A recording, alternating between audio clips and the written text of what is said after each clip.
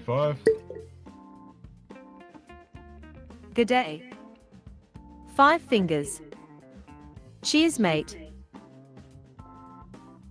Let me open the chat window and see what I can see. Do.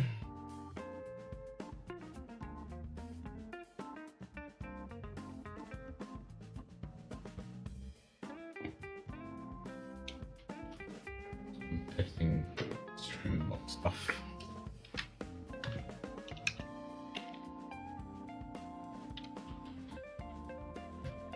Supposedly, this should. Good day. Each time it's triggered. Barkeep. Cheers, mate. Without creating a variable,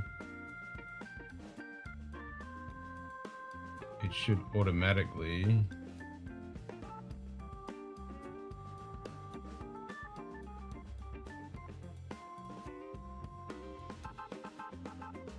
trigger how many times it's been activated.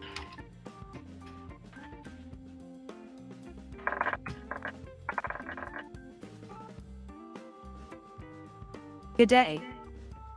JD Bourbon Approach. G'day, JD. Cheers, mate. Okay, so that's saying 5, and then that should say 6, okay. And I've triggered it 3 times.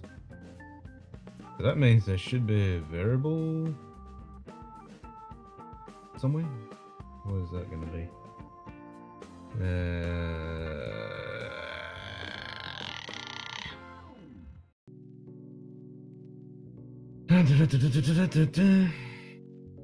Yeah, look at the variables.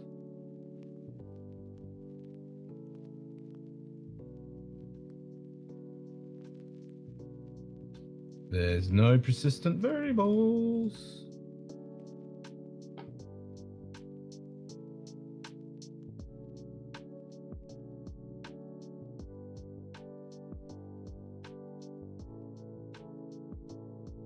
But I can see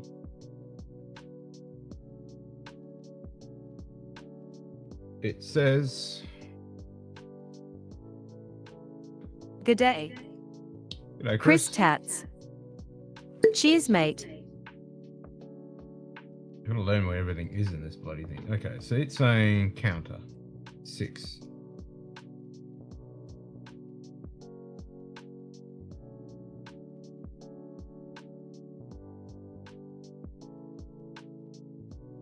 So does that Good mean day. if I do Nightbot. Cheers, mate. Nightbot. 5 fingers, high fives, Chris Tats. if I go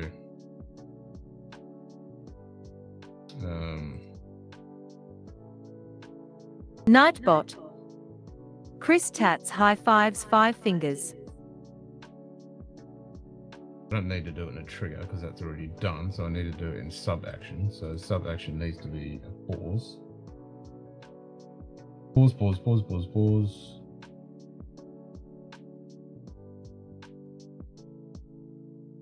Delay. Enter variable in field or number. The value is in milliseconds, so we're gonna do 1, 2, 3. Copy that. Can I copy it? Copy sub action. Paste sub action. This has been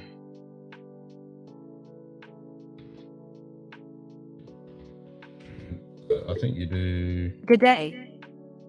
Stream elements. percent Cheers, mate. counter.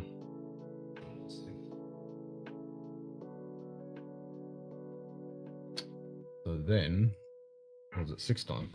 I go pub, should say 7 times. Fuck, wrong thing. It's not pub, it's bar.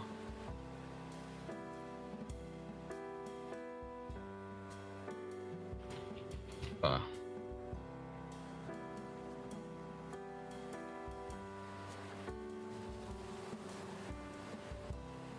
Fuck yeah!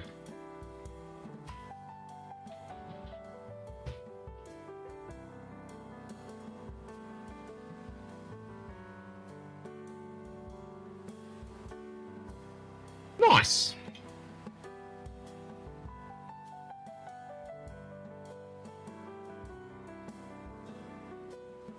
And that automatically adds that fucking counter in there. That's wicked. So you don't even have to make that a variable. And that's persistent too. So if I close streamer and then reopen streamer, so I can replace all our Nightbot fucking triggers and use streamer.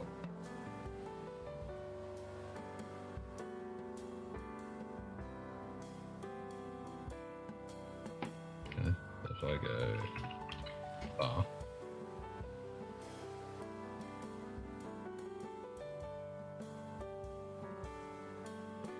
Fuck yeah.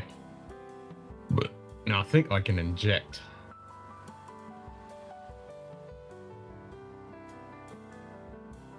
Or edit how many it has as well. Let me see if I can do that. Action history, click on that.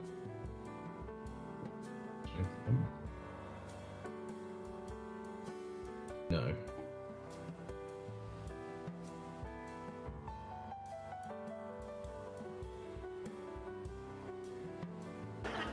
And will you please get off my white slimline telephone with last number redial? But I think I can inject it. This is a private slimline white telephone with no connection whatsoever to any business or trade. Especially not one of foreign extraction.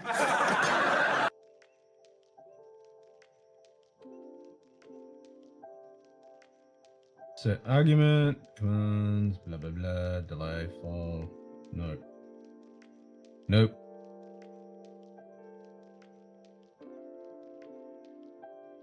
Global set? No, that's it. No. Isn't there a test thing?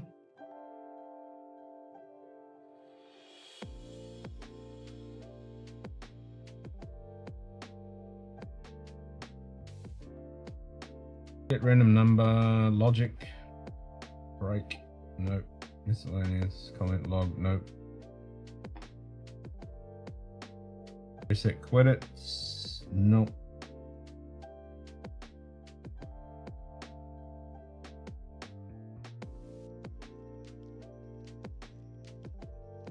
This has got voice control as well, built in.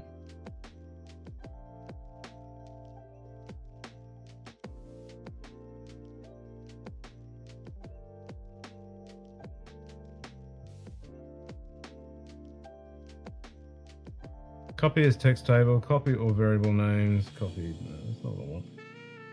I just want to be able to edit how many it's run. Can I do that?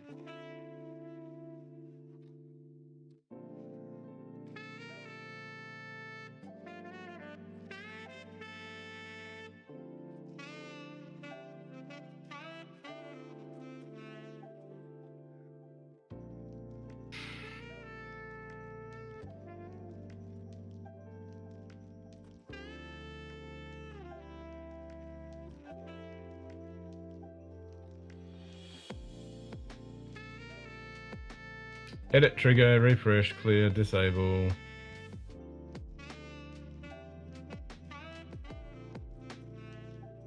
Thought you could.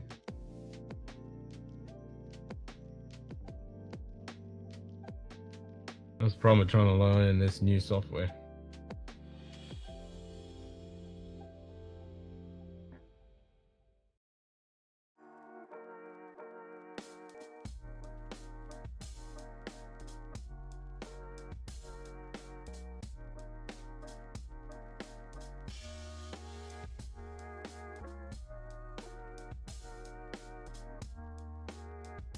Set argument. Sub action will allow you to set the value of an argument. These are the variables used in other sub actions.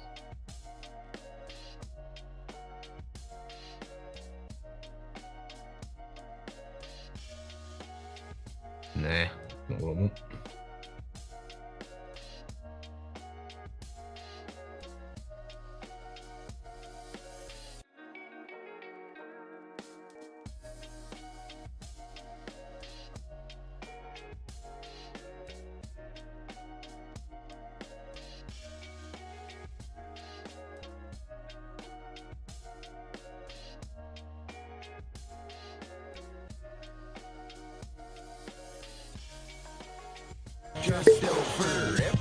So, hanging.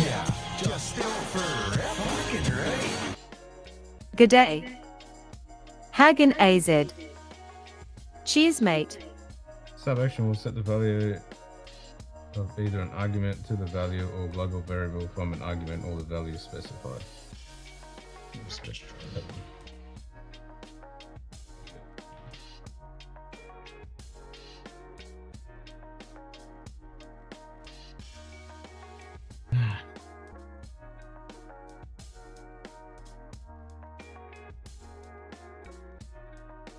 Nightbot. 5 fingers high fives hang in AZ.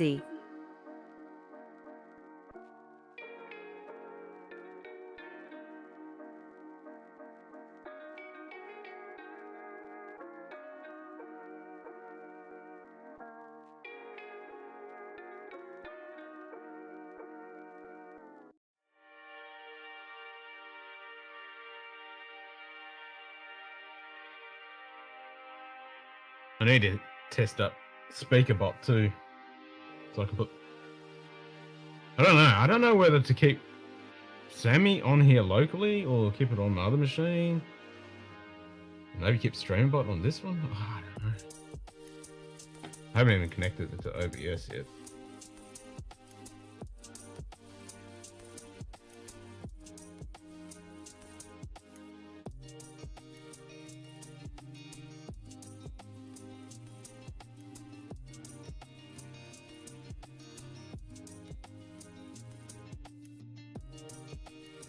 Because if I want to migrate the existing counters, set the variable and then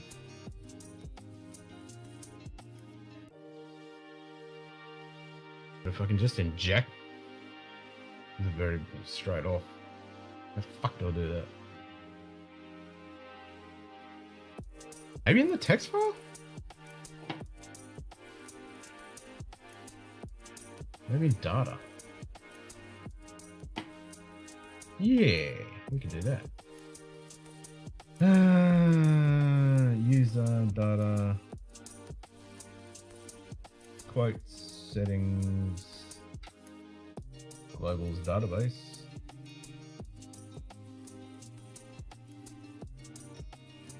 Chat settings.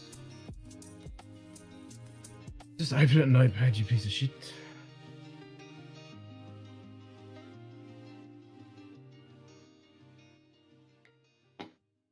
No, not in there.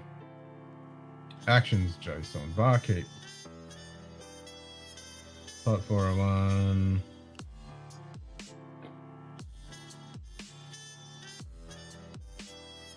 $12.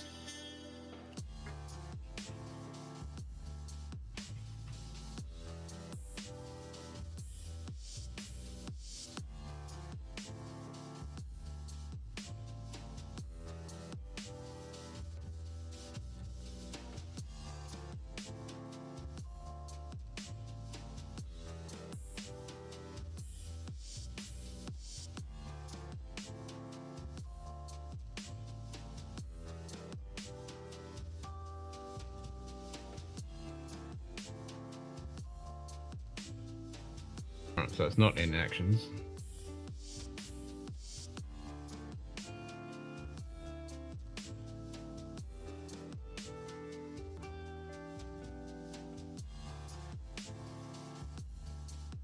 Settings.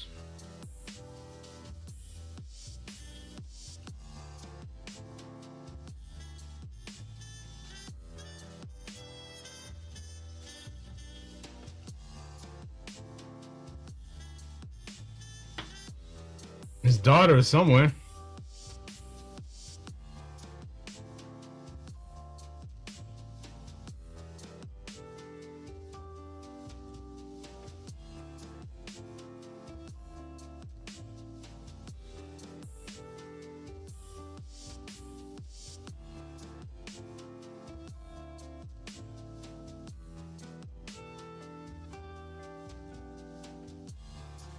Okay, Global's database. Let's try that.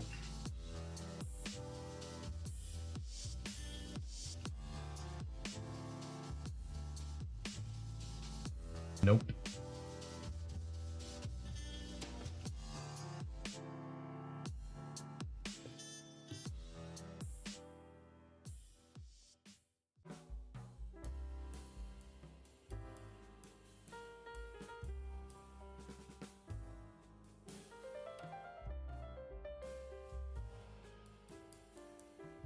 Let's say 10. Yep.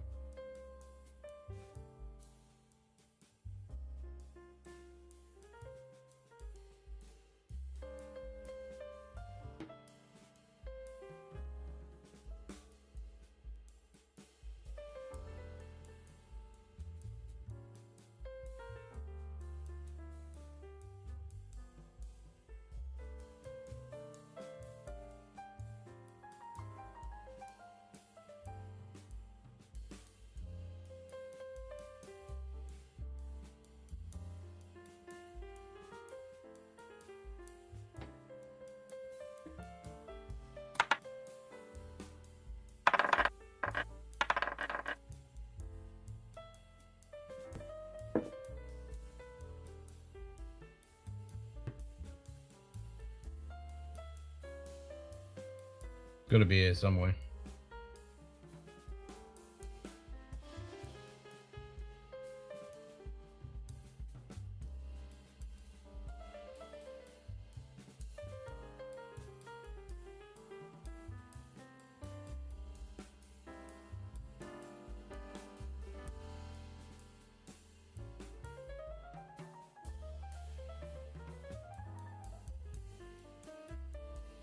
Okay, how the fuck did I just see that?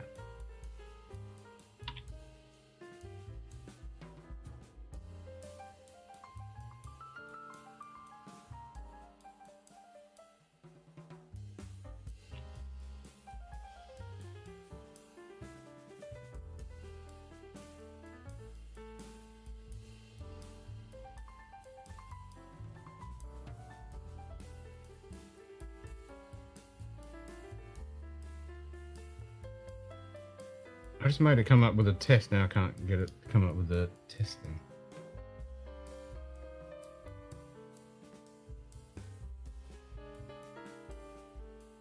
Edit, copy, delete, disable, refresh, clear.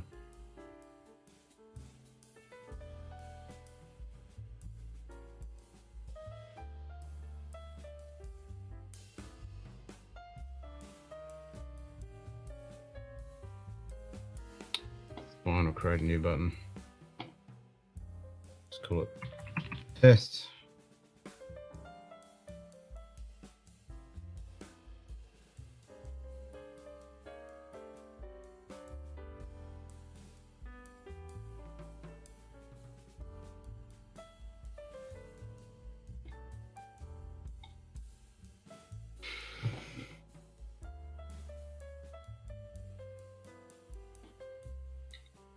Sorry guys, this is quite boring, isn't it? I'll show you what I'm actually trying to do.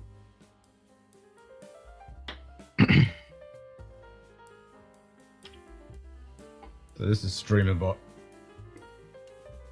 which I only installed yesterday, so I'm still trying to learn how to fucking use it.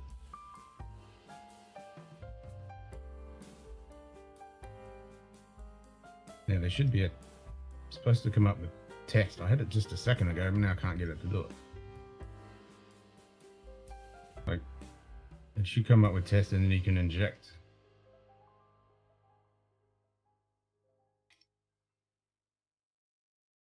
Like, I just had it.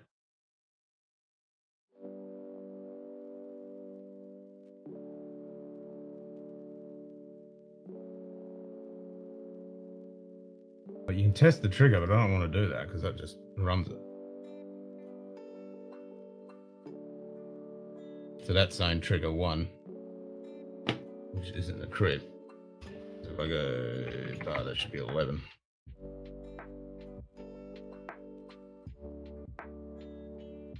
There you go.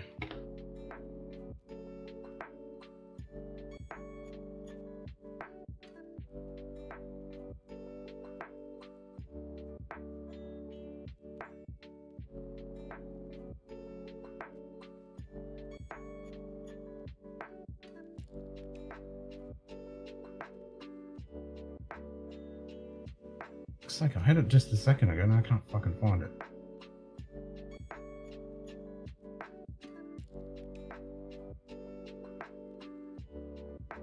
Hey, Anthony. There's a fucking test thing. G'day. Bourbon neophyte. Cheers, mate.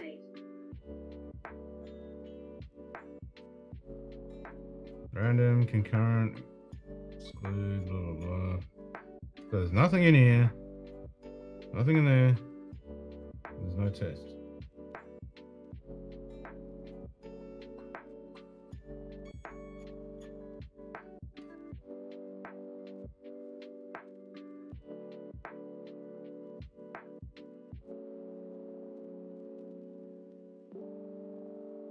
Oh, it's right fucking there. Under core test. Under sub actions. Core. Oh, under triggers. Core test. Okay, so that means if I do core test.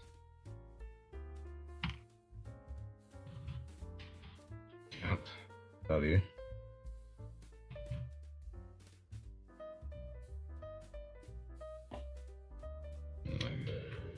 Nightbot.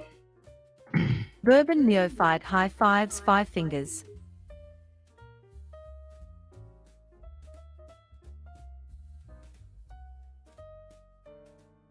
No, it's still saying 12.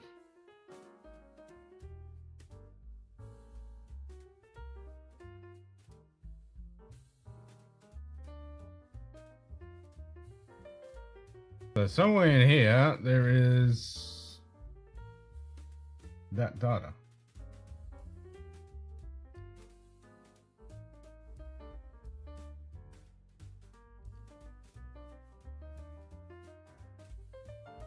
Nightbot. 5 fingers high fives bourbon neophyte. There's all the users. Last active, present, type, subscribe.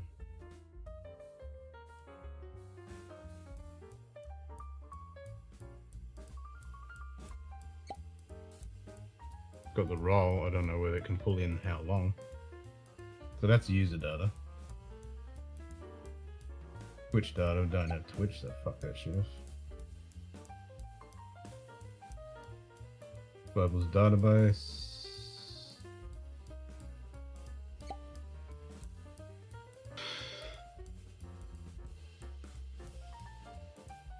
I deleted that.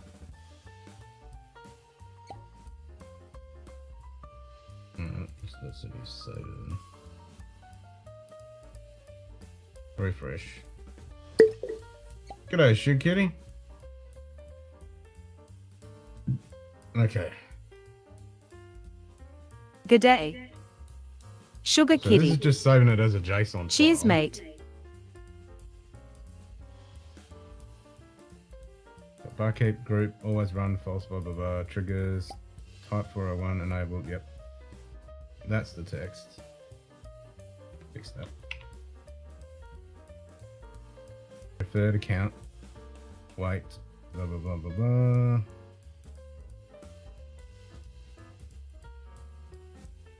That's what I'm triggering. Preferred account, I don't know what that is. Nightbot. 5 fingers high fives sugar kitty. There's nowhere in there where it's saving the... Nightbot. Sugar kitty high fives 5 fongers. the data.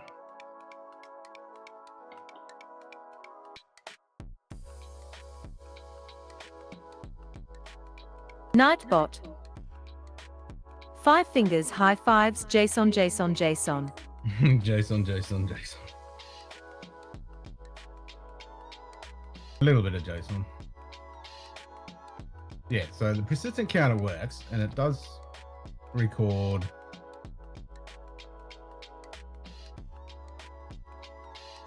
where is it? Action history. It does record it in there, but where is that fucking variable been stored?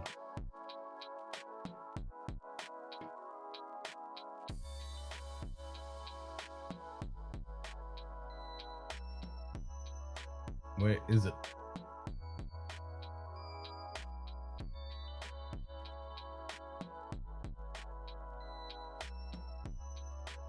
It's got to be under commands. There we go. User counter 12. Okay. So if I make that 6.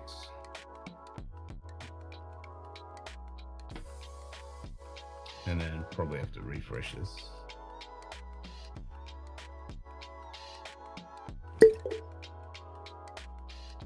G'day, Eric. G'day. Eric Isaacson. Cheers, mate.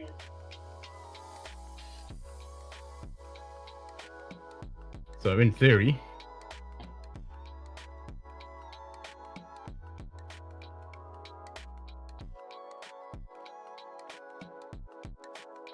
if we run that, it should be 57.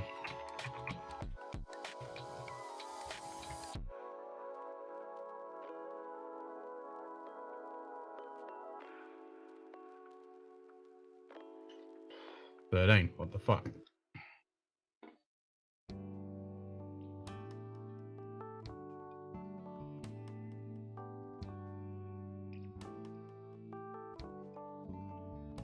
I did say that, didn't I?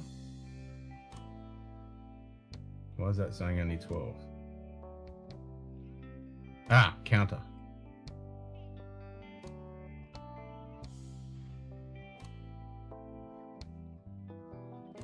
No. That's user counter. Yeah, we don't want that. Okay.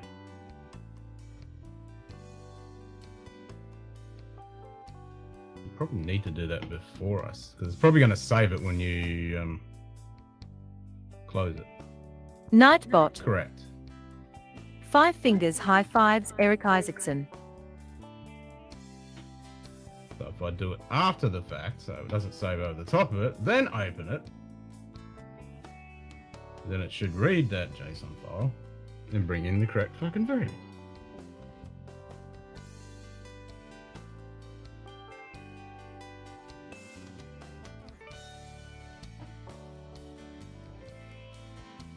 Let's try.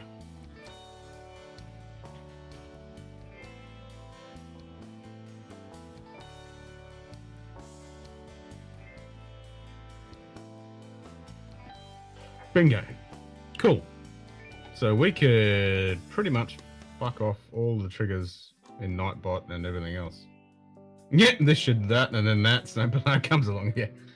Well, yeah, I mean, this is, as I said a little bit earlier, this is the first time I've installed Streamerbot, and I've never used it before, so I have no fucking clue how it actually works, but I'm fumbling my way through it. I was looking at, like, you don't even have to create a variable, because in the command, there's a persistent counter already created. So with all the counters that I've already set up, I can actually create them and then edit the data file, and then I'll have the correct amount that we've got already in it. In it. Plus, the best thing, it says barcode instead of scotchdownunder.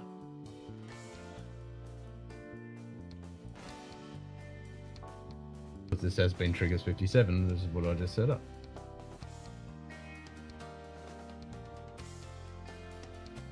Just there, this has been triggered 57. So, for example, what's one of our counters?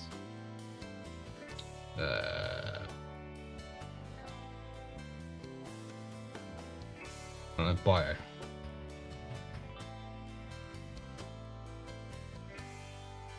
It's building a bunch more for you automatic, and then it's got the data in out already. Yeah.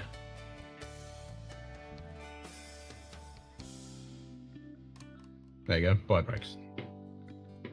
So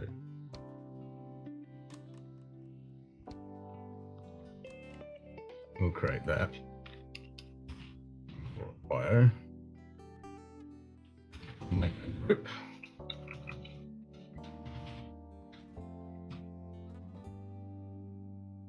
I can do text to speech, but I have to create a Google account.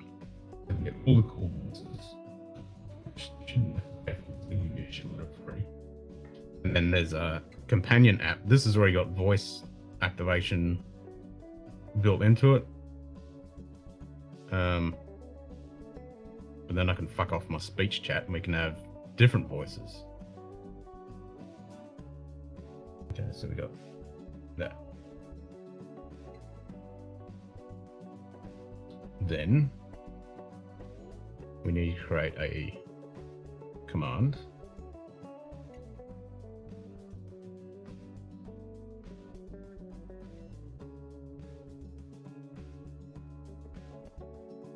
Create command. Bio. Assistant. We want it to be YouTube chat. Anybody can trigger it. Actually, we'll just make it mods.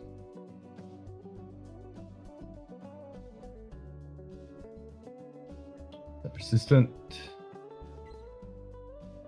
Fine. Bio.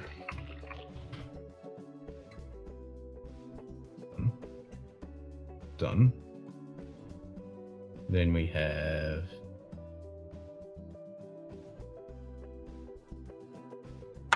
YouTube, send message to channel as the bot. Mods around here means just about anyone. Yeah. All right, and let me just copy that.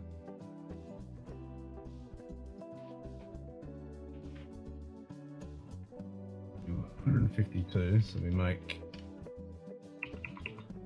that.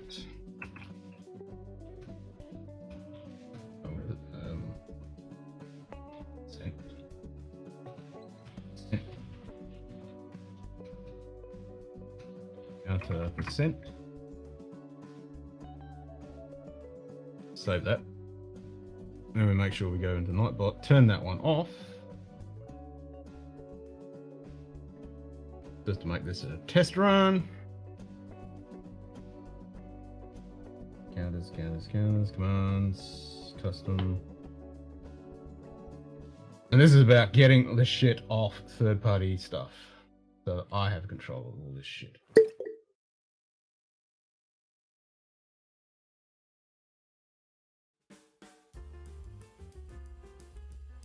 That's not Nightbot.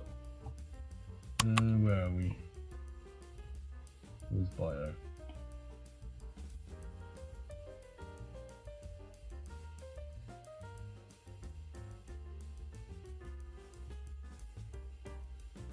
Oh, you can only delete it, you can't turn it off. No, what?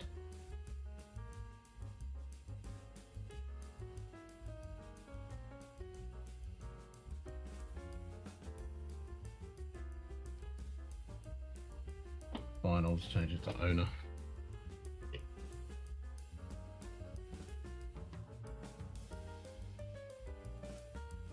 Actually, no, I'll change that. Back to everyone, we'll just change it bio old.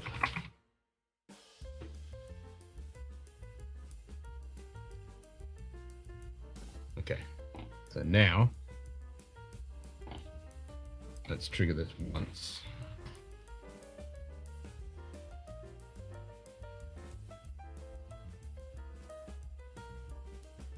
Okay. Close it. Find our data under commands. It's bar, bio, counter. That should be 152.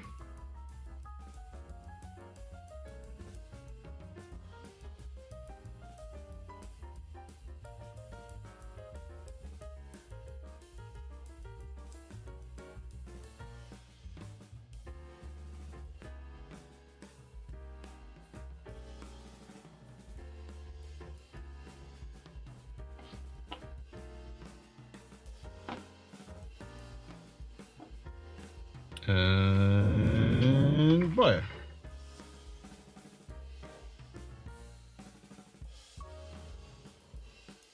Nice.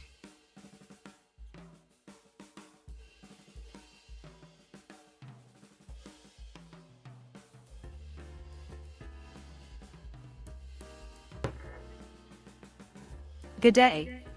What is cock and Whiskey fucker break now? uncensored. Nothing. Cheers, just mate. migrating shit over a Nightbot. different thing. Whiskey uncensored high fives. What did this quokka-fucker break now?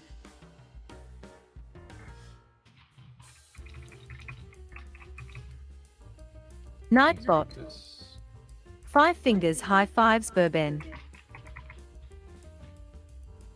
happens. It's cool because I don't even have to fucking create a variable, and because I was looking at a YouTube video and they made it a bit easier because first you have to create the variable, then add an interval so it adds +1, Ken and then fucking pull that variable says back thanks in. for the likes. So, and they've changed that a little bit, but don't have to do anything. It's already set into the command and it records it straight out. Fucking awesome.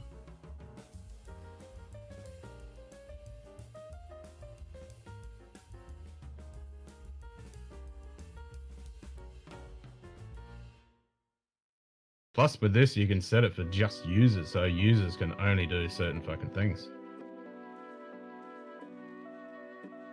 Which is pretty cool.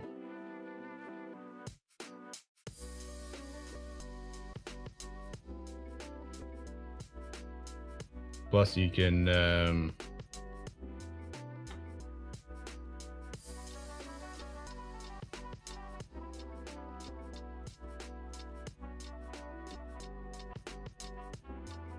I think you can, where is it?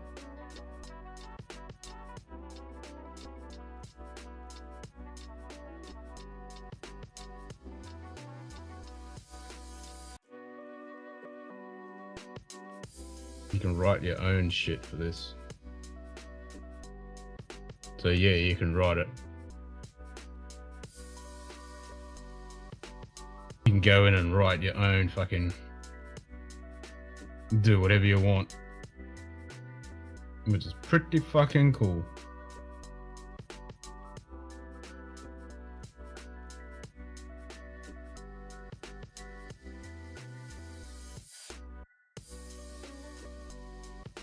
So that opens up a fucking shitload of possibilities. Very nice, very nice.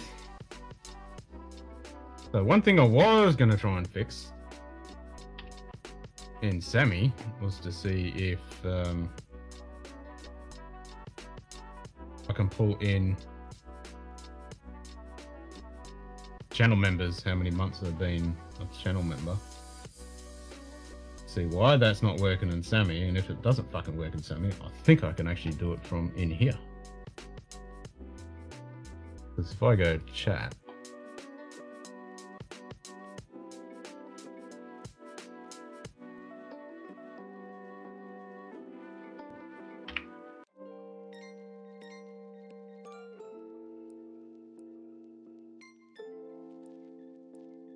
connected to StreamerBot.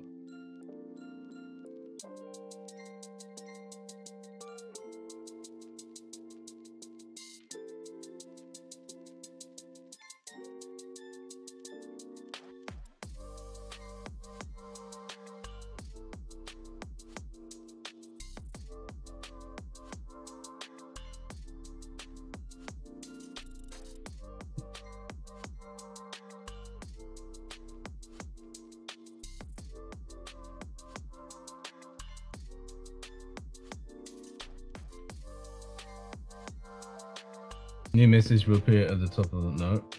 Show timestamps, highlights, blah blah blah.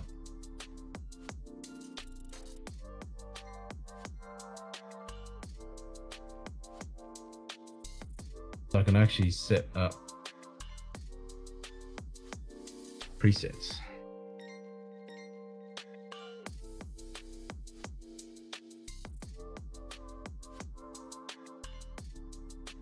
I thought you could do something else in here.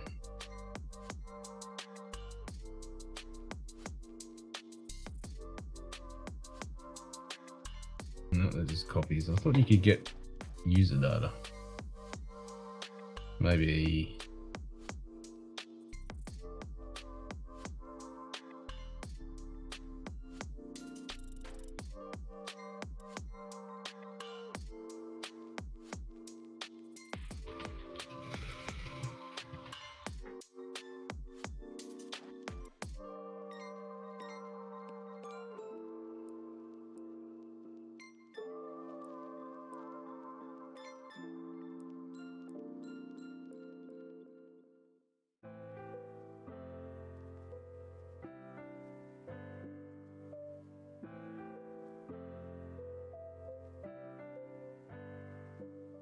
Membership.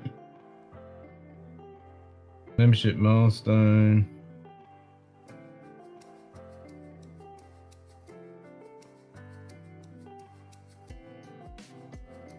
New sponsor, new subscriber, present viewers.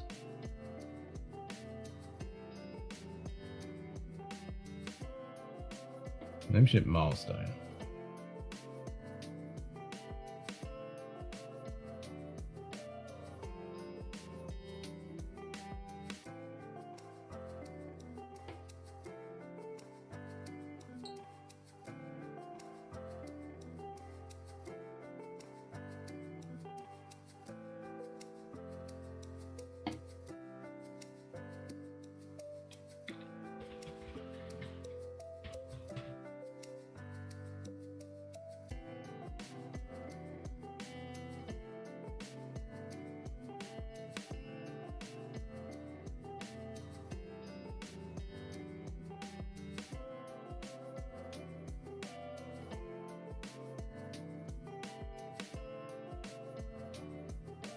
Okay.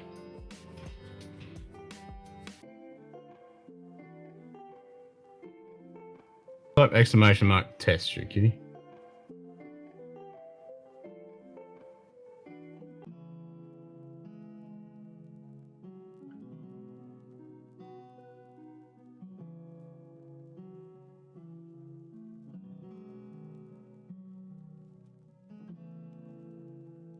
Stream elements.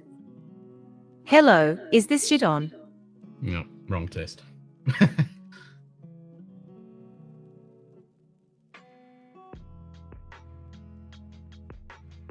I'll change the command. What do you want from us, monster? And the monster bent down and said, I need about 350.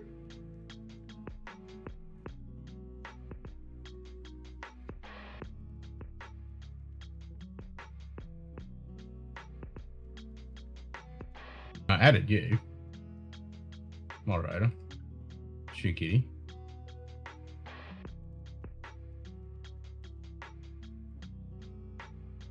Alright. Try test 2.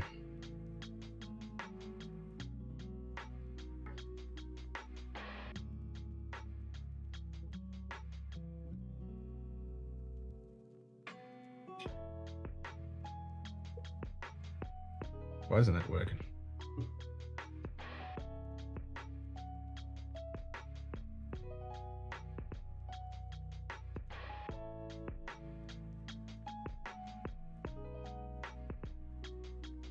Oh, hold on.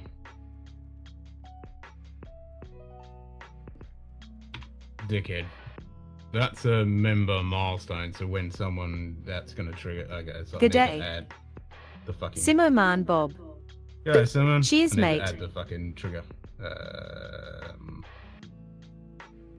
Commands. Command triggered. Membership. Nightbot. Now try it. Oh, wait a Five minute. fingers high five Simoman Bob. User. Yeah, try it now.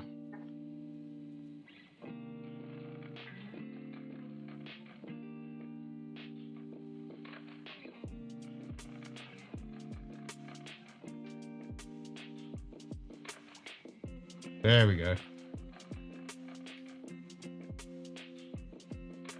Alright, it's to test the Sugar Kitty YouTube.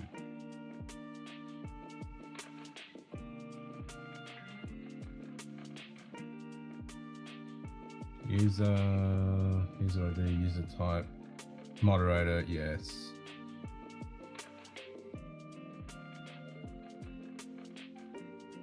So it doesn't give how long you've been a member.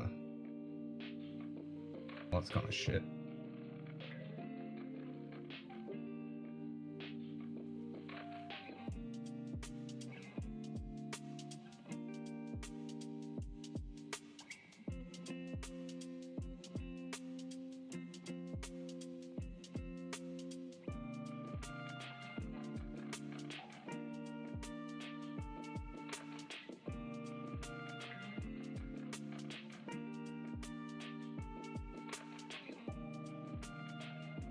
Using your picture. Oh, that's crap.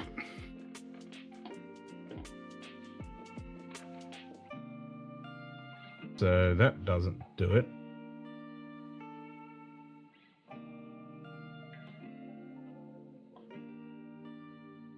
What I was going to try is try and do it with just Sammy. Shouldn't it though should Kitty's purple logo?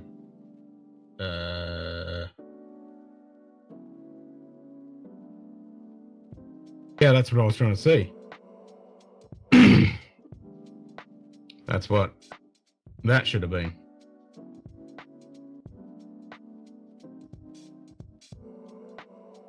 But it's only pulling in the name, moderator,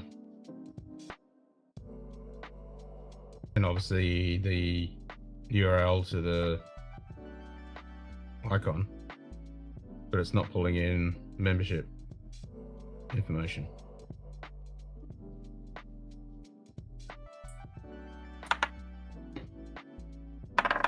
Which is kind of shite.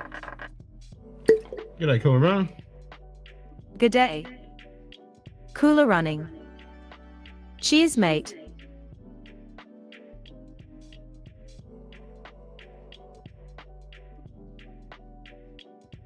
Nightbot.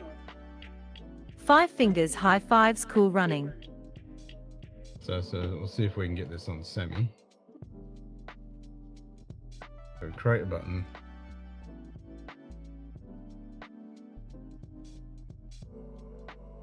We want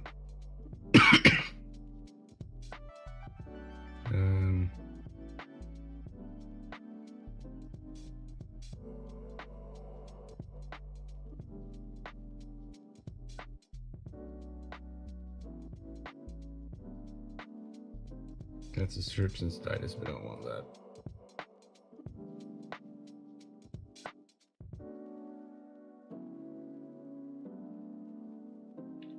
Isn't it just wet?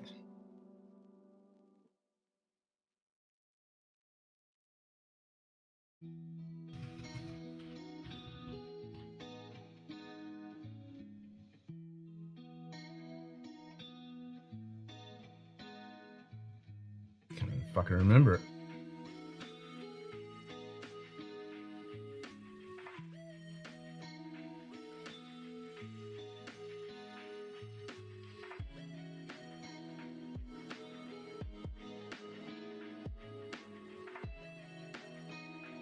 How the fuck do you get the user data again?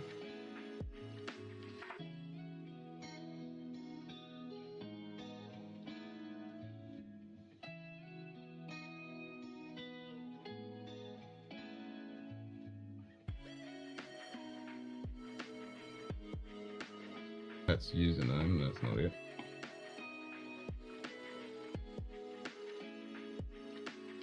Da-da-da-da-da-da.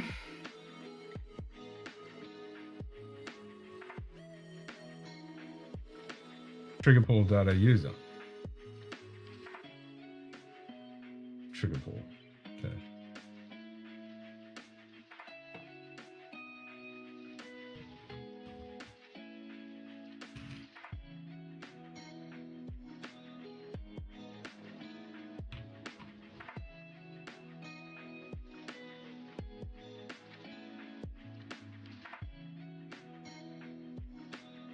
So we've only got YouTube chat, sponsor, member, super chat, sticker, blah, blah, blah. Let's just go all.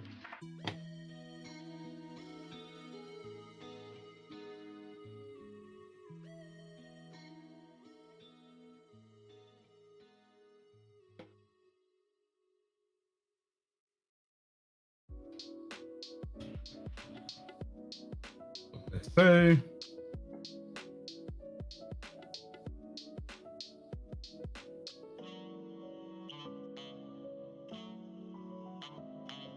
Let's make it mod. Save. Turn this one off.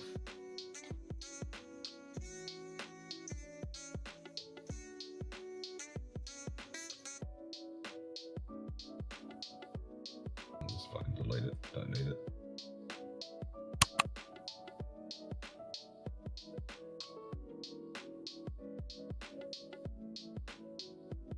Alright, try that shit, kitty. Test 2.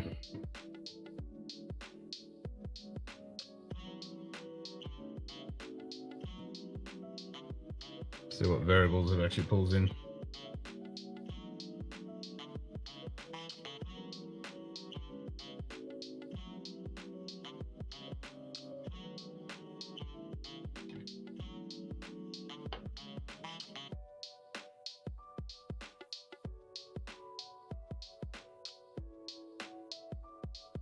Is member 1. So yeah, it says it's member, but it doesn't give how long you've been a member.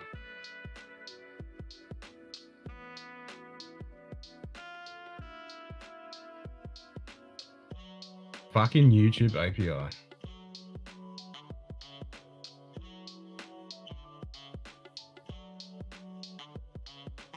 Absolute garbage.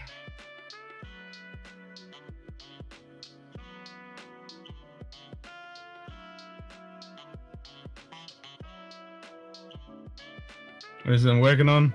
Just usual tinkering around with shit, you know.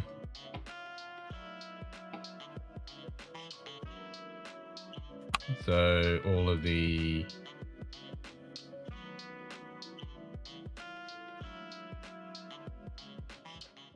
member months.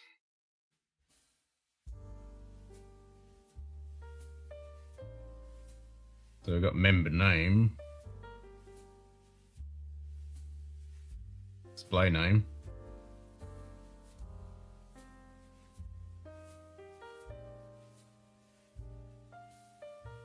member months, full value months.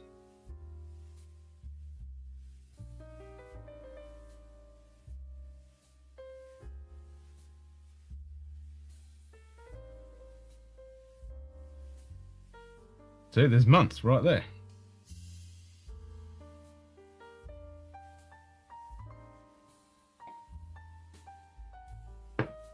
Well, let's try it again.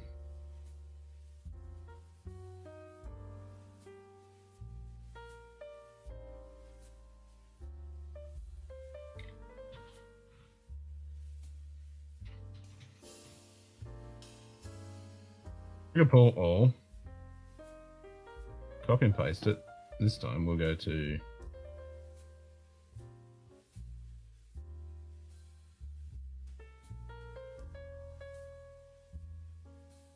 let's just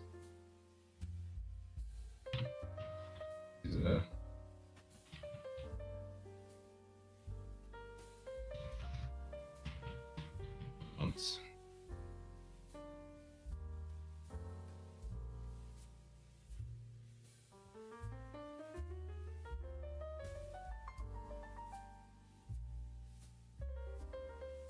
What else do we have?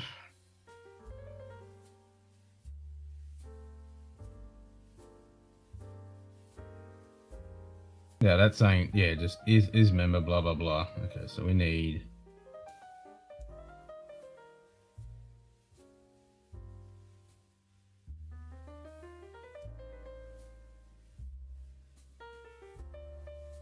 let's try level name.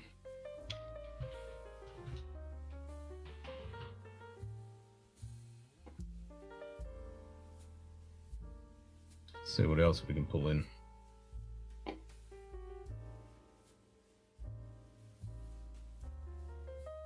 Scriber. Sticker. That's what super chat sticky thingies. Chat ID, picture URL, channel URL, user display name, months, message, label name. Okay, that's all we want. Okay. Save that.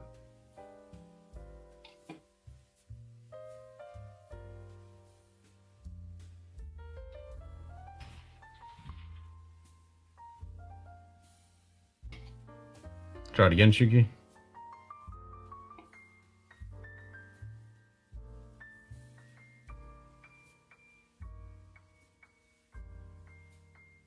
When I send a YouTube upload, it looks like the membership data is separate. You could need to get the membership in a a different call, then compare the chat name to the member list. Yeah, well, that's pretty much what I've done just then.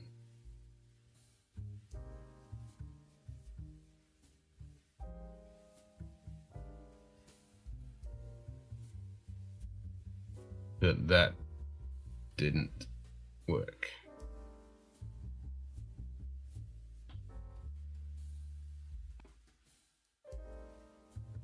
Alright, try it again.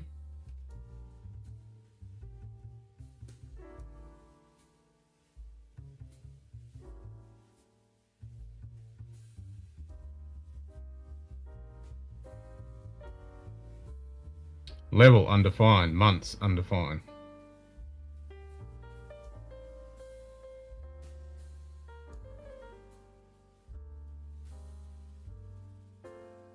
So the normal user data works, but that trigger pool data does not work.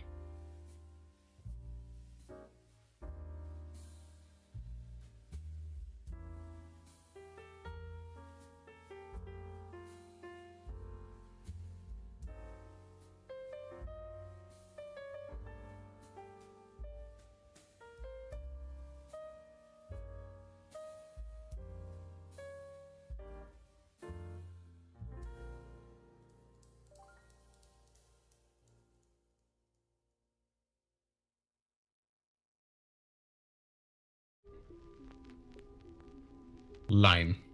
Doesn't work.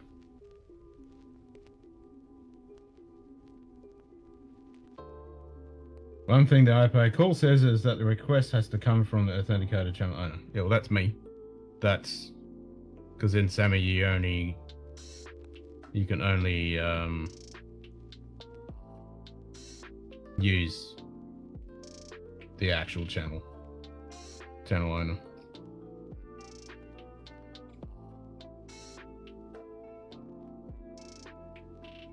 And it'd be the same thing in StreamerBot. It does the same thing because the calls are only being pulled in on the actual broadcaster account, and then the bot account is only sending data through chat. It doesn't call anything.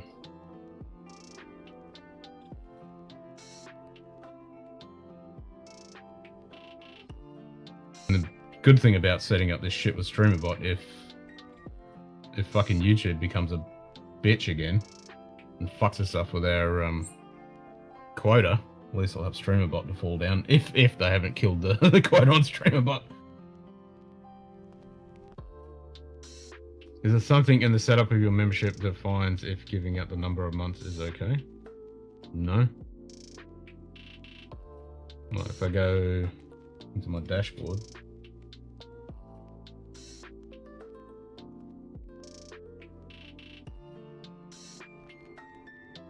and I look at members,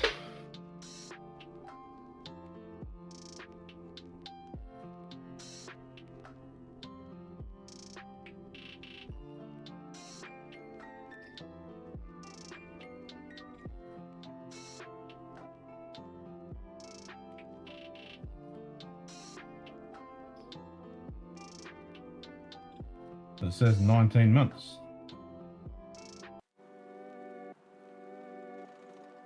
She Kitty VIP 19 months.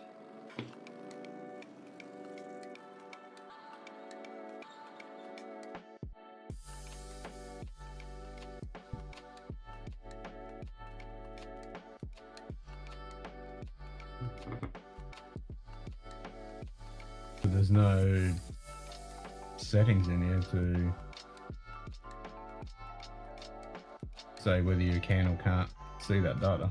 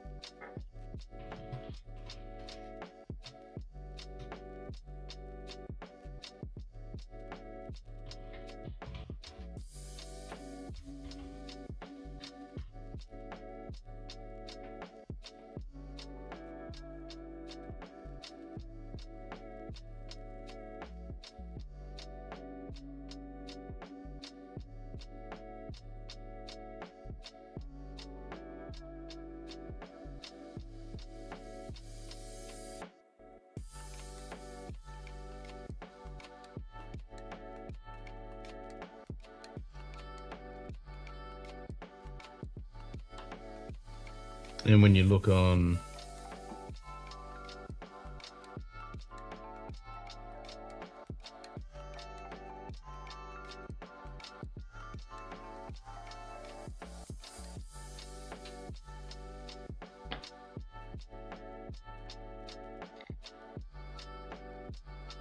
member, listens to all new members, formerly sponsors in your channel.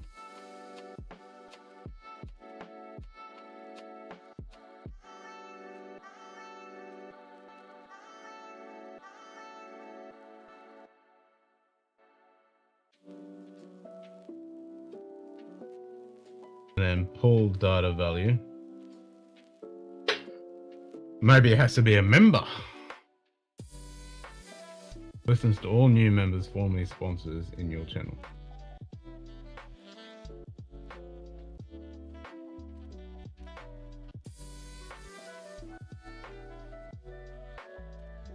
And maybe make it member.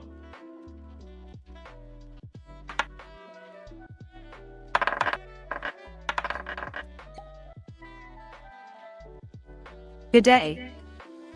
Top dog. What's up, top dog? Cheers, mate. Try again, shit kitty. Test 2.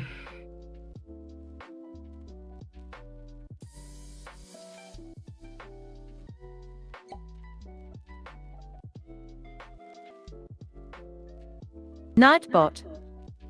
5 No. fingers high fives top dog.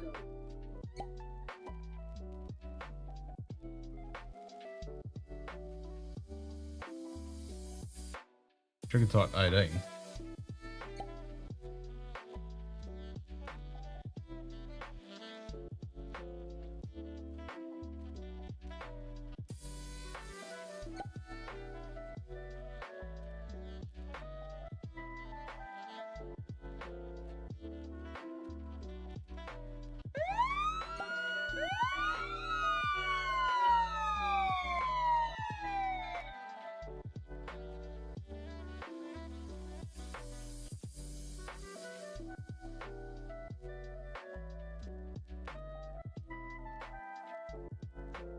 Yeah, YouTube trigger. Done that. In your button commands, trigger pull data to reveal the data from the events view, name, message channel.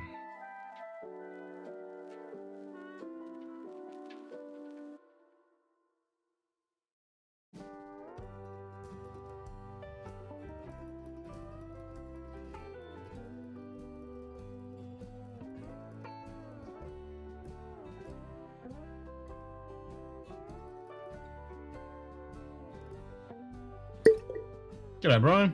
G'day. Slapshots Roadhouse. Cheers, mate.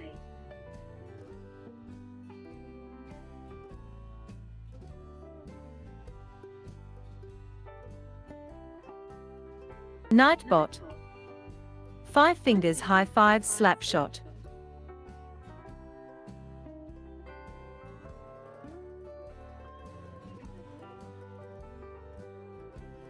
How long your viewer has been your member. Only applies for member renewal events.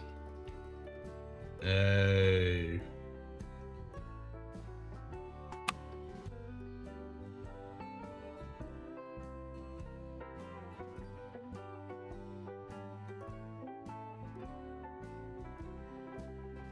you go. Auth2 credentials are mandatory when it is private data. If it's just regular API credentials, not enough. Probably not the issue, but I thought I would mention. Yes, yeah. No, it's using Auth2.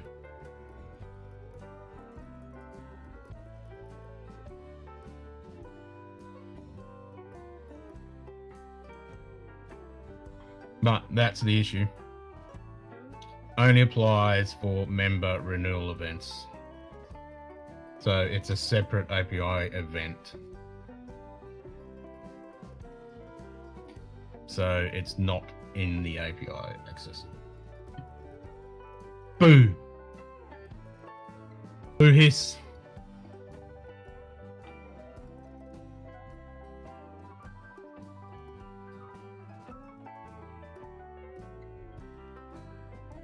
Well, in that case, that's fucking shit.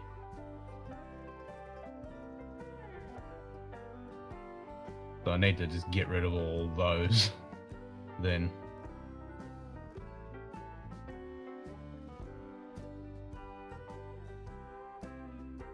Yeah, because that's not pulling it in.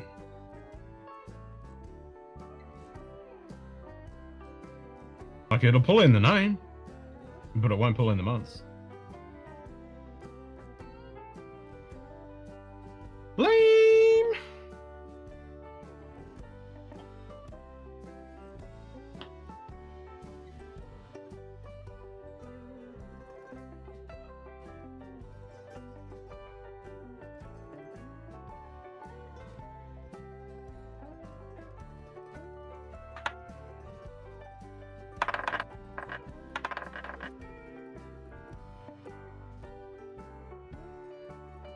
That does have voice control.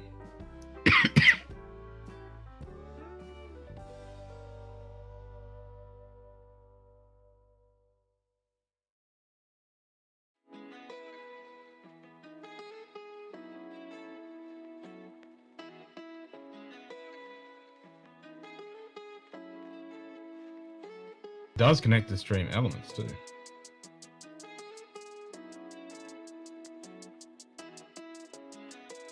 And voice mod. So does that? Hey, I'm now connected to voice mod. Not that I know what. Is that my phone saying I'm not connected?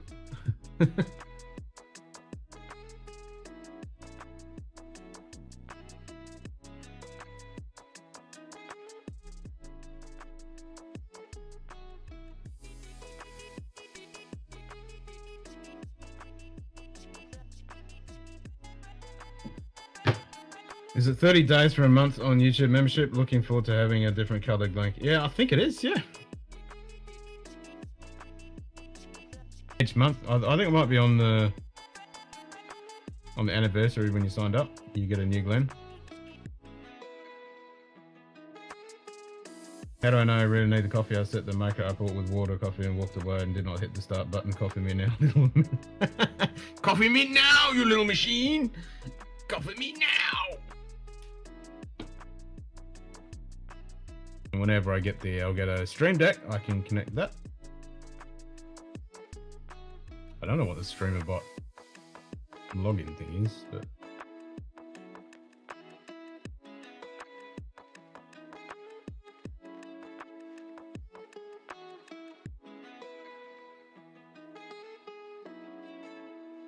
let's add.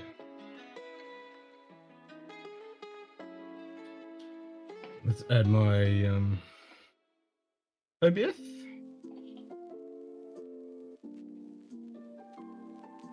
Not that you need to see my password.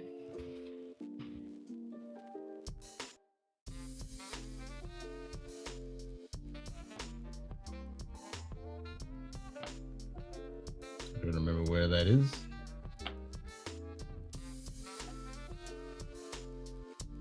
Actually, I need my IP address first.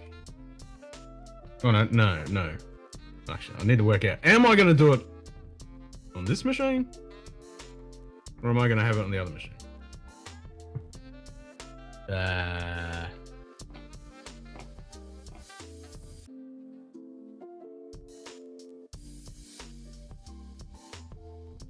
don't know. I don't know, really.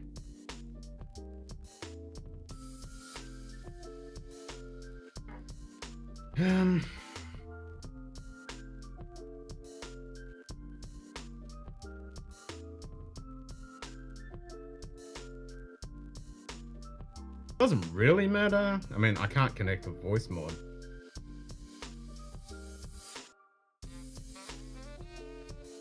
If it's on the other machine, I couldn't find any settings. There might be something in the configuration somewhere I can change the IP address instead of being local, because I can do that in Sammy.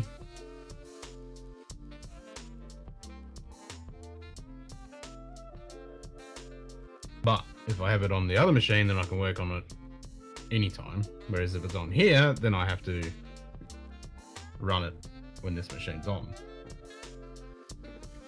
Good morning, Dom. G'day. Donald rants. Cheers, mate.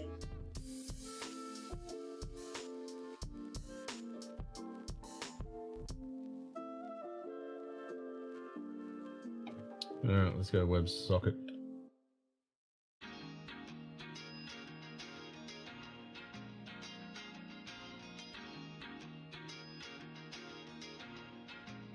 We want WebSocket 5, auto connect, reconnect.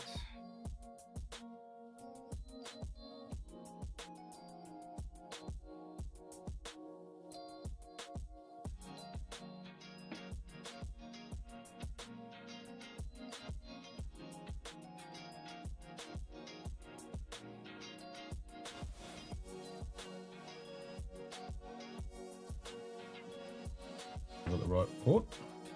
Yes.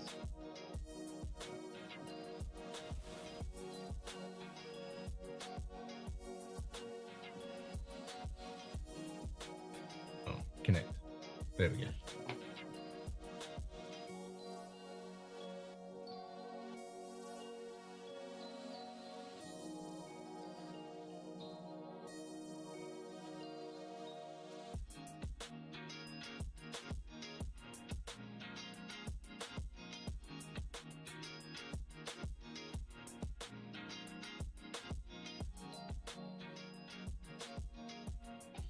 Cool, so now I'm connected to OBS, so that means I can do shit to OBS.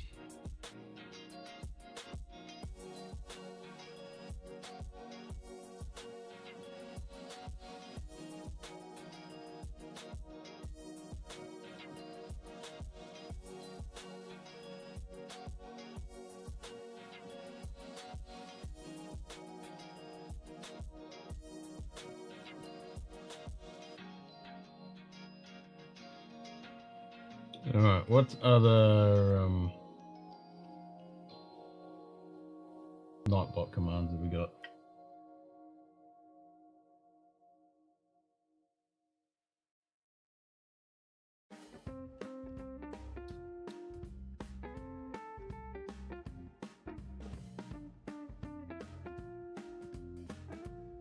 So we should be able to do like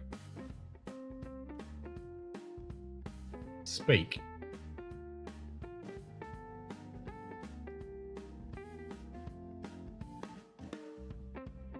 If I go add,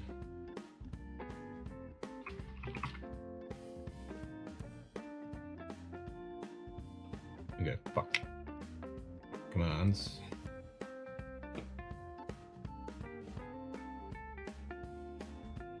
Doesn't need to be a counter.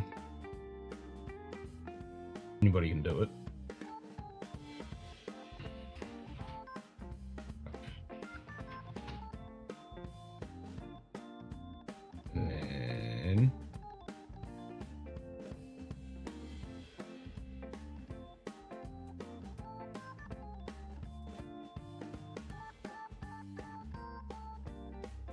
Fuckity fuck fuck fuck.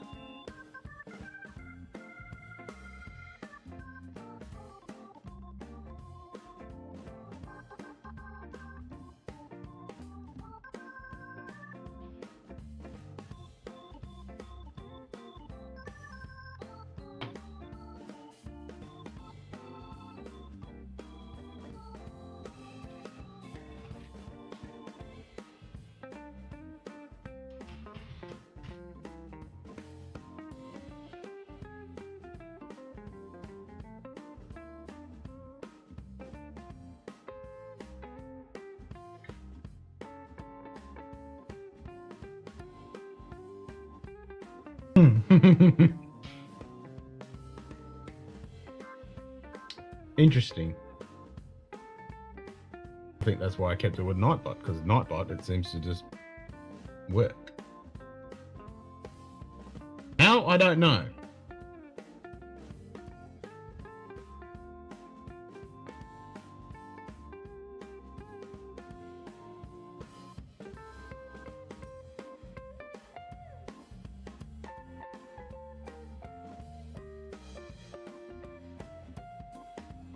Oh, I know. I added Nightbot to the whitelist. Yeah, switched it.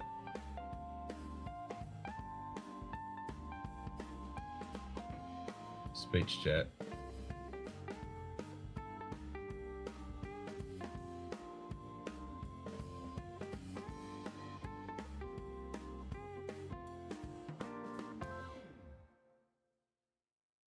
There we go. Nightbot stream elements. So we need to add. How the fuck do I add?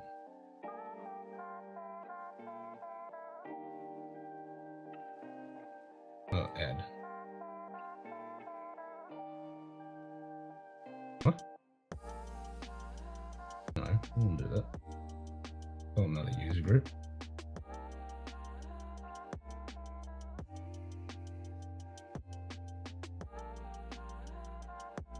How do I just add a fucking user?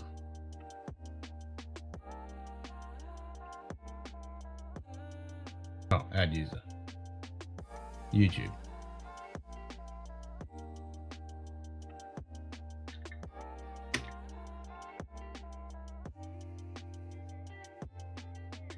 Does it like it?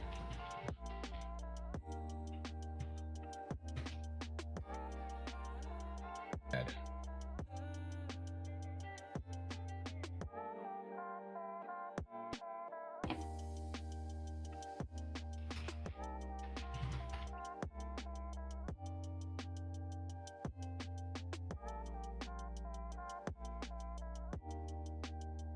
Barkeep. Oh, for fuckity fuck's sake.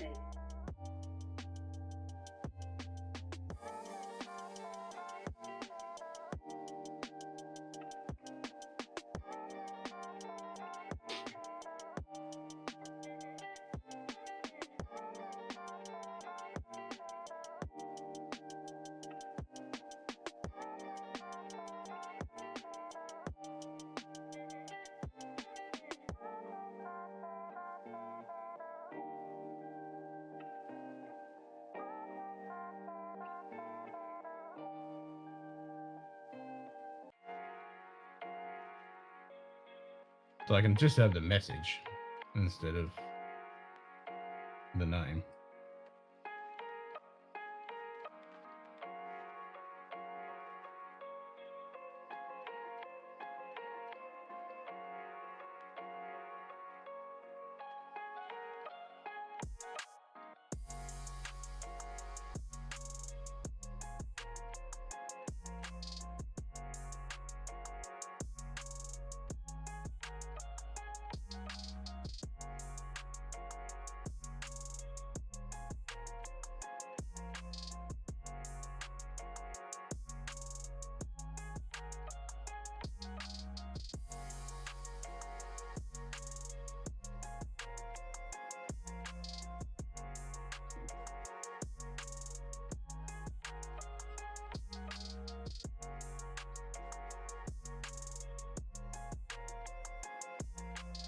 You can actually change some of the options.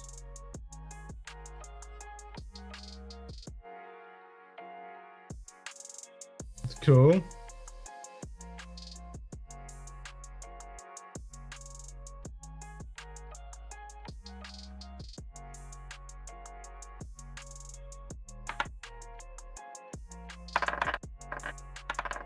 That's cool.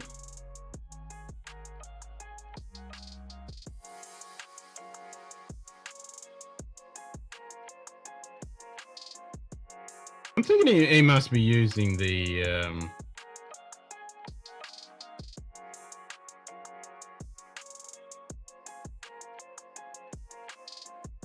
what's her name?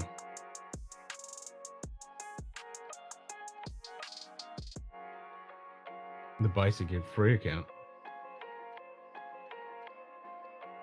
No, this is separate. I mean, this is another program I'll use. This is Tash. This is the one that says hello and does all that stuff. And then I got this one. That's Chucky. That's the one that can do Chucky stuff. So I can do text to speech on that. But for some reason, you can't seem to control what thing it uses. Whereas this one uses the Google chat. But then there's a companion app that comes with streamer bot, speech bot, text bot, speech bot. And then if you set up a free Google account, not Google account, a Google fucking text API fucking account thingy. You gotta go through all the steps. You gotta put your credit card in, all that, but they give you a whole shitload of free credits that you'd probably never use for a standard user.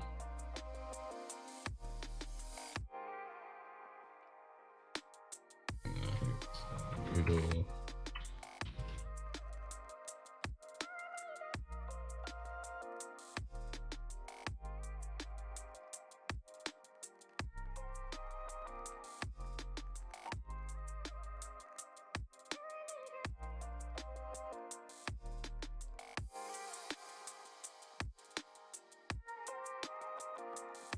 Yeah, you get 4 million, a million characters a month. And that's the WaveNet. WaveNet is the good ones. They're the most natural sounding.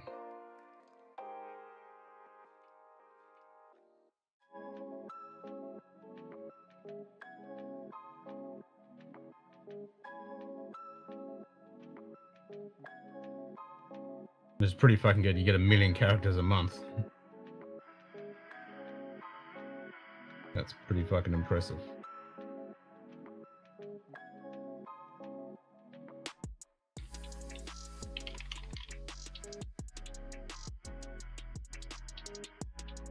Pretty fucking impressive. But I think, yeah, there's with Streamer Bot, there's a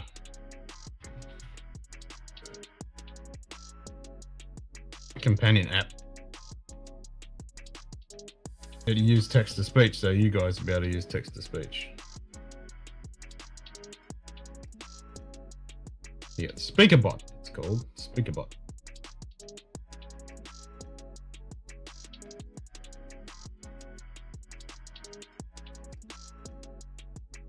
And it has a fucking shitload of platforms that you can run.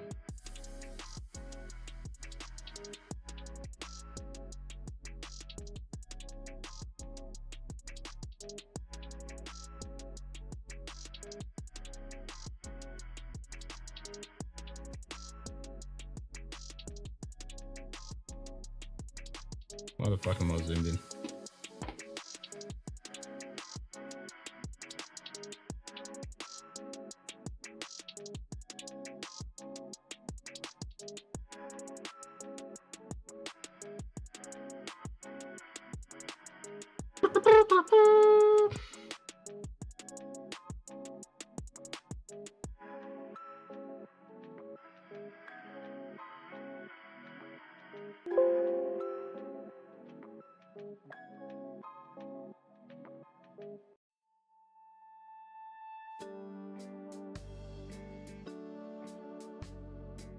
I'll stick it in the temp folder.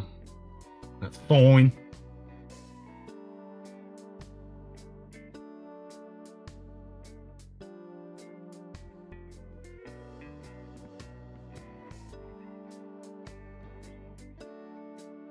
Come on. Hurry up. I can download.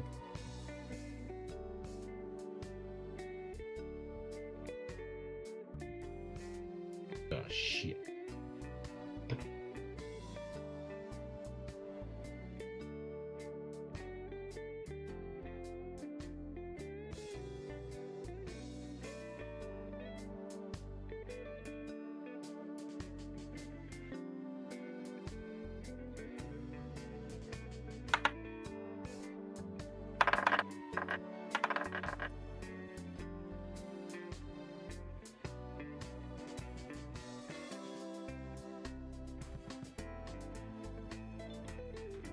Didn't come with the subdirectory now. Fucking opened it in the fucking folder. It's fucking all in there. That's fine. We can do it this way. Date created. Fuck off.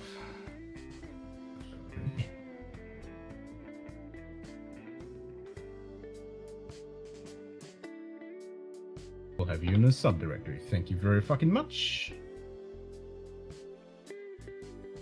And then I'll put that in my root directory, because whatever. Speakerbot.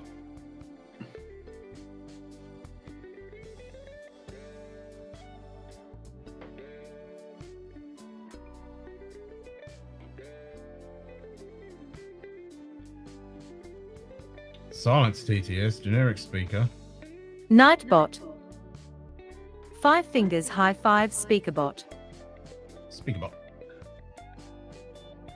Users, events.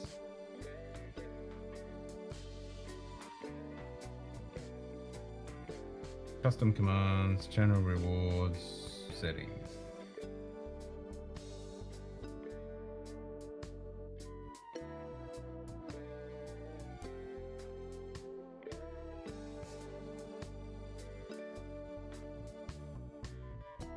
Counts. Oh, you can connect this to Stream Elements. Nice.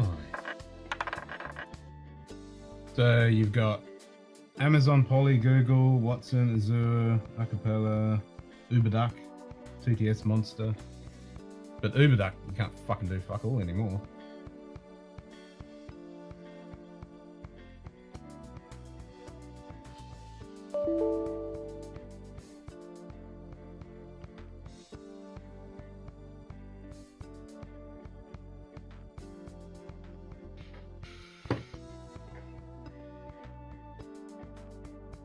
What was that? Did that not trigger for Donald? Nightbot. What not trigger for Donald? 5 fingers high fives gizmo.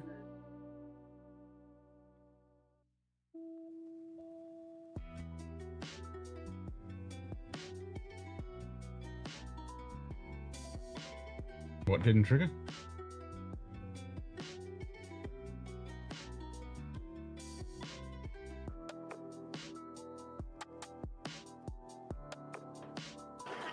And will you please get off my white slimline telephone with last number redial? The phone image, I thought they brought up the slimline telephone.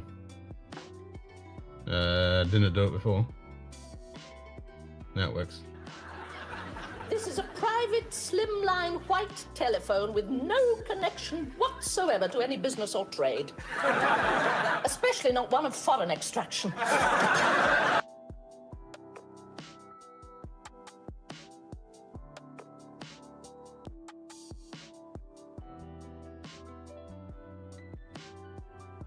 Just over ever, you fuck yeah. Just over fucking right. Fucking right.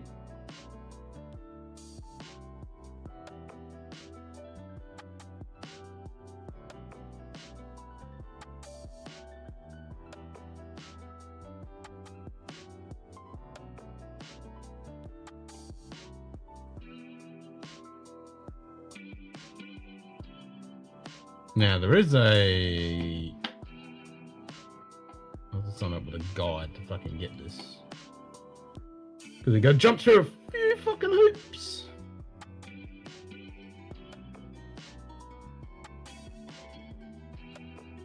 It definitely smells shite. I gotta get that. API management.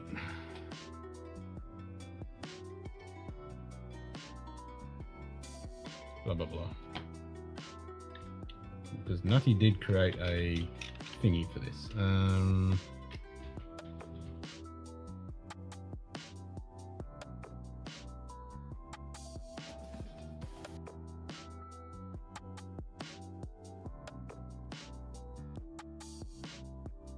Videos. I want the text file.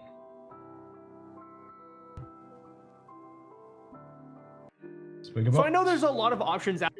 Shut up.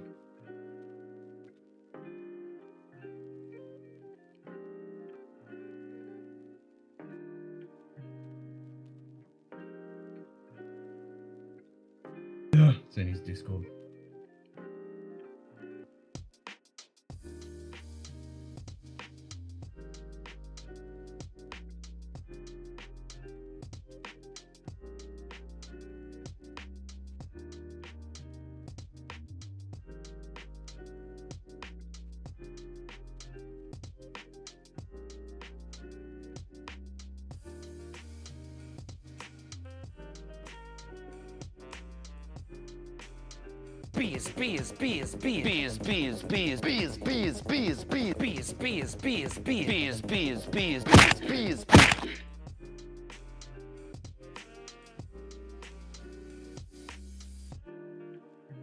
Clicking on the Discord, it ain't working.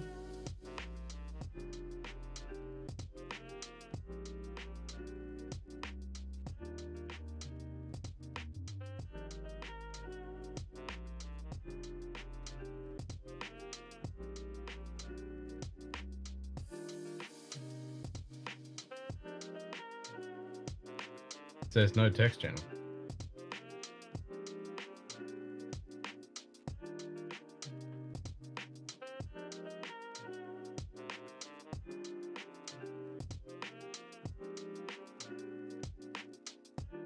As long as Pitcher Ken doesn't have beverage, yeah, not yet.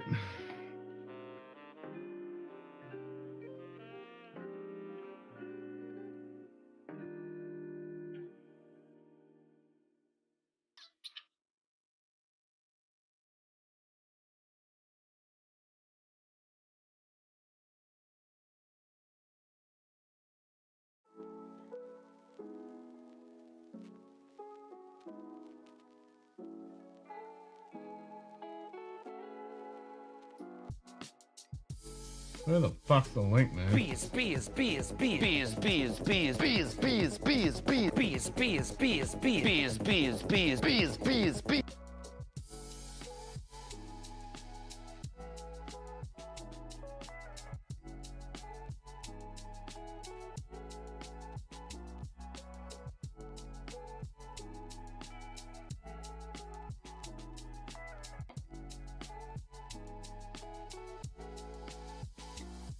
Fuck's sake.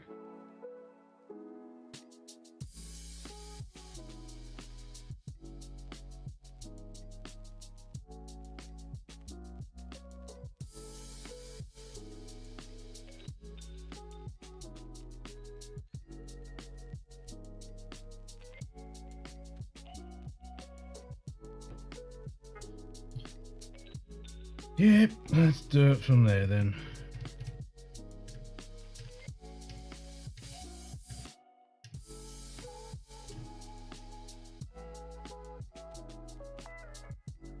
Mute that shit.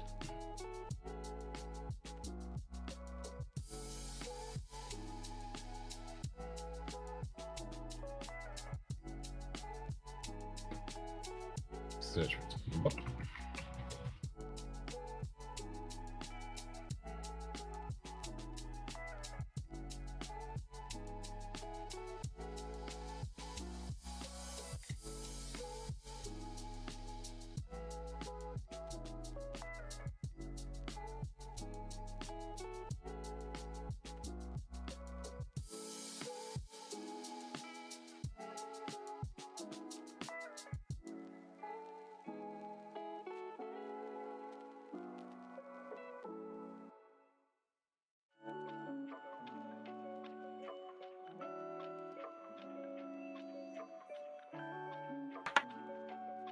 Instructions, PDF. Yay.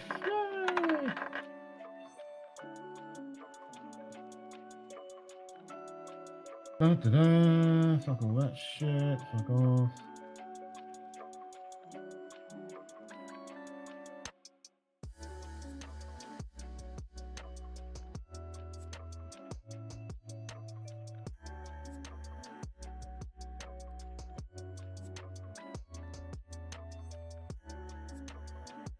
Ugh, man, you gotta jump through so many fucking hoops. It's fucking bullshit.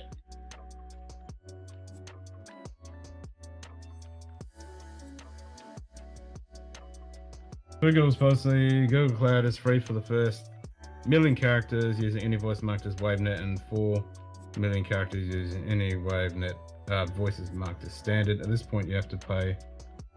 It is still extremely cheap after that, and you probably can afford it all from the Mega Twitch thing, blah blah blah. If your subscription trial runs out, you may see this notification in the dashboard. Click upgrade and activate your renewal subscription again for the exceeds have. You only pay once you exceed 1 million characters, at which point you're a crazy person.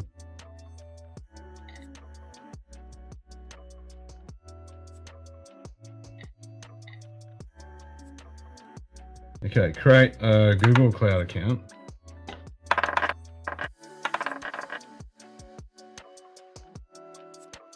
I think I already got that, maybe.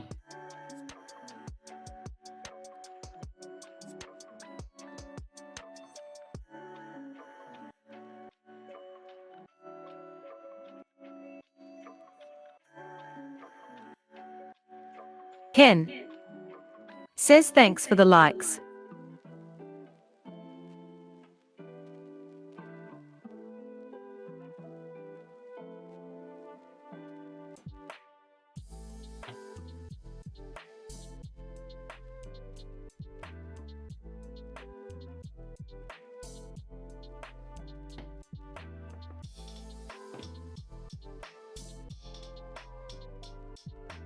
Okay, well, fuck that PDF go.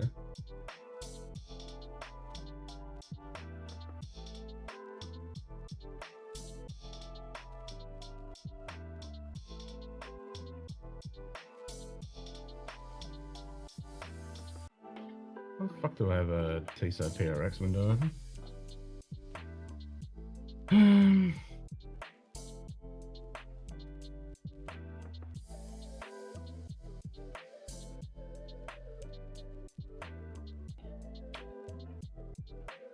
Fucking hell. That PDF just disappeared on me.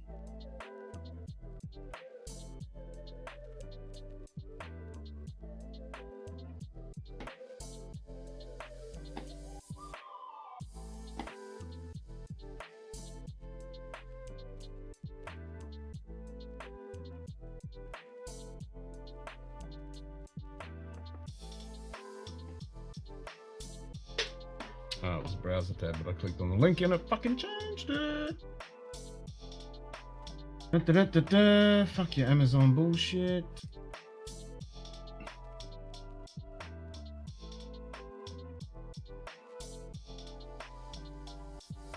Your JSON file? No.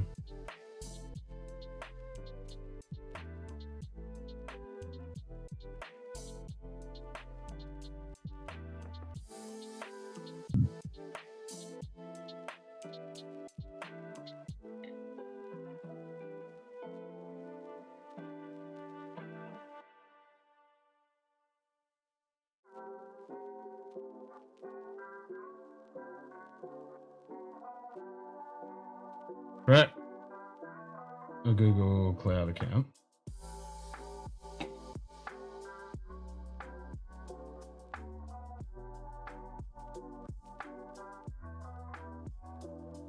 I already had that.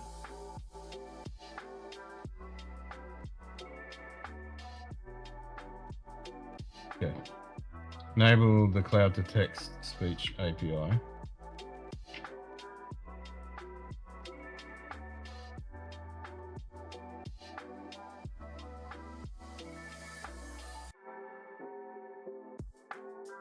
Enable.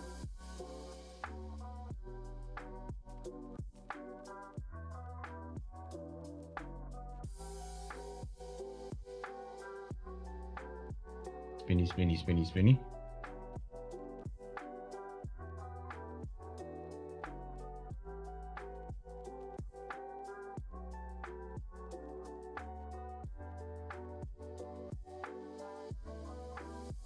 Fuck, I don't want it there.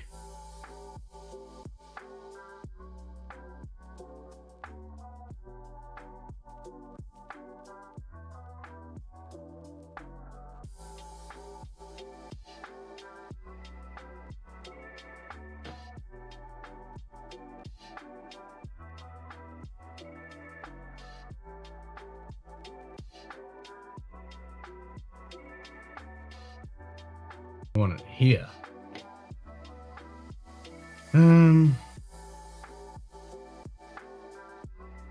APIs and services.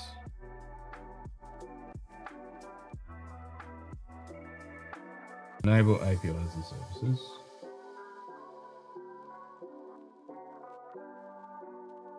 Good day. Text to speech. Mental jog. Cheers, Hey, Jock. mate. Where's the link? Exclamation mark keys. Okay, enable the cloud to text speech API. Where the fuck is that?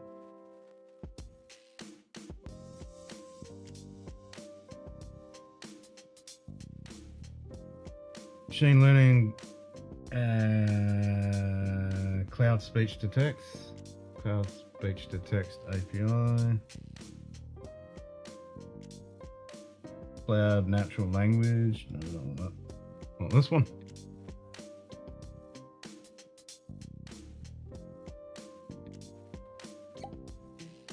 Alright, let's create a new project. You have 11 projects remaining. Yeah, that's fine.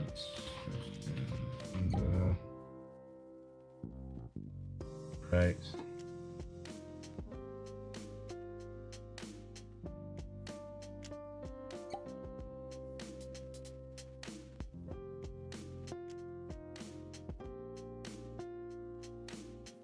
Open.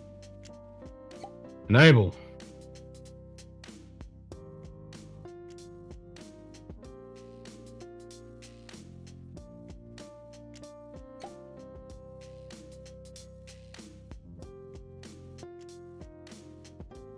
Cloud speech to text app requires a project with a billing account.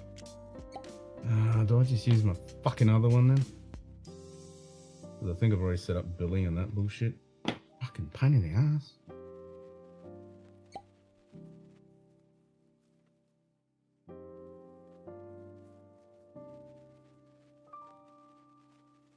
Alright, new project.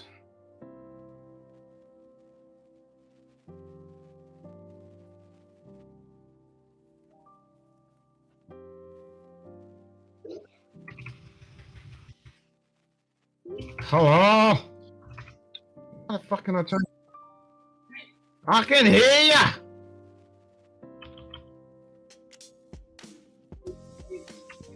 Been on the fucking moon!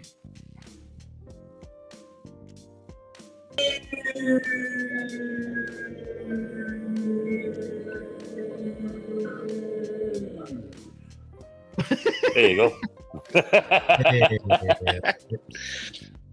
Even a full fucking bit of air in my fucking lungs. I'm just saying. That did sound pretty fucking healthy. Man on the fucking moon.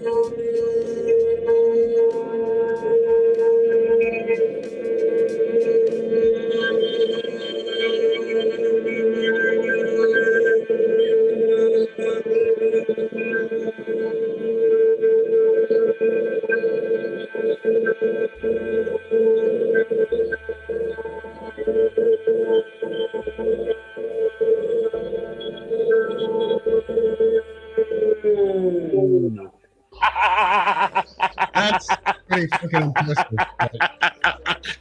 I've got big lungs, boy. That's a military for you. That's a military for you, mate. Eh? Fuck yes. Yeah.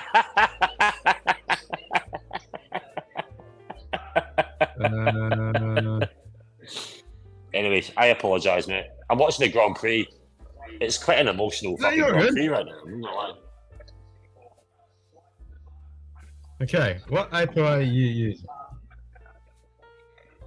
I don't even see the great. chat. I hope everyone's good. I hope everyone's well. I apologise to anybody in advance. Everyone's on a very special edition of the Scotch Downunder. Ken does some IT shit and does not get munted. No, it's fucking Monday tomorrow. I can't get fucking munted. Munted. Munted. No, the random thing is, mate, right? I see a random video came up on my YouTube, and it was about the fair Dinkum bar in Australia, where they had some like film crew outside this bar in like the 70s. It was called the Fair Dinkum. It was literally called the Fair Dinkum bar in Australia. Am I right? What I'm saying?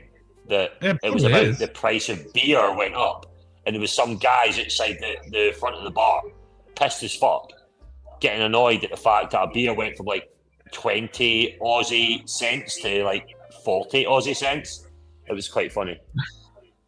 That does sound about fucking right. Yeah. Why do they have to make this shit so fucking complicated? Why? What's happened? I'm trying to set up this text to speech fucking thing. Oh, fuck me dead. I used to do that on Twitch. It's fucking bollocks. Yeah, I'm trying to use the Google. I'm trying to use the Google text to speech API so I can set it up with SpeakerBot and StreamerBot and blah blah blah. So but you need to get like a cool voice as well, though. You need to get like a cool voice, like fucking, I don't know, like Mike Tyson or something, like some fucking random voice that's. Well, I used to be able to do that with UberDuck, but then they fucking took it off UberDuck, so now it's just going to be using the voices with accents. Oh, okay. Oh. Yeah, you can't get any of those called because UberDuck fucked it.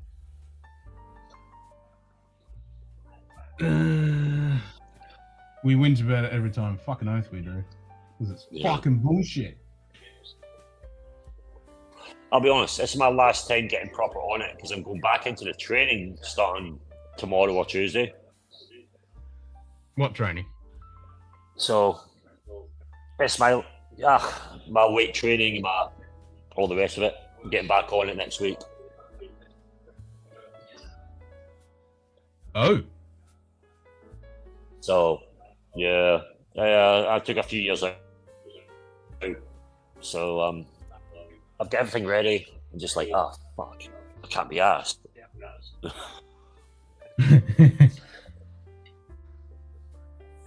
So, yeah.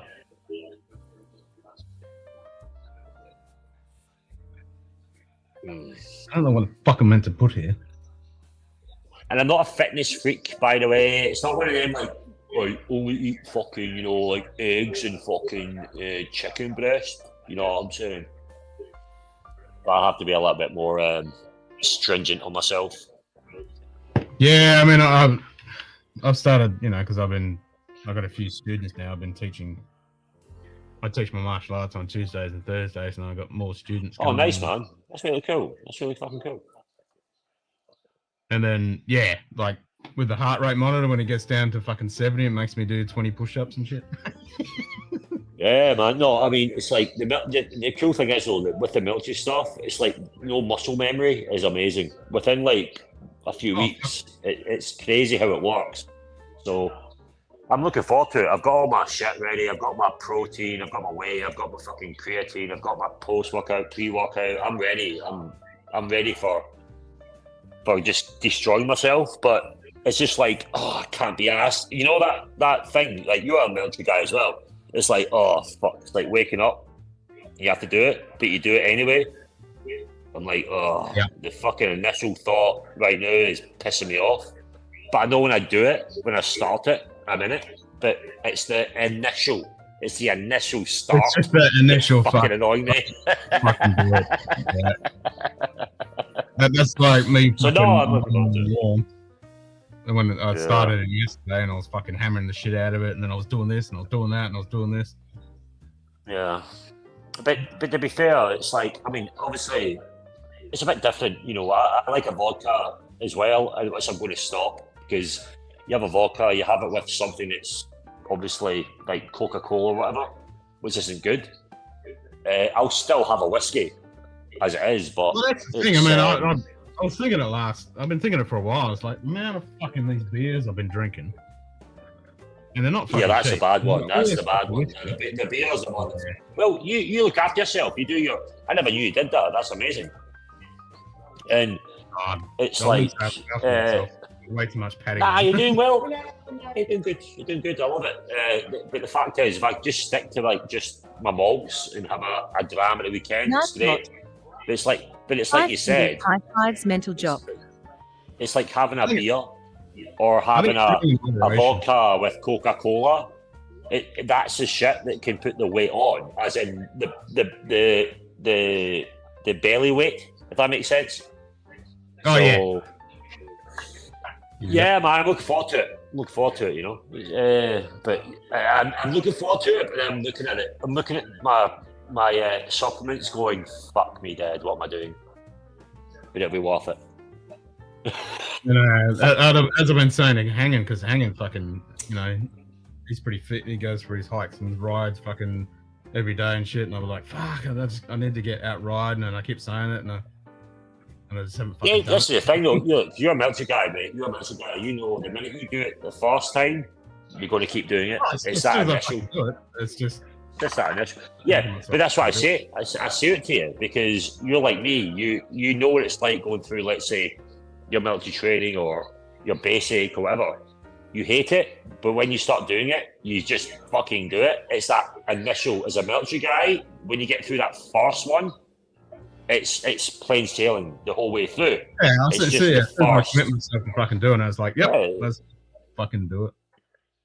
And again, I'm not saying it's bad on civics at all, but it's a different mindset as a military guy. It only takes one time to do it to get you into it again. That's it. It's literally the first. Like, and then the martial arts training on top of the military training, because you just Yeah. Yep. Oh, it's great, mate. Like I enjoyed it, hated it, enjoyed it. Mate, I used to do fucking like 10k tabs. I would smoke at the back of the tab like a fucking smart ass. I'd have a smoke. I've done it before. I'd have fucking smoke in my hand. Guys are hanging out. I'm smoking a cigarette. I used to do it when we used to do a basic fitness assessment. You know, it was the fucking 50 push-ups, 100 fucking sit-ups, the 5k run. Yeah. And I have a fucking cigarette in my shirt or something, or in my pocket or something. Get straight to the fucking finish line. Get my name fucking tipped off. Get an A for whatever, and then fucking still go. Oh mate, I'd be the back of the 4-tonner. The first thing I would get away from my fucking getting water, I'd get a smoke. I'd have a smoke in the back of the 4-tonner. I'd be smoking away from getting my water bottle out. I would generally have a smoke. And it was like, how can you be fit? You're a smoker. I'm like, yeah, I'm fucking fit, mate. I smoke, yeah, fuck you. Yeah, that's what people say. It's like, how the fucking is that? It's like, I'm fucking fit, man. But mate, when I became an NCO, and we do like the tabs, like the loaded boxes, or we'd be on that training exercise, and like Autobahn or Senior Bridge, I'd be like a back marker. And so as a back marker, as an NCO, you get the little fannies that couldn't handle it. I would love it. I'm just fucking screaming at the little bitches.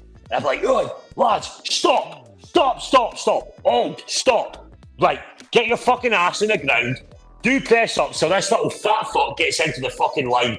And this guy who's unfit, little bastard, doesn't smoke, fucking can't handle it. He's part of our unit. He's trying to tab on, and the guys are doing press ups and shit. I'm like, hurry the fuck up. And these lads are getting so pissed off. Oh, I'd fucking love it. I'd savour that. I savoured it. It was the funniest thing in the world. Lads are getting fucking on the ground, you know, fucking pushing them out. There's this fat boy fucking trying to get. Oh, mate. Oh, it was fun. Couldn't do it. Like fucking Gunny. The reason I said it was fun is because, look, the thing is I didn't understand is, in our unit, it takes a lot to pass, but then guys fall away from it when they join the unit and get fat, right? Or not as fit.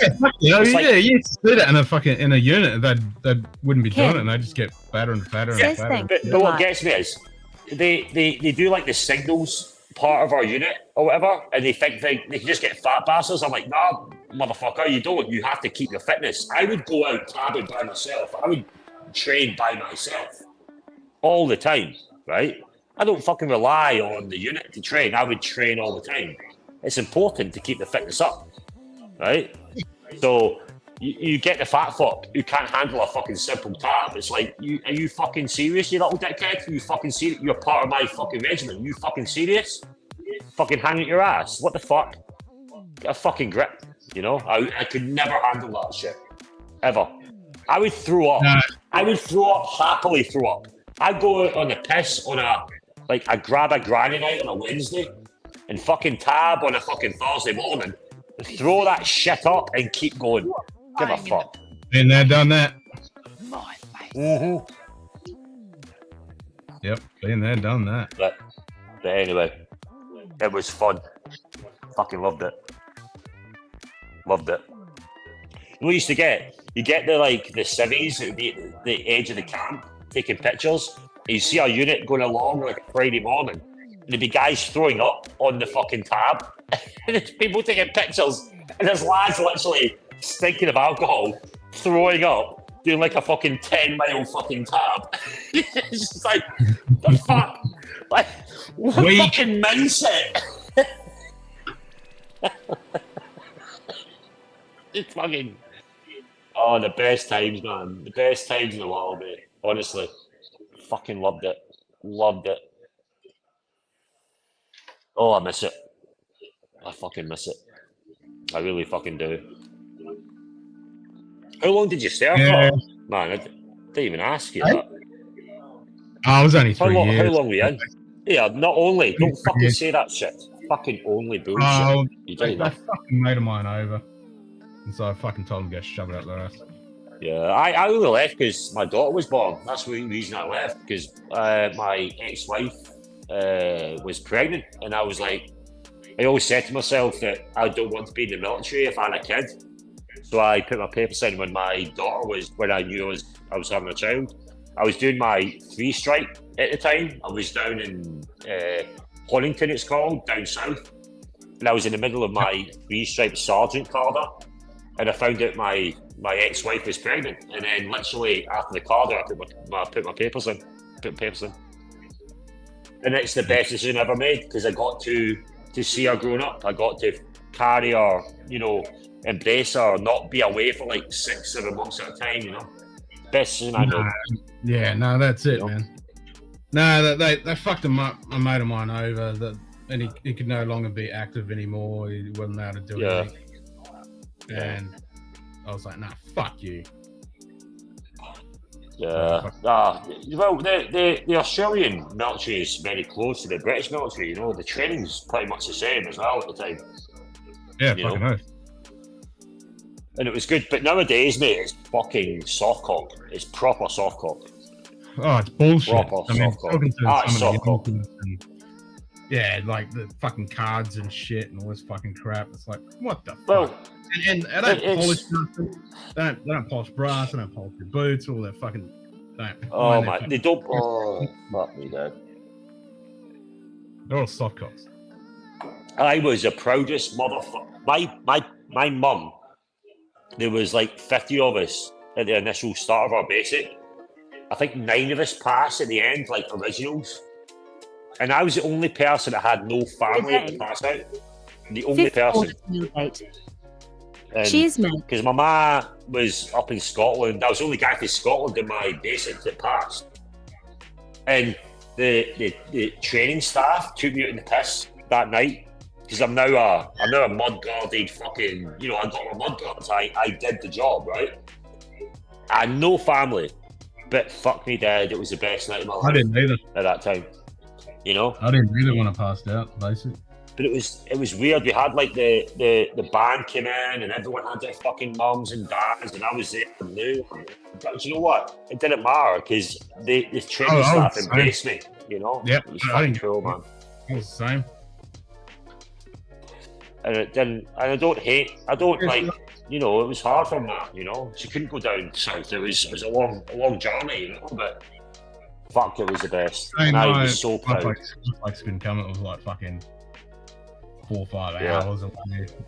Yeah, you same sort of same thing as I had for my mum. It was like 4 or 5 hours, and I was like, you know what? Still fucking proud as a motherfucker, you know?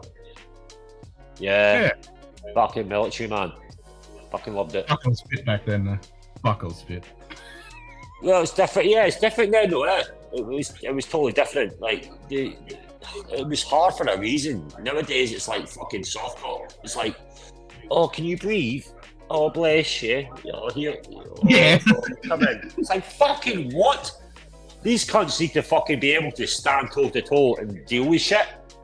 And again, if you've been in situations, you get the biggest, hardest motherfucker in the world who's never seen shit, who will cry like a bitch when he's had the same sort of basic, and you now changing the whole fucking concept to be more PC, I'll put it in that perspective. It's bullshit. Don't change it. It has to be hard for a reason, right? Yep. And they're fighting men. It's not happening to the English army and the Australian army. It's happened to every fucking army. Everyone. Yeah, everyone. Yeah, it's unfortunate. It shouldn't happen though. It shouldn't happen. It has to be. It has to be hard. Like Jocko and a bunch of other guys I watch, they're all saying the same thing. You know, when shit hits a fucking fan, everyone toughens the fuck up, and then when the shit fucking goes back to normal, everyone turns into a fucking soft cop. Well, that's what I've said before. I know I've said it in your stream. I had certain situations in certain tours I did. We had the biggest, hardest fucker, like the big boy, and he's like, "Oh, this tour's boring. I've done like fucking 3 tours from then, right? Oh, it's boring. Nothing's happening." I'm like, "Fuck, bro. I want it to be fucking, quiet and easy, right? I don't want shit. I want to fucking go through this shit and go home. And then when something happens." They're the boys that are fucking literally crying for their mum. Literally crying. Hiding, and you're fucking having to carry this little fuck who's the big man, the big boy. Like, "Oh, fucking, I'm hot as fuck, I want fucking action." Get the fuck off. I have dealt with that shit, and it's not even a fucking lie. If anyone's seen it online or fucking TikToks, it's fucking true. You get the biggest, hardest motherfucker, thinks he's hard, and it fucking shit happens. They are fucking shitting themselves, crying like a bitch, cannot do their job, and I'm having to carry your ass because you're a fucking little wet head, right? That's what happens. Yep. It's simple. It's all like 9/11 happened and all this and that and blah, blah, blah, blah, blah. And they're all like, "Oh, the Taliban and this and that." It's like, you're fucking full of shit. You're not joining for the right reason. You think you're getting action? You're fucking stupid. Well, you look at all the SAF boys and the SAS guys in Australia. Yep. Oh, the SSSR are fucking amazing, by the way. Yeah, but when you see SSR one, guys. Yeah, when you see one, like, they're hard motherfuckers, but they're the most unassuming fucking guys. They're not the big fucking. That's what they are, though. They are. That's the whole point of the SAS. You don't stand out. You have to be the great man. There's a reason. Yeah, they're not the huge, giant fucking muscle. No, that'll be fucked. I'll be fucked. I did SFSG for 2 years, right? I did SFSG for 2 years, and it was fucking the most amazing thing I did. I did the hill phase, and it was amazing. Yeah. I did that when SFSG first formed. It was great. I did it for 2 years, and getting to be able to do ops with the top tier boys was amazing. You're literally just the sideline force to sort of protect the SAS, protect in brackets, as they give a fuck if they need it. But quick reaction type guys. Well, no, it was like what you would always say is everyone's seen Black Hawk Down. You've got the Rangers and you've got the Delta Force guys. So the Rangers are like the SFSG. They support the Special Forces, right? Yep. It was great. Did it for 2 years. Loved it. Went back to my unit. It was awesome. But yeah, like you just said, the SAS guys, very unassuming. Like, when you go to Afghan, you got the Delta Force or the fucking whatever it is in America. They wear baseball caps that say their unit, right? With fucking vests on. But the SAS guys are not like that. It's very unassuming. Very literally. I did some training up in Darwin and fucking the big exercise up there, one of the big exercises, kangaroo lining and whatever it was. And fucking we went out to the SAS camp. Yeah. And I think I had one day off. And fucking every day, every morning, it's fucking in Darwin, stinking fucking 40 degrees plus. And the fucking SAS boys are in fucking shorts or t-shirt, just fucking shorts, running to the fucking 15K to this fucking waterhole, and then fucking running back like mad cunts. No. Fucking dickheads. They were dickheads in Afghan, right? I went back to my unit in Afghan, and I was a fire controller, MFC, in Afghan. So, 81 in water. But what I would do, I would still train myself. So we would be, I do a FOB a lot of time. We'd be in a forward operating base in Afghan. When we were not there, I'd be in Kandahar Air Base. So the big air base in Afghan. What I would do is I would get the mortar barrel on the back of a Bergen, the big barrel, the 81mm barrel. I'd load up my Bergen. I'd do a yomp. So I'd yomp round the airfield, right? And there was one time I was doing it, and I was fucking yomping. and it was like, it got really fucking hot. So I ran round, and I knew the SES camp was next to the airfield, and I came round, and it was like I was like 2Ks away from finishing. This thing's like 15K, right? It's quite a long jump, and I was fucking yomping. I was there, head down, going, and this fucking Land Rover came out, right? There's a bunch of lads in the back going to fucking, I think they were going to breakfast or whatever. I came round, and these fucks came out the fucking SES little camp. They were like, yo, mate, do you want a lift? You seem a bit tired there, boy. Right? What a fucking lift, eh? You fucking, oh, you little bitch. I'm like, fucking, I've got a big, massive fucking barrel on my back. I'm fucking like, motherfucks. They're like sat there fucking toying, like fucking toying me out. I was like, you motherfuckers. I was like, no, fuck you, man. Just fucking good boys, man. They're just unassuming good boys. Just proper good soldiers. Same with the Australian SES are just the same. Absolute fucking legends. Yeah, man. Oh, mate, the SESR are just up there. The reason is they're up there is because they do the same fucking thing as the British SES and the SBS. The best special forces in the world. I'm sorry to say it, but it's fucking true. All right. The Australian and the fucking British are like on a par that you will never believe. All right. Simple as that. Damn straight. He's like, I'm gonna grab a beer. That's it. Delta Force and fucking the Navy SEALs are great. However, sorry, chat. I can't see the chat, by the way. I don't know if anyone's saying stuff. I can't see it. I can't see shit. But I hope you're having a good time, guys. I'm watching the fucking Grand Prix right now. Yeah? It's red flags right now. It's red flag, boys. It's red flag. Fuck.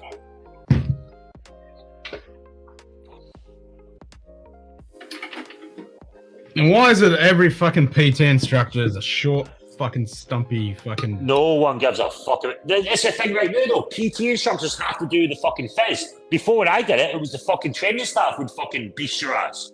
They'll ask me, the PT instructors, fuck off, you fucking wetheads with your fucking tight fucking shorts and your tight fucking vest. Go and suck a dick. Go and suck a massive whale dick, you absolute fucking wet boy.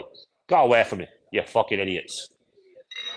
PT, do a press up, down, fucking suck my massive root on the way down, you fucking idiot. Fuck me dead, more. I can't fucking stand PT stuff. I can't with their fucking white shorts and their white fucking vests. Oh my lord. Yeah. No, they're fucking bullshit, mate. Fuck off, bro. Fucking hell.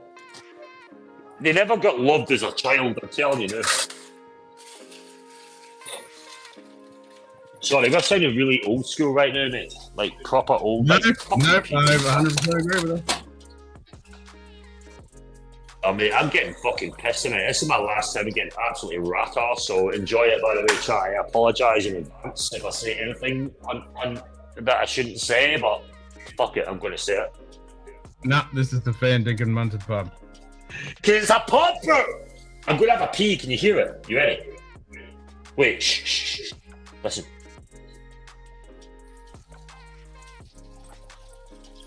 I'm pissing my life away. Just pissing my life away. By the fucking road.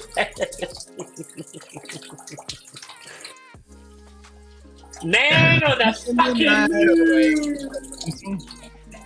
I get knocked down. Yeah. I get up again. I get knocked down. I get up again. You never beat me down.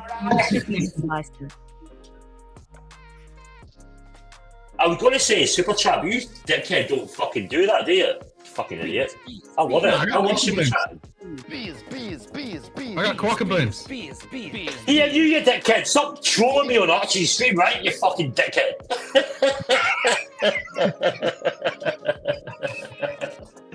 Fucking trolling cunt. You fucking there, fucking trolling my ass. I'm like, fuck. And I'm in the panel looking at the chat. I'm like, what the fuck? Oh, how you doing, mate? Nice to see you. Fucking slam me. Like a fucking... like a dog shit. What the fuck, man?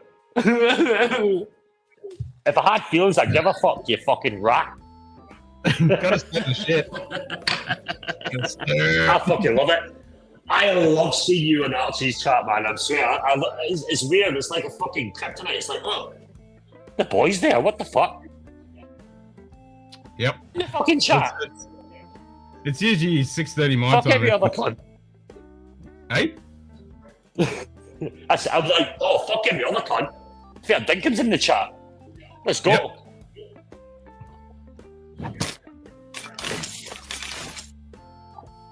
Oh, man. Need more iron brew. Fuck. I gotta get. Oh, my iron brew. Does someone say iron brew? I can't see the chat. Yeah. That's one thing I hate about your thing. I can't. It's not like StreamYard. I can't fucking see what's going on. Oh, I found out of iron brew though. I found out. Fuck. Look, I'll even do some fancy. Yeah. I'll do some fancy fucking shit. Yeah. Right. I can do some Fancy shit. I can do some fancy Here. shit. Where's every other cut? Jump into the fucking panel. Are you too scared, boys and girls? Oh no, wait, cancel last. Fuck me dead. I just said it and someone jumped in. I apologize. Yeah, don't fucking. You want a fucking finger, that kid? How's it going, boys?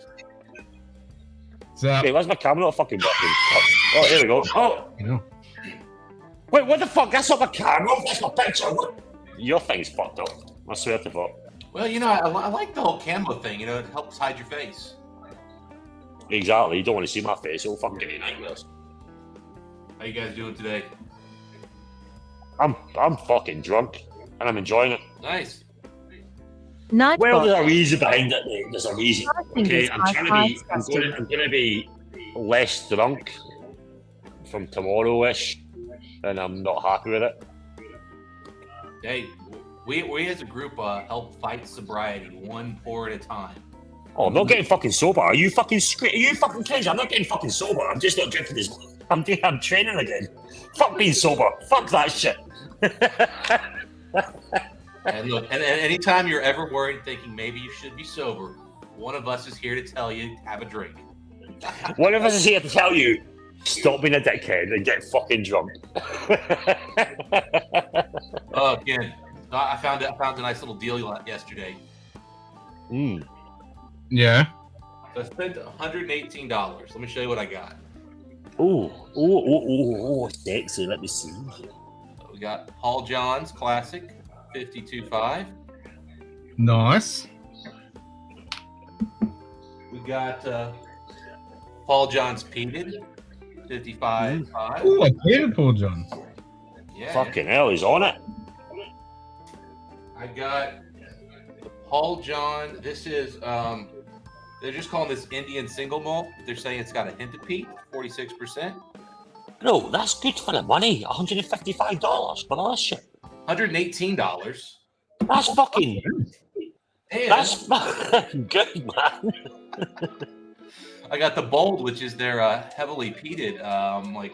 Holy shit! Look at you lining them up as well, you fucking dirty bastard. Oh my god! All that $118. Holy shit! Can you send me that? Both of these is $100. They were $4 off. Well, I'm just saying, Dustin. Listen to me, dickhead. If I give you my shipping address, can you send me some of that shit? I'm telling you,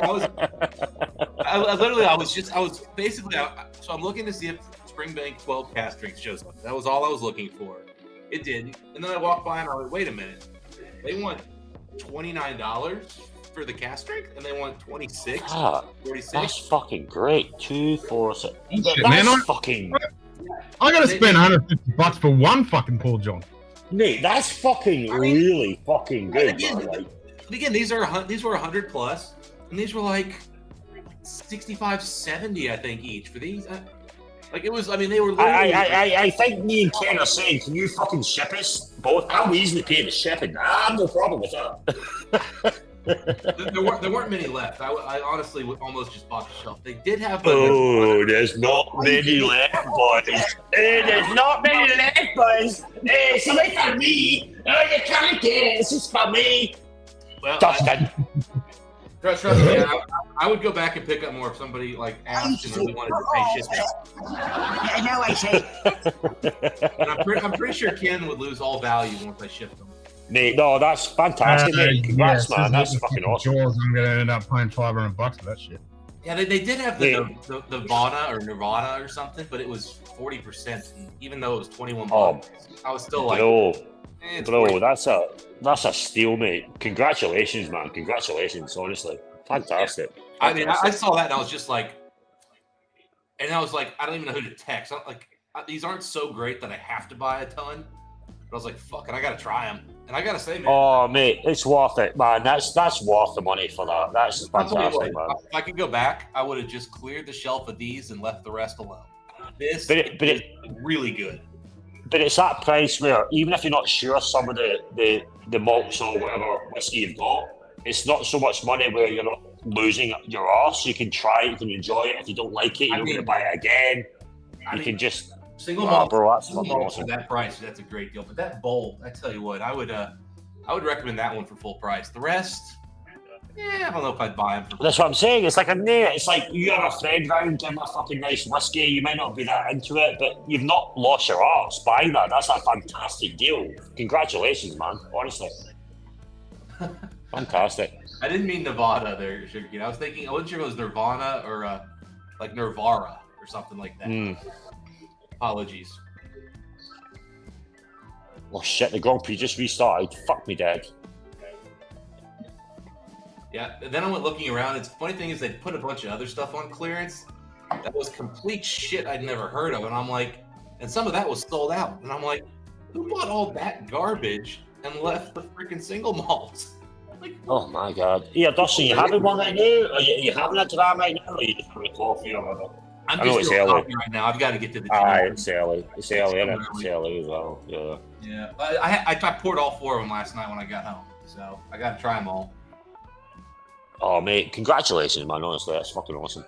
I tell you what, I haven't seen a deal like that in years. Like, that's a fire. Like, there's no getting around that. Jesus. That was just a fire sale. Like, let's get rid of it. And I'm like, well, I mean, if you insist. Fucking hell. What? You should have bought fucking. Fuck. Jesus. They only had like 2 or 3 of any of them. Like, I got there pretty close to the end of like the night. So.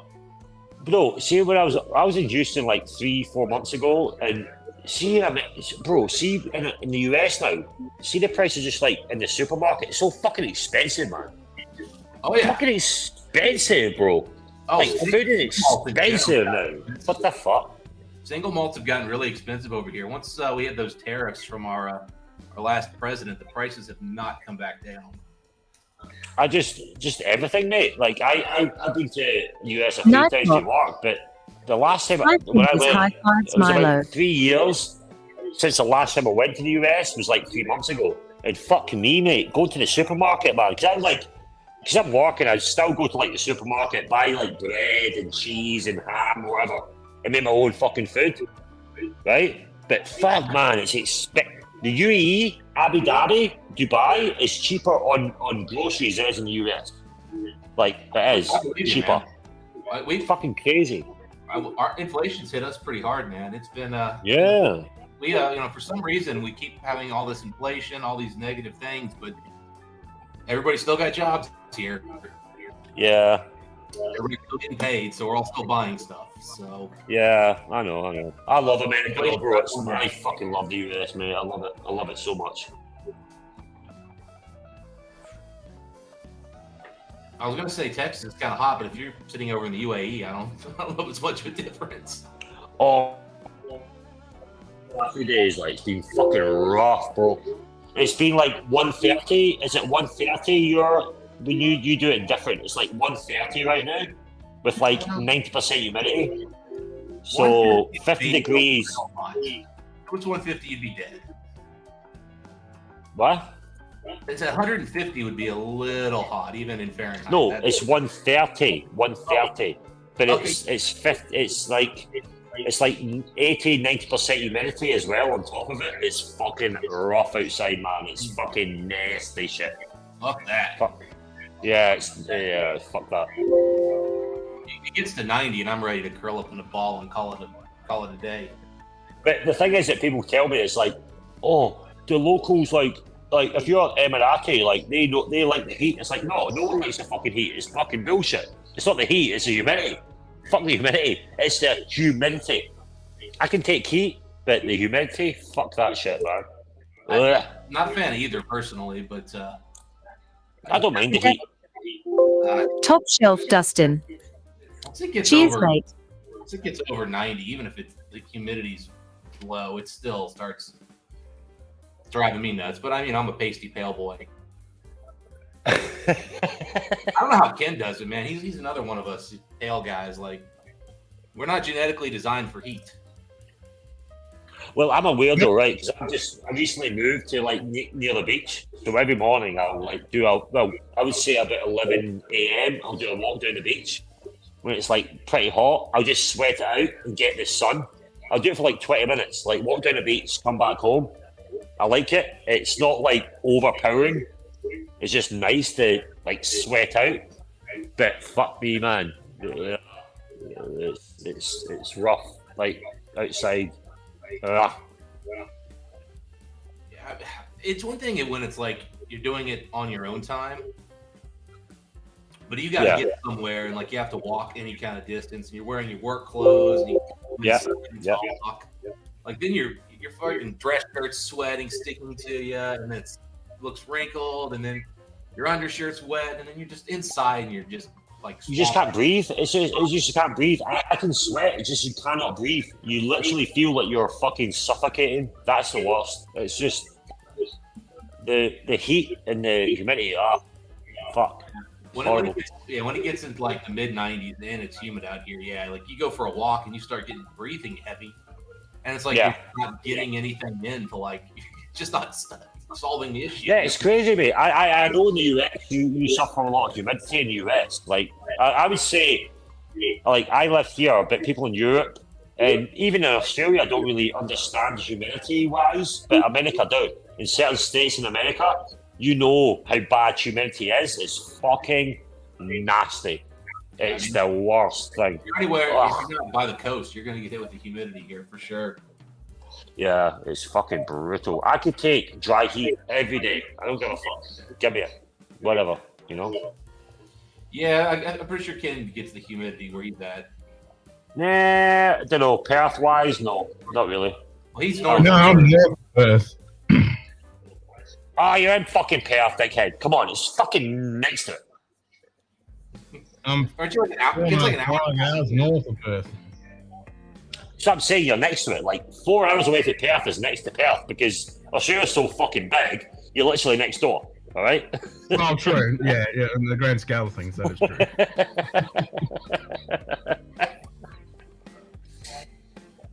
I love. If anywhere I'd like to go in Australia is Perth. I would genuinely love to go to Perth.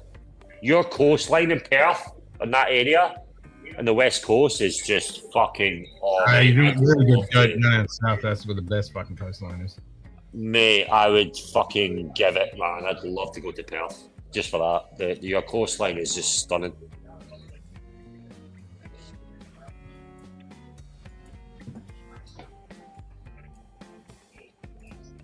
Australia seems like kind of one of those perfect places to visit, except it's far as fuck from everything. Perth is. Well, I'm just saying, like, getting to Australia in general, like... It's a pain in the ass. I mean, it's a pain in the ass. It's a freaking... Essentially, it's a giant as fuck island out in the middle of nowhere, away from everything. Yeah, a huge island, bro. Unless you live in, like, Asia, and the reality is, why would you go to Australia if you live in, like, Southern Asia? The one thing that pissed me off, bro. The one thing that pissed me off is like my wife is from Indonesia, right? And I live Bali in Indonesia, and like, see if you live in like Perth and stuff, you're literally like 2-3 hour flight away from the most amazing country in the world. That pisses me off. It's like fuck, man. I fucking love Indonesia. And these, fuck, man. Lucky fucker. What are you tinkering with back there, Ken? I'm trying to connect this. I created an API key for the fucking Google text to speech fucking API. Right, and then right, boys, I'll be back. My wife is calling me. She's in fucking Chicago right now. She's just fucking landed. Fuck, I'm getting fucking hounded by messages from my wifey. Fuck. No worries. I'll see you in a little bit. Fuck me, man. It's like a prison warden, man. Fucking help me. I'll send an SOS. All right, fucking help me. All right.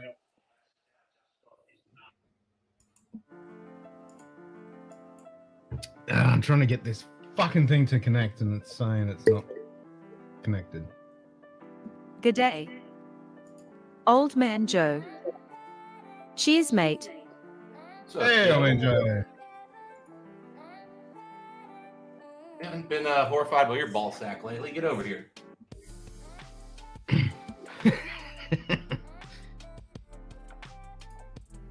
Why is it fucking saying unable to add Google check credentials? What the fuck are you talking about?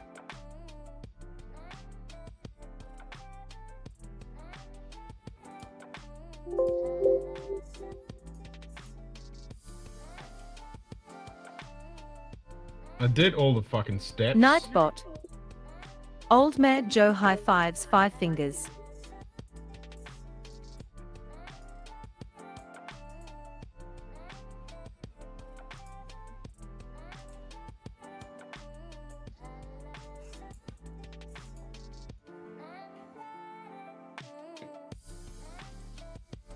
Clicked on all the fucking steps.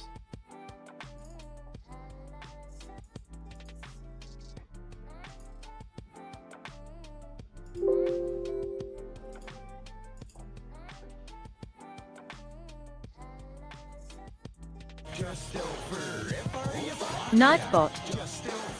5 fingers high fives old man Joe.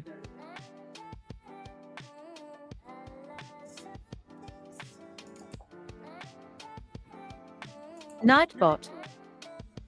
Sugar Kitty high fives old man Keeney Joe.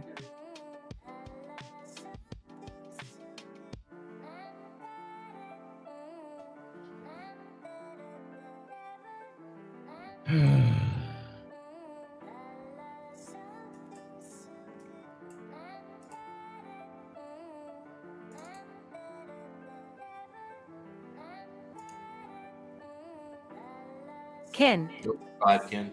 Says thanks for the likes. He'll survive. Principals with access to this service account. Blah blah blah. Include Google provided role grants.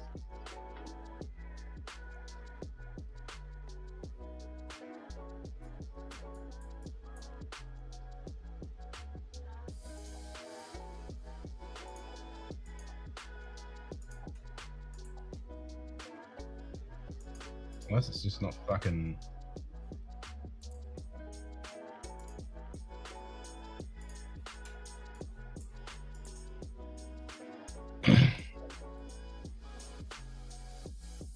I'm active.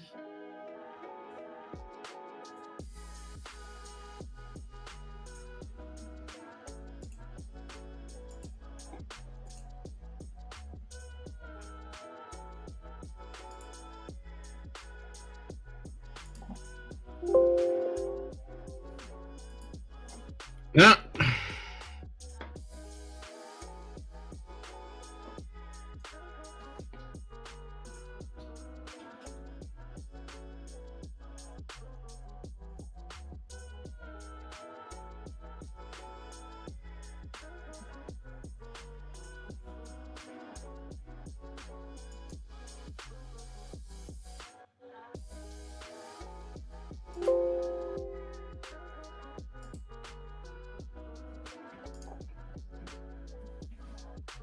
Being a cunt.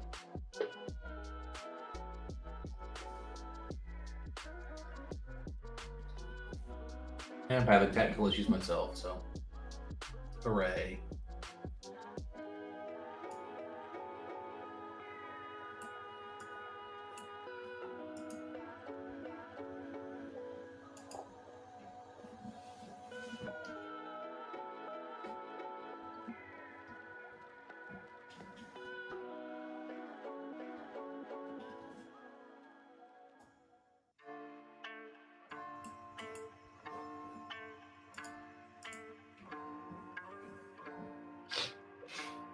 I did everything it fucking said.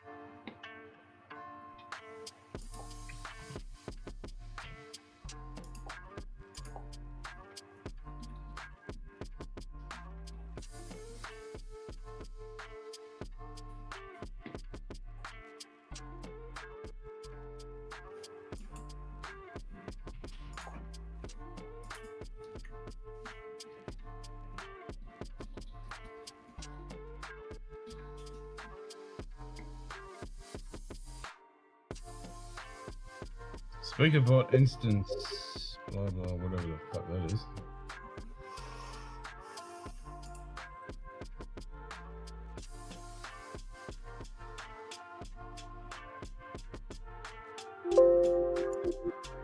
Fucking cunt.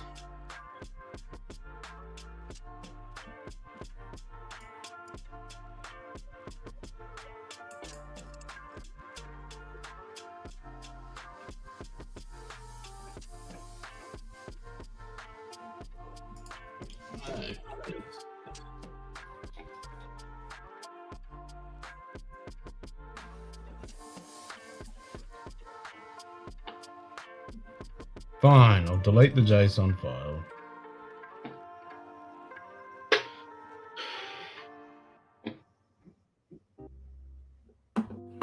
So what's the chat got going on here? How you doing, Donald? What do you got going on?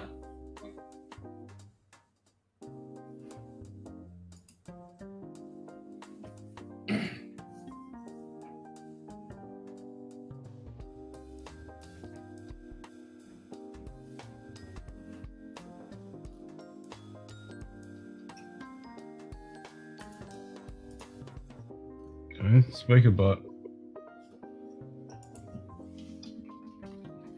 Gamble all. Let's see what happens.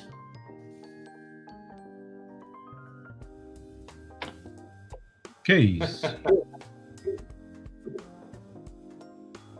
Delete.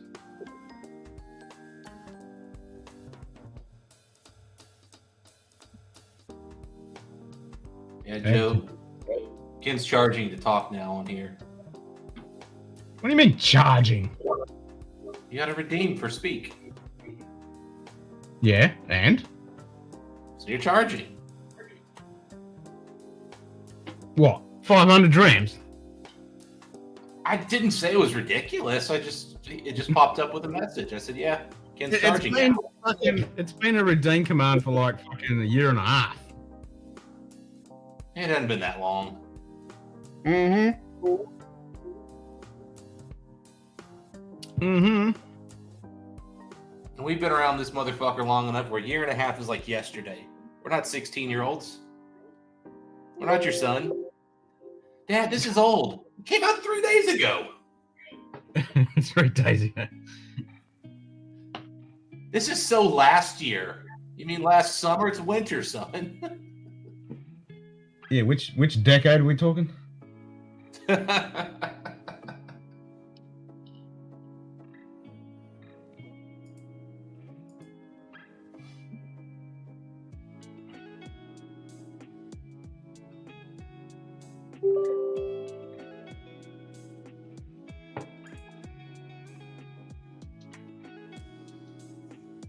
This fucking thing won't connect.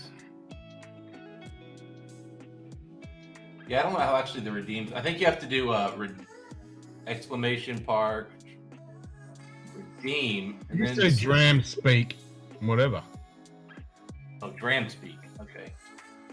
Yeah, Drams speak, and then whatever. See, nobody knows how to do this stuff, Ken. We're all dumb. It's in the fucking Discord channel. And it says it.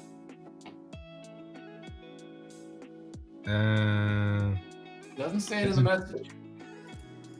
Well, it should say it in the reply. It Barkeep. doesn't. Oh, for fuckity fuck's sake. It just says speak as a drama team, not do this. I don't even know where that reply is fucking set. That could be in one of 5 programs.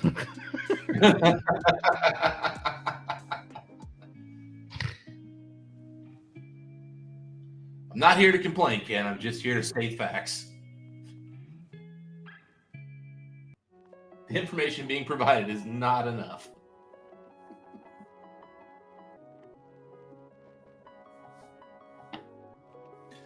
Tell you what, though, Ken, I've been wanting to get one of these Paul Johns for a while to finally try them out. I never thought I'd need 4 of them at once.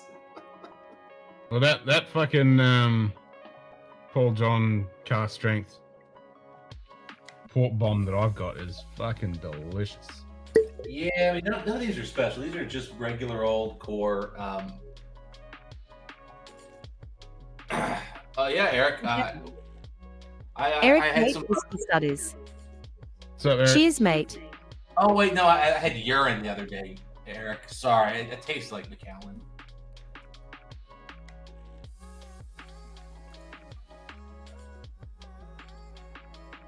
I always get those two confused.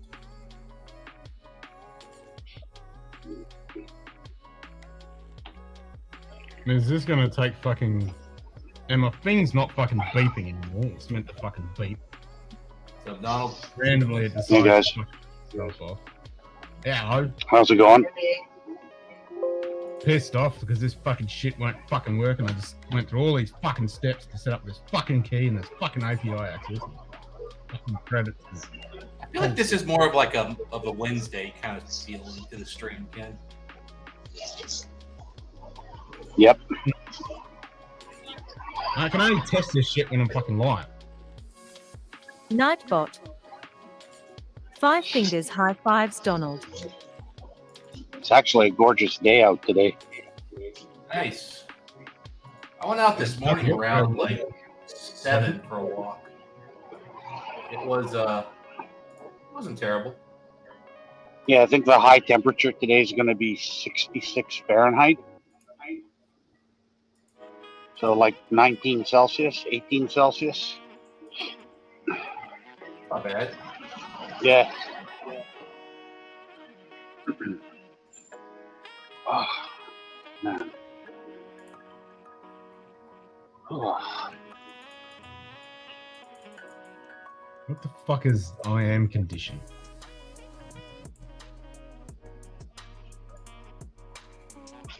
No clue.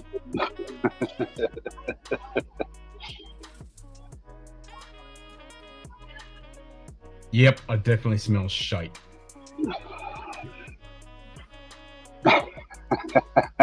This need a pleasure enhancer, and I was thinking I need a little more spice in my life. Yeah.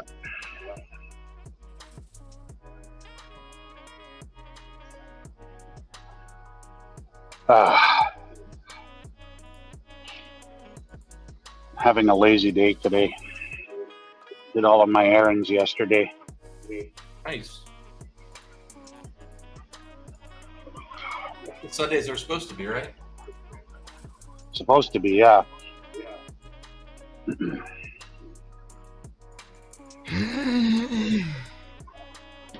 That We was still can't get. Yeah, I was just gonna say. I sense a lot of frustration there.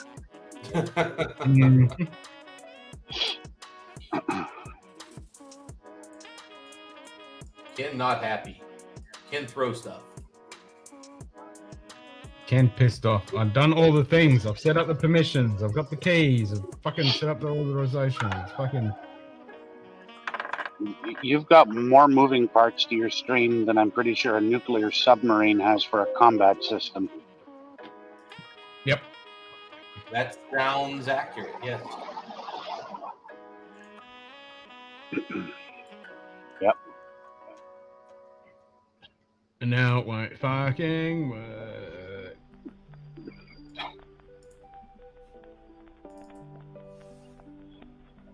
Wasn't that what test streams are for?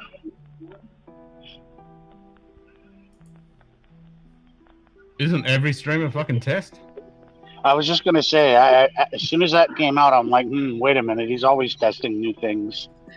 I'm always That's why I fucking said with this is stuff. more of a Wednesday stream. You know, he does it every time. It's just I feel like he takes it more on the Wednesday stream.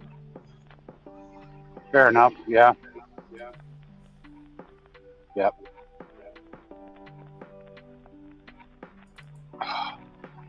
Yeah. So well done with those Paul John pickups. Dude, Yeah, I mean, it's cool. like I was literally just like, what is this? I literally walked past and I turned back around. I was like, did that say 70 off? Yeah, I would have done it. Yeah, I had no plans whatsoever of buying anything, unless I found Springbank gastric. That was pretty much going to be the only thing. And I just figured it was honestly, I was just looking for an excuse to leave the house. Just go for a little trip, get a little drive in, nothing crazy. And then I saw that and I was like, okay, I really wasn't planning on spending any kind of money today. And then I was like, I'll just grab one. And then I'm like, I mean, it's $100. I mean, I kind of have to just buy them all together. At that price, hell yeah, like $25 a pop, something like that. It was like 20. Yeah, it was like 25 for the 46s and 30 for the gas drinks. Oh hell yeah! I mean, and if I'd gotten the 40%, it would have been 21 extra bucks. And that's where I drew the line. And I was like, yeah, like 40% whiskey. I don't want to, honestly. It's not the price. It's that I don't have the space to put 40% whiskey I'm never going to drink. Right. Maybe I should have just bought it to have it, but I was just like, all right. Yeah. There's a line. Sure. But yeah, that was, I mean, geez, that's a price. Yeah, for sure.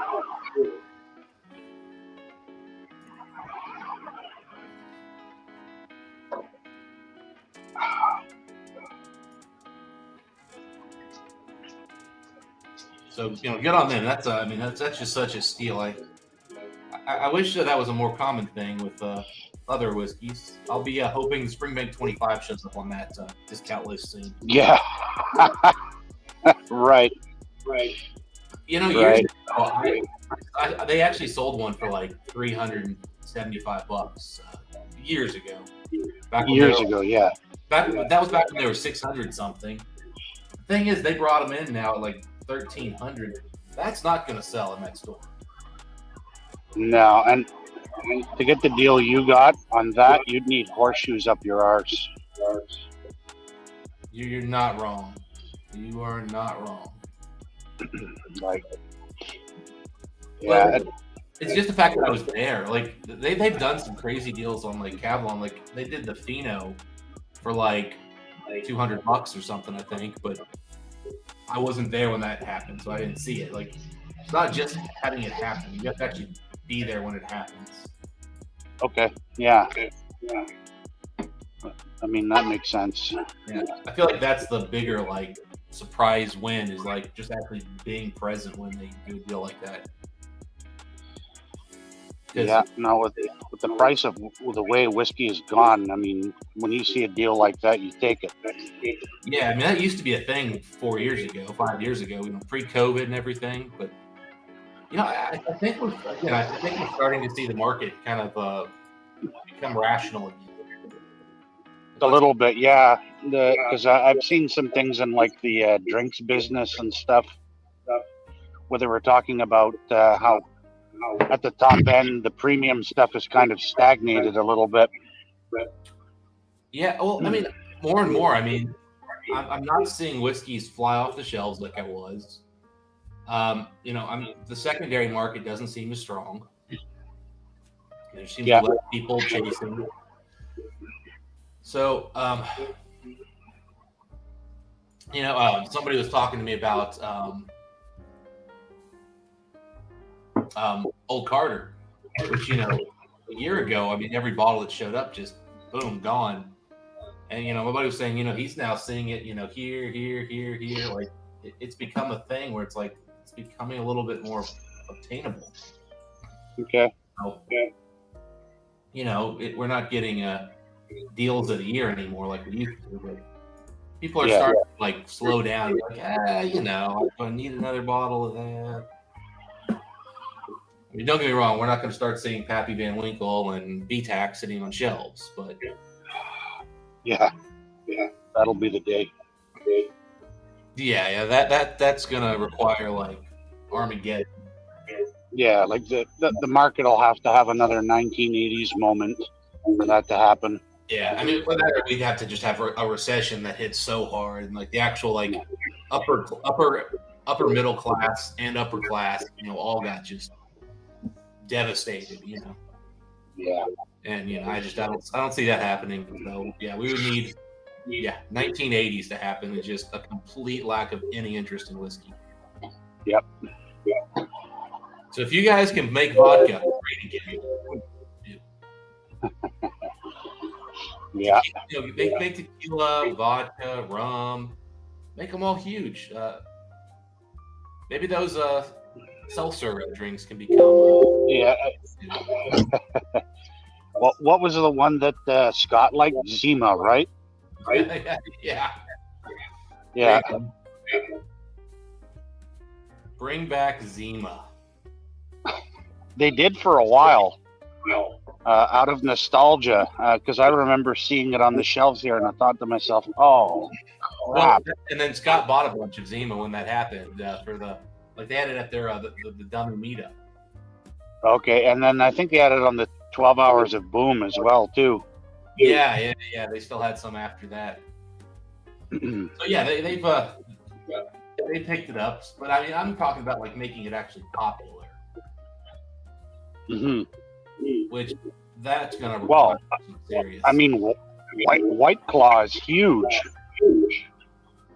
Overnight, it went from nothing to like taking up an entire shelf. Well, Eric has now solved one problem. The academics getting into whiskey may have tapped out. All 7 of you, Eric. So that's great.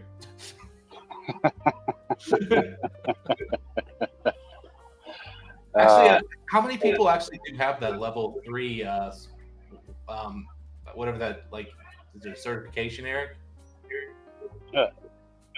That's kind of like, actually, I think what a lot of us always would have, like, when I think of, like, being a whiskey expert, it is passing an exam, like what Eric's getting ready to take, where he's going to actually be taken through, like, and have to, like, be able to, taste whiskeys and actually come to the distillery there. That is a really cool thing.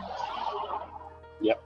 Like, I definitely don't think I've got that knowledge base. Mind you, I don't drink enough core whiskeys from the 120 distilleries that Eric's supposed to memorize. Yeah. That's insane. Yeah, like, I mean, I could definitely get to where, like, okay, cool, I can nail all the islands. I can definitely get there, I think, pretty easy. And there's certain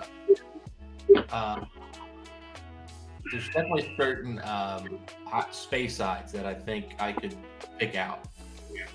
You get into like the Highlands, and like I don't know how you tell those apart. They all fucking taste the same. Like they are so similar. It would be difficult. That's for sure. I mean, even I don't know. There's not enough lowland whiskey out there for me to even have any like real honest to God knowledge. I think I've probably got 4 lowlands max in my whiskey collection, and they're probably all RBs. Hey Ken, did your place suddenly slide into the ocean? Because your humidity is reading 104%, which is not possible.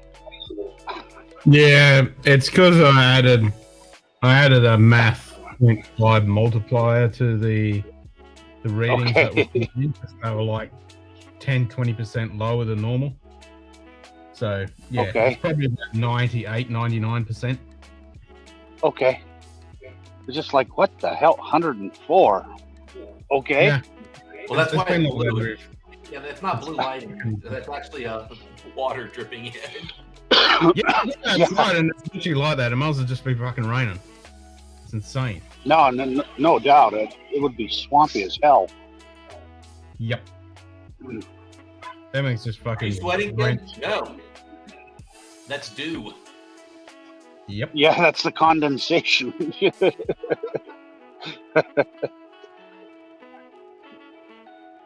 Yeah, and where Jock is, I mean, they've had all-time record heat indexes in the Middle East. At one airport in Iran on the coast, it was like, with the heat index, it was 81 Celsius. Get fucked. Seriously, I saw it posted online, and I'm like, that can't be. And I'm like, well, it's in legitimate news sources, so holy shit. There you go. Because it was like 50. Yeah, because it was like 51 Celsius, the temperature, and then the humidity was like 95%. Jeez. And it's like, oh, Christ. I'll tell you what, man. If Mike and I's channel is an indicator of anything, we are quickly growing more and more subscribers who are not from the U.S. or Europe. I see our new subscriber list, and I mean, there's like Korean, it's a bunch of like, Middle Eastern countries. At least based on names and stuff. And then I click on some of their names, and I see their like channels, and it's very, very different group of people subscribing to us. So maybe whiskey's starting to really branch out into like some of the other markets, which is actually It definitely is. I think Asia is like the biggest growing market for whiskey. Yeah, right now. The fact that they're coming and watching our stuff, high end and in English, is kind of, maybe they're watching closed captions more, but it's pretty cool. Yeah. Like, well, we've always had a small amount of that, but it just feels like lately when I look at the names, it's just very, very obvious that we're getting like a kind of a more diverse crowd. That's pretty cool. Yeah, I mean, I keep hoping we'll grow some more with the Americans with just doing bourbon reviews.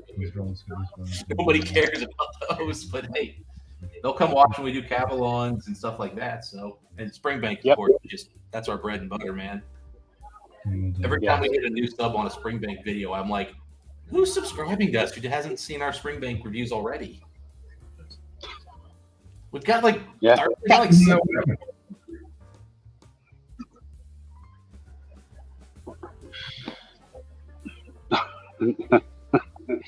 like I say that we literally have 57 videos in our Springbank. Good day. Zman. What's up, dude, man? Cheers, mate. Yeah, Ken looks like he's about ready to go nuclear. Yeah. Yep, just quit. And I'm not even sure if Mike includes all Hazelburn and Long Rose in the. Maybe he does. I'm pretty sure Mike begrudgingly added Long Rose and Hazelburns to the playlist. Originally, I think he had it as just pure Springbank. But like, there's no Kilkerrans and stuff in there. It's not. It's purely just Springbank, and it's 57. Wow. Yeah. How much longer are you going on for, Ken? Okay. What Cool. time is it? Probably midnight for you. It's almost midnight. Yeah. So, okay. Well, I'm gonna go run a quick errand, and then if you're still going when I get home, I'll jump back in. Sweet. All right. See you guys. Cheers. Cheers. I don't think you're gonna like Springbank if you're a Macallan drinker, Erica. Springbank has this weird thing called flavor in it. It really throws off Macallan drinkers.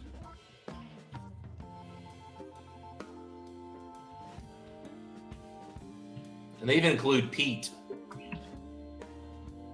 And I'm not talking about the guy next door who doesn't wear pants for some reason.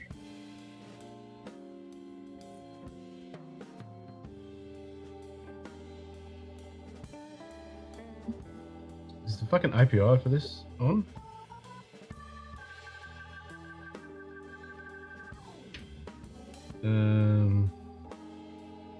McDonald's in disguise.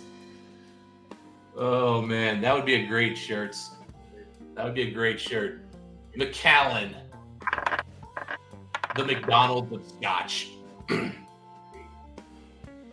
That would piss off some people.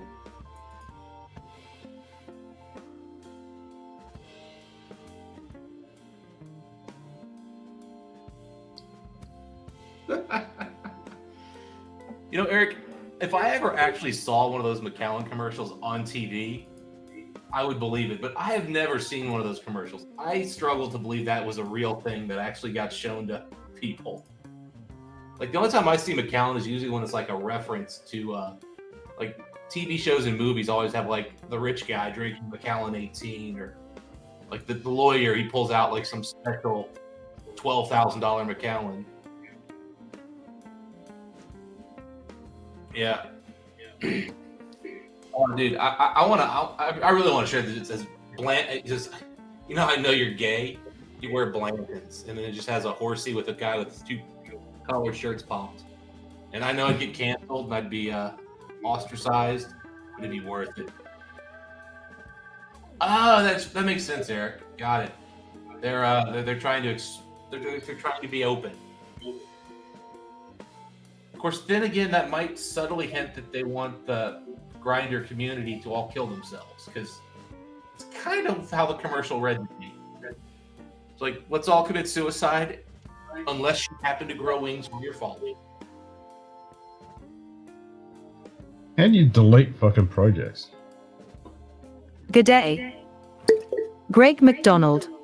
Hey, Greg. Cheers, mate.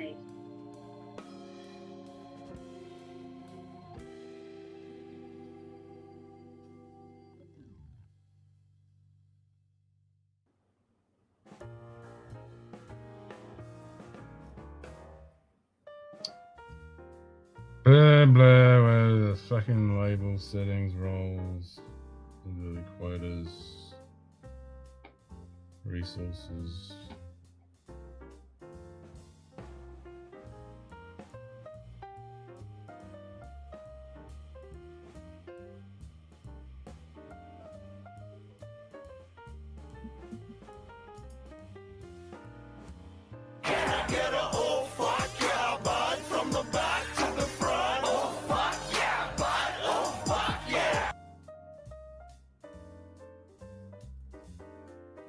My USB-C charger for my laptop got damaged the other day. I'm looking for a new one.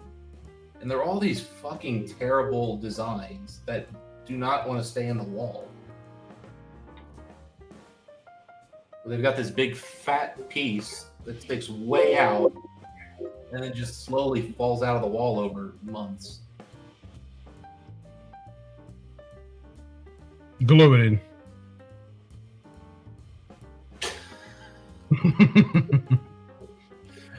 That seems like a bad idea.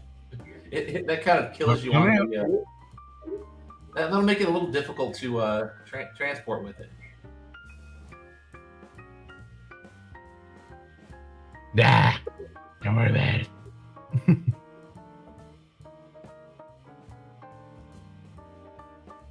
Yeah, they're all these stupid designs. Like, and the reason why my thing broke is it's not even that the thing itself is broken. Like, it had like the part that, like, the prongs that go in, they fold up and down, and when they fell, they no longer like stick out far enough to actually like connect. It's the dumbest shit I've ever seen. Yeah, that's a shit design. Yeah. And apparently, but that brand apparently is the one that everybody is selling. Like, it's what everybody pushes.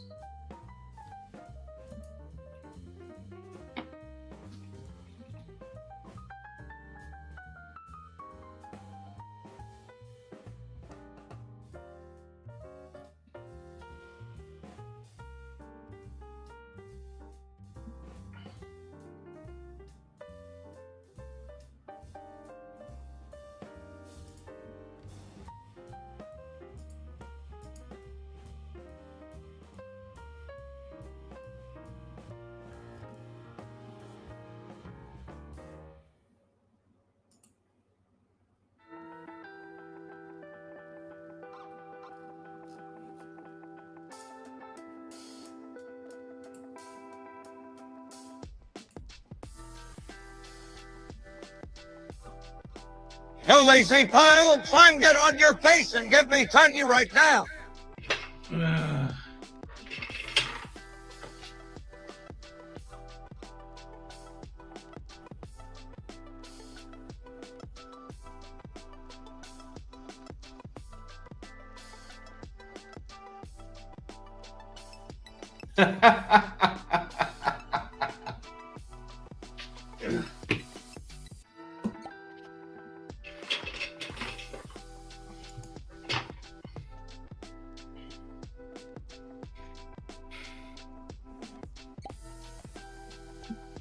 Send me a few exceptional casts on the calendar, Eric, and maybe I'll change my mind.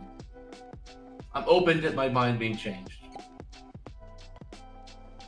But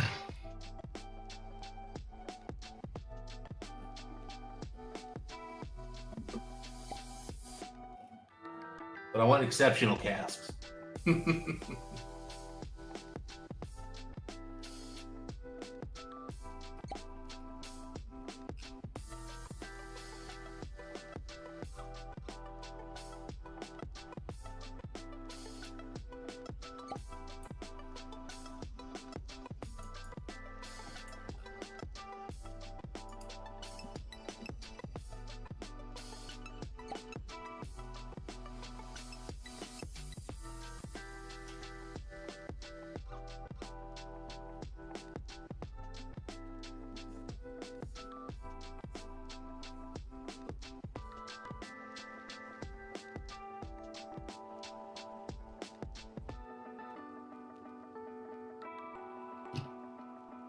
I don't know why this isn't working. Everything's fucking in there.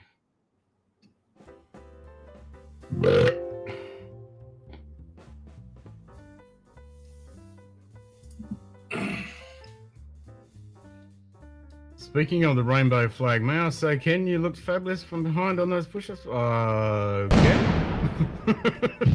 Fucking Jesus. Cinnamon Bob tipped $10. Skull Ken.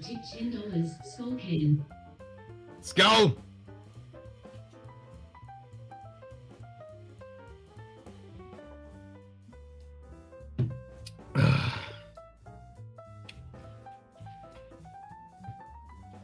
Oh.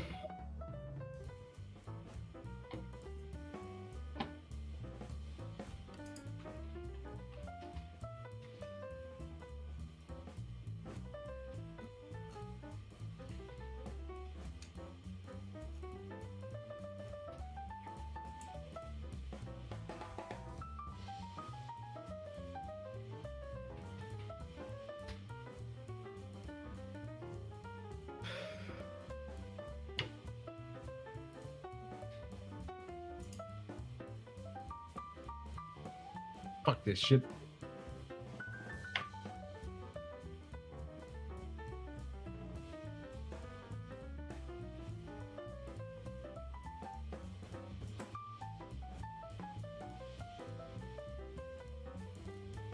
No, he didn't. That's because it's not loud for him. Oh, was there a quacker boom? I didn't hear it. Nah, you didn't hear nothing. I probably heard something, but it didn't. It didn't register.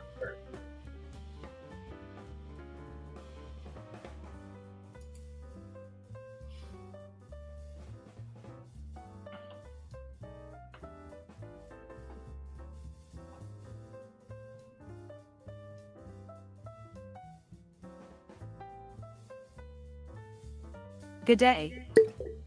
David David. Bays. Cheers, mate. What's up, David?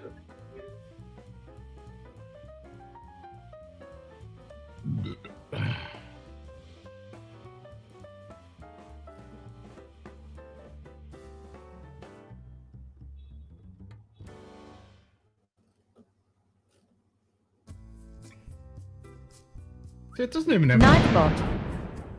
5 fingers, high fives, David Bays. Jesus. Secret admirer Greg tipped $10. Yeah, it just Here's kinda to goes Ken's fabulous behind. On my screen. Whole nothing. Like, your voice has more bass than that does for me, Ken. Oh, yeah, well, the subwoofer for me is right there. Well, but like I'm saying, you have more bass in your voice than that Walker Boom sends to my computer. I don't know if that's a setting or something I don't have on, but I'm not complaining either.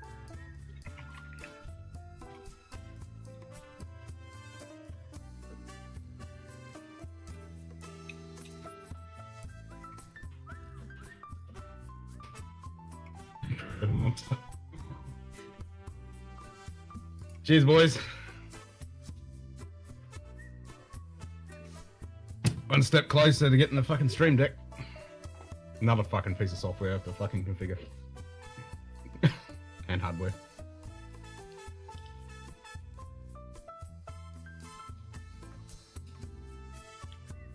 But there's no fucking voices in here.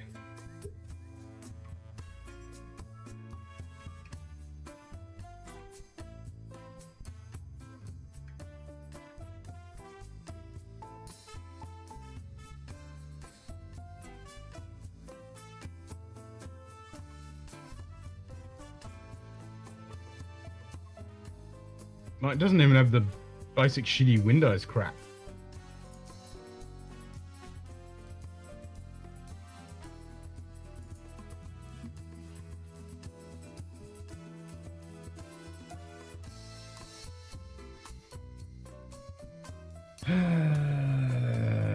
Let's go general. So, okay. Speech will be played on the device selected. Cable input, VB audio, virtual cable. Now we want it to be, let's make it voice meter aux.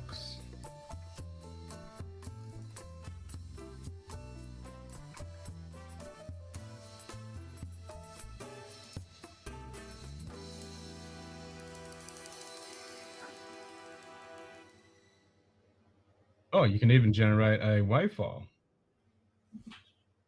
That's cool if you want to do it on a different machine.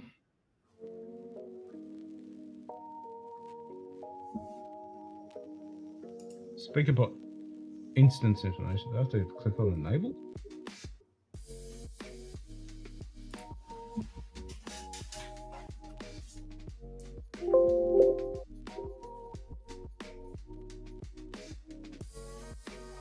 Ah!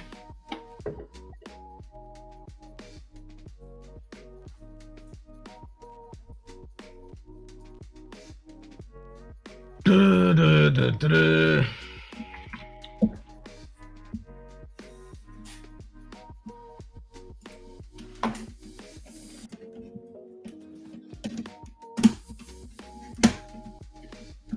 It's definitely 13. Okay. All right.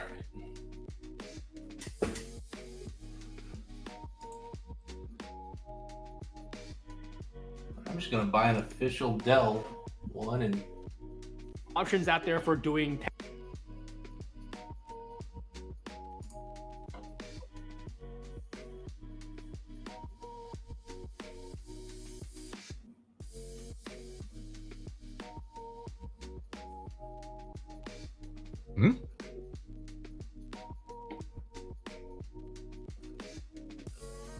Voice aliases.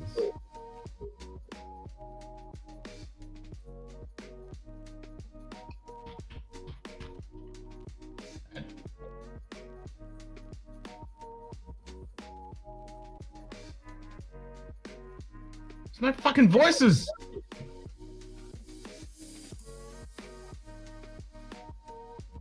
Are you hearing voices in your head, Ken? No, I'm not. That's the problem.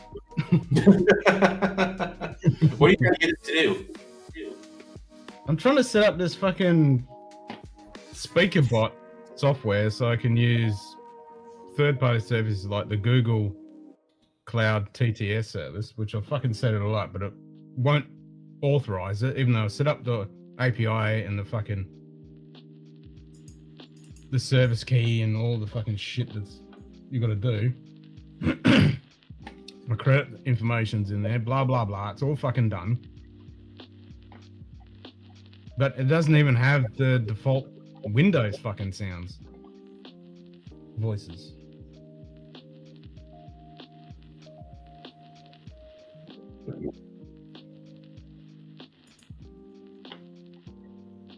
All right. I just ordered a new laptop so I can have a charger so I can use my laptop. Jeez, mate. Jeez. Oh, what's up? What's up, Mr. McAllen? You look good. You look really slim at 43%.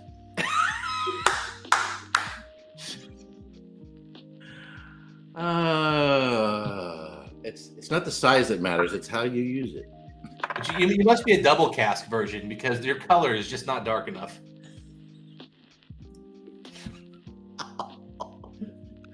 Oh man! Oh man! Oh man! Those don't sell for as much. You're not quite as valuable. Oh jeez. Oh man. Bearded McAllen.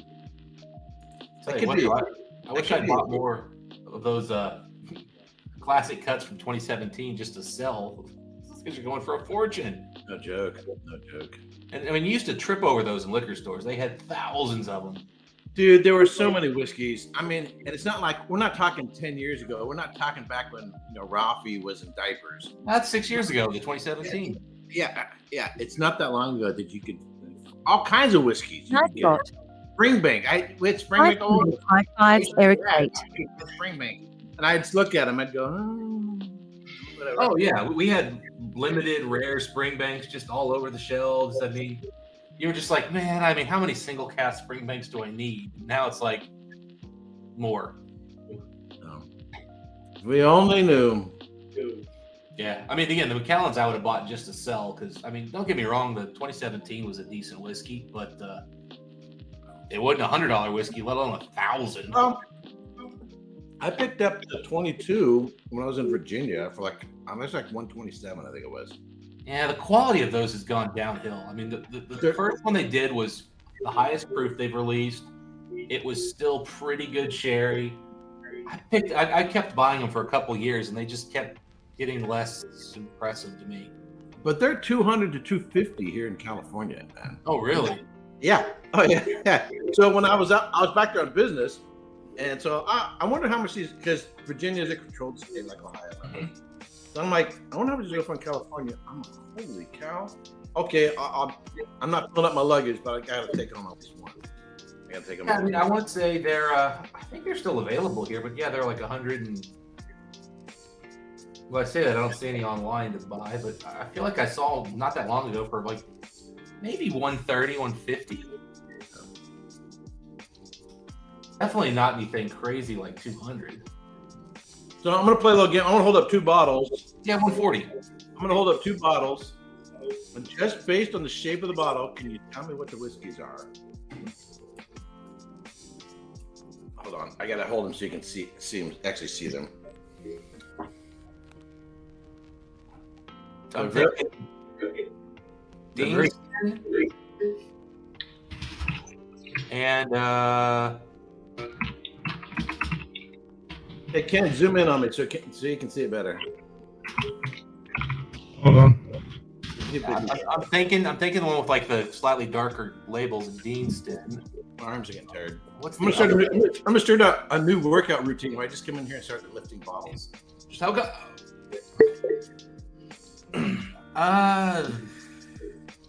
That one I'm not recognizing. Is it? Good day. Northwest Bourbon. They're almost the same. So I'll hold them. Well, they're very similar. Yeah. I mean, is it like the UK versus the US? Like the 750 versus 700? So I'll show you the tops. Hold on, if I get this. They're almost the same. It's not about money. And then if you look at the shoulders, hold on. Yeah. The one's got much broader shoulders. Where's Sugar Kid? He's always good at this stuff. Nightbot. Why the fuck won't it let me? 5 fingers, high fives, Northwest Bourbon. Yeah, there's a reflex bowl. Drug me. No, I know that was reflex. That's not oh, holy shit! Yeah, the blue top looks like a bigger bottle. It really does. So they both Deanston, and it's just the U.S. versus. Nope. So this one is a Glencairn. Okay, I've never bought a Glencairn, so I don't feel bad. This is one from the distillery, and it's bottled at batch 1. Bottled at, I can't know the Prince Studio small, it's too dark in here. And then this is a Glen Elgin 18-year-old cask strength. I have not had a Glen Elgin, but I've heard good stuff about those. So if you search around on the Uber tubers, the only thing that people seem to review is the 12, and mostly what you see out there is the Glen Elgin 12, and nobody talks about it. Nobody, and it's sort of off the radar. I'm guessing a lot of what they do has got to go into blends or something. It's got to go be or export, to China and Japan or something. Just nobody freaking talks about them. I want to say Whiskey Friend, maybe Alan did a review on the 12. Yeah, probably.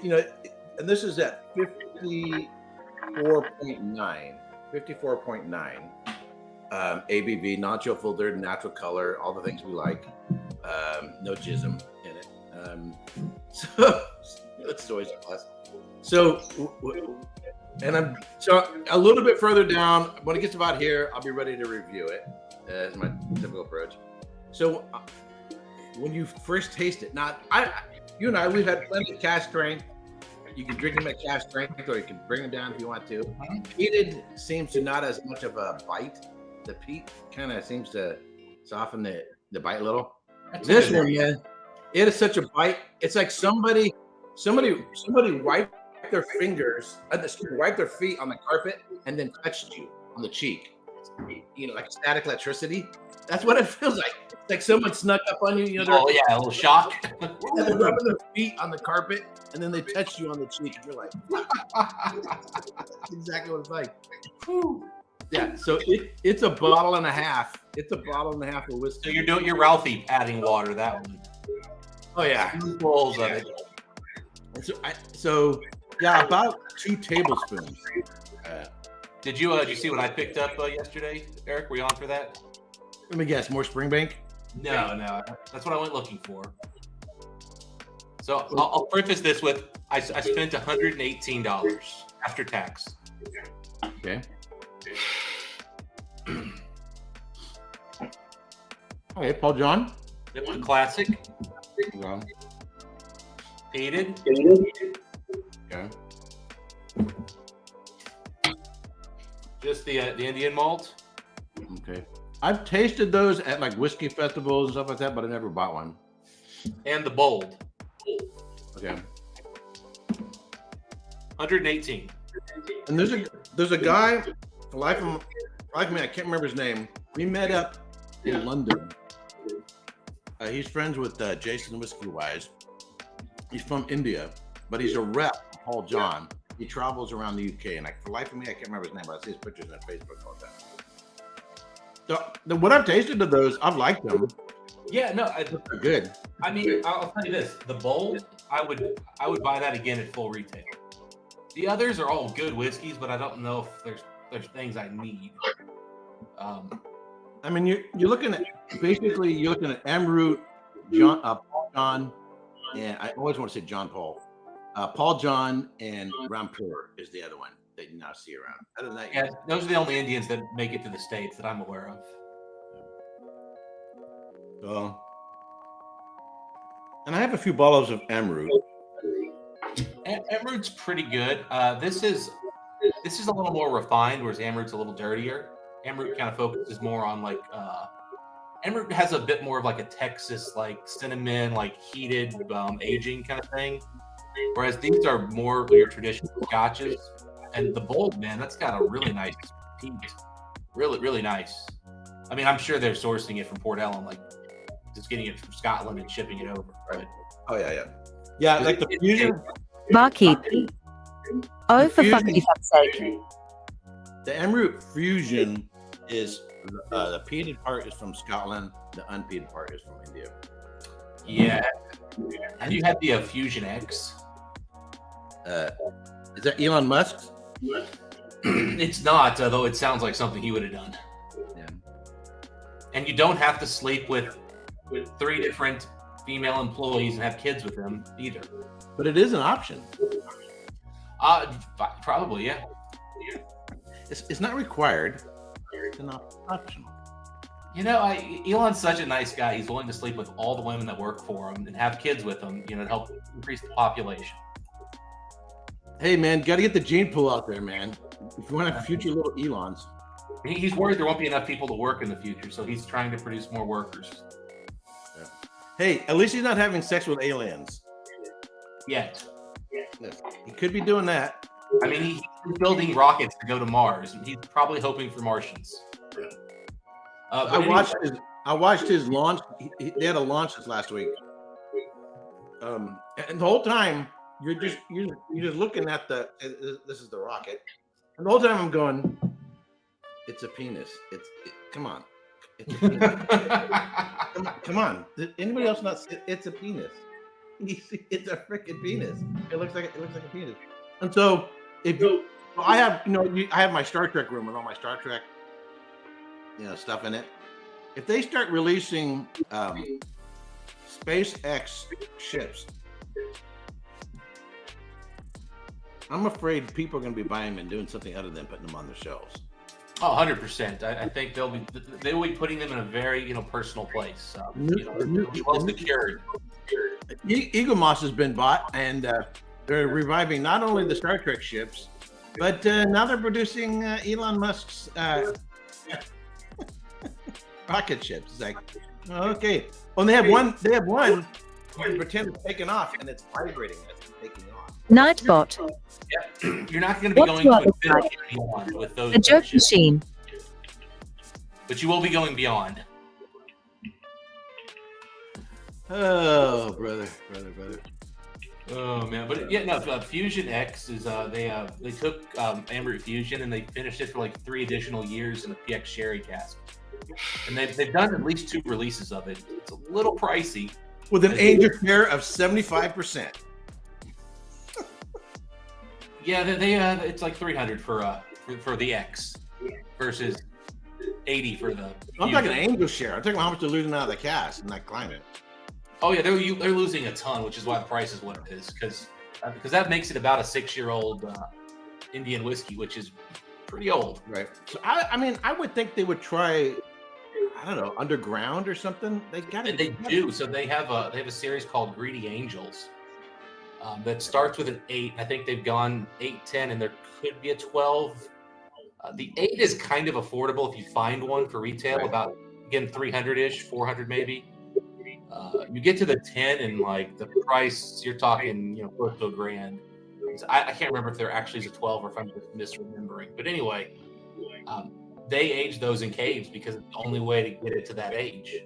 So when I visited Maker's Mark back in 2016, I think they were just finishing up their cave or whatever. But I haven't heard anybody talk about it, and I'm kind of wondering if they've done any tests of what's our loss rate in this one versus over in these ones, and is it worth spending the money to build a cave to reduce? I mean, you don't want to get rid of total angel share because it's part of the transformation process. Yeah. Well, because what's funny is what a lot of Kentucky guys have been doing is they're trying to age faster. So it's funny for Makers to go slower, but Makers is the one bourbon brand that legitimately is investing 200 years in the future. Like they're going and buying up forests to like be able to sustain what they're doing way down the line. I mean, they're investing like they're a publicly held company and not a publicly traded company. Let's be real. Right. So that's interesting. Because they're releasing their first ever age-stated whiskey this year. They're putting out a 12-year. Which is funny because for the last 10 years, they've been telling us that their whiskey sucks when it gets over 8 years old. Oh, they're saying that it's too old? They've been saying for years when people ask, why don't you do an older whiskey? They said, well, our whiskey just doesn't age that well. And so now they're releasing a 12-year. So I wonder if that's a distinctive of having such a high wheat content. Well, no, because the Van Winkle stuff goes, I mean, that stuff's done real well. It could be the way their not rick houses, but their warehouses are. Aren't they like one story? So I've never bought a bottle of Van Winkle, but anything over 12, I think they just get overly woody. I've had, I really enjoy the. I love 20-year-old bourbons. I really do. But it's got to be. I tasted the 23-year-old and I thought I was sucking on a 2x4. Well, here's the thing, because I've been lucky enough to go to like a couple verticals where like it's $150 and you got to try the whole Van Winkle line from that year. Yeah. And every year I've been to it, either the 20 or the 23 tasted like you were sucking on oak, and the other one tasted like a vanilla extract, and it was delicious. And it changes every year. They're inconsistent with those. But there are some really good 20-year-old bourbons. But in order to do 20-year-old bourbon, you have to have like the right spot in the warehouse to age it for 20 years that stays cool. So what could makers possibly be doing that makes them think that it maxes out at a certain age level? I don't know. Fred Minnick is one of the few people alive who's actually had old makers, and he claims it's delicious. And she's like, I don't know what they're talking about. So I don't know. I'm excited to hear how it does. I'm sure I won't get a bottle because I'm sure it'll be a unicorn that everybody's out there chasing. So Darth, I had him on my live channel. He passed the Master Scotch exam last year, and he's going for the. Oh, he was the one who was Springbank guy, right? Or was he the other guy? No, that's Taylor. Okay. The guy that wants me to Springbank in Scotland, that's Taylor. So Okay. Siddharth, he's East Indian, but he lives down in Pasadena, California. I think I watched that one. No, I know. That was extremely uncool. That's not though. Holy shit. Right? Glenn Cooley for the best of times. Got to pause for the Glen Cooley commercial. So, anyway, he's going for the next level, which is Master of Whiskey, which includes Canada, Japan, bourbon, all the rest of it. And so I was talking about, I was like, I don't have any interest to go any further because I don't have I like bourbon. I like Japanese whiskeys that I've had. I have some Canadians that eventually I'll get around to. I have a lot 40 cash strength, and eventually I'll get around to trying them, but they don't excite me. They don't make me curious. They don't. So I'm just kind of like I'm in the Scotch lane, and once I get to where I'm going on this track, my channel's going to change. I'm not going to be doing reviews anymore. It'll be probably more conversational. I'll get people to come on. Get people to come on, have conversations. People in the industry to come on and have conversations. I'll do more comparisons. For example, I know to do a John Paul versus Texas whiskey.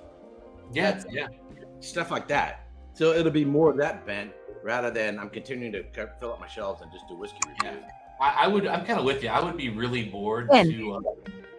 Says thanks for the likes. Like I wouldn't want to become a master of basic bourbon or basic Canadian and that's what you have to learn to like pass those exams is you have to know the core range from Old Forester. I love Birth Bay bourbon. I love King of Kentucky. I think some of their single barrels can be really good. I have no interest in ever buying a regular Old Forester 100 bourbon again. It's drinkable. It's fine.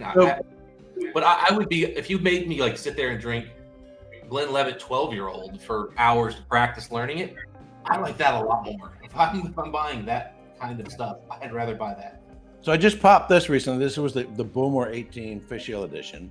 Oh, that looks delicious. It's really nice. But as you said, nothing like that's ever going to be on exam. So which means because Bowmore is a distillery that's on the list, you got to do the 12, the 15, and the 18. Yep. At 40 or 43% ABV, because that's what's potentially be on there. In fact, Siddharth told me, he said, don't spend your time for the exams.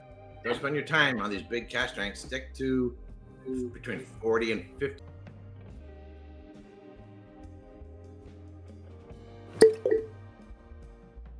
Fuck up, man.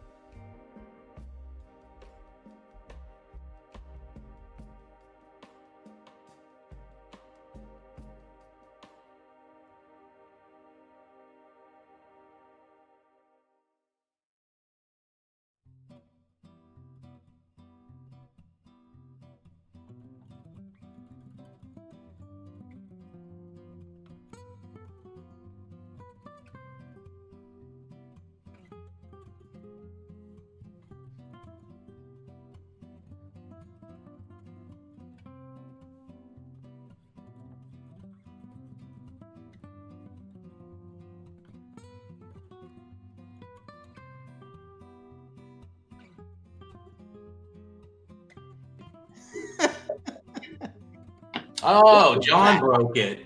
Yeah, that's me. Yeah. The internet dropped out. John, don't you know we have a weight limit on here? And I'm already fat. Eric's already fat.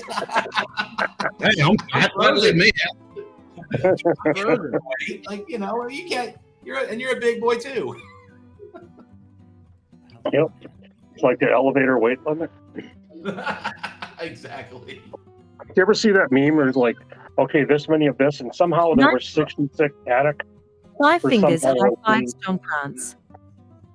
Yeah, you ever gotten on one of those elevators where it has the limit and you're looking around and you're going,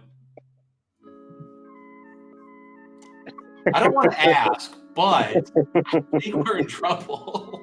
No, last time I got into an elevator that was full and I was in the back, I started jumping up and down.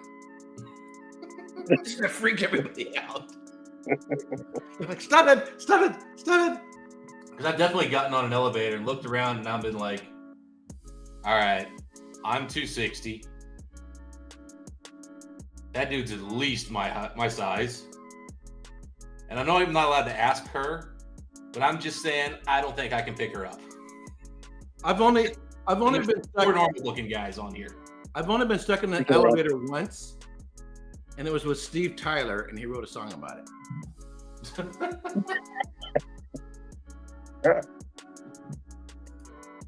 Was it Dude Looks Like a Lady?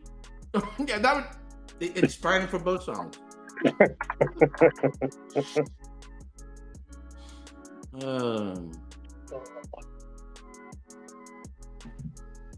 I'm eating breakfast. A raisin bran muffin and drinking my coffee. Nothing wrong with that. No. I'm always drinking coffee on Ken's live stream because it's too damn early in the morning. If I want to get anything done today. Yeah, I want to hit the gym. Otherwise, I would absolutely be pouring some of this Paul John's. It looks like John is drinking lemonade. That's my lemonade flavor liquid IV. It's my morning. Well, I didn't drink last night, but I just drink one of those every morning anyway, just to get the electrolytes. And fair enough. This one's got caffeine, and for some reason, I have a family trait of waking up with a headache every morning, whether I drank or not. And having to go pee constantly. Yes. I wish they would make the freaking liquid IV without sugar, make a sugar-free version. It shouldn't be that complicated, and because nobody needs an extra like 20 grams of sugar every day, or whatever's in there, 10 even. Well, I got these. Ludwig got me on this. These are both sugar-free. They're the Walmart brand. So Okay, this is energy. This one's mixed berry. This one's 0 calories. It's just electrolyte one. Okay. And this one, the lemonade one, is caffeine and electrolytes. Oh, there you go. Okay, gotcha. Yeah, And they're only $2.50 for a box of 10. So, yeah. It's like a juice box you put in your kid's lunch. Oh God, yeah, just wear them out while they're out at wherever they go, and then they come home and they're exhausted. Yeah. No, they're wonderful. They just fall asleep when they get home. What do you mean they're hell at school? Well, I've had hangovers, or the experience of a hangover without consuming any alcohol. It's just dehydration. Yeah. Oh yeah. And sometimes it seems like just drinking water is as if you're not absorbing it.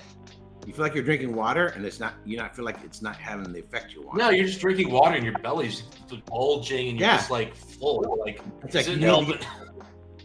so a lot of times, when I have kidney stones, in particular, which unfortunately I probably have at least once a year. I get the first things they do is they put an IV in me just to get liquids in me to get me hydrated. And a kidney stone feels like someone put a knife right here.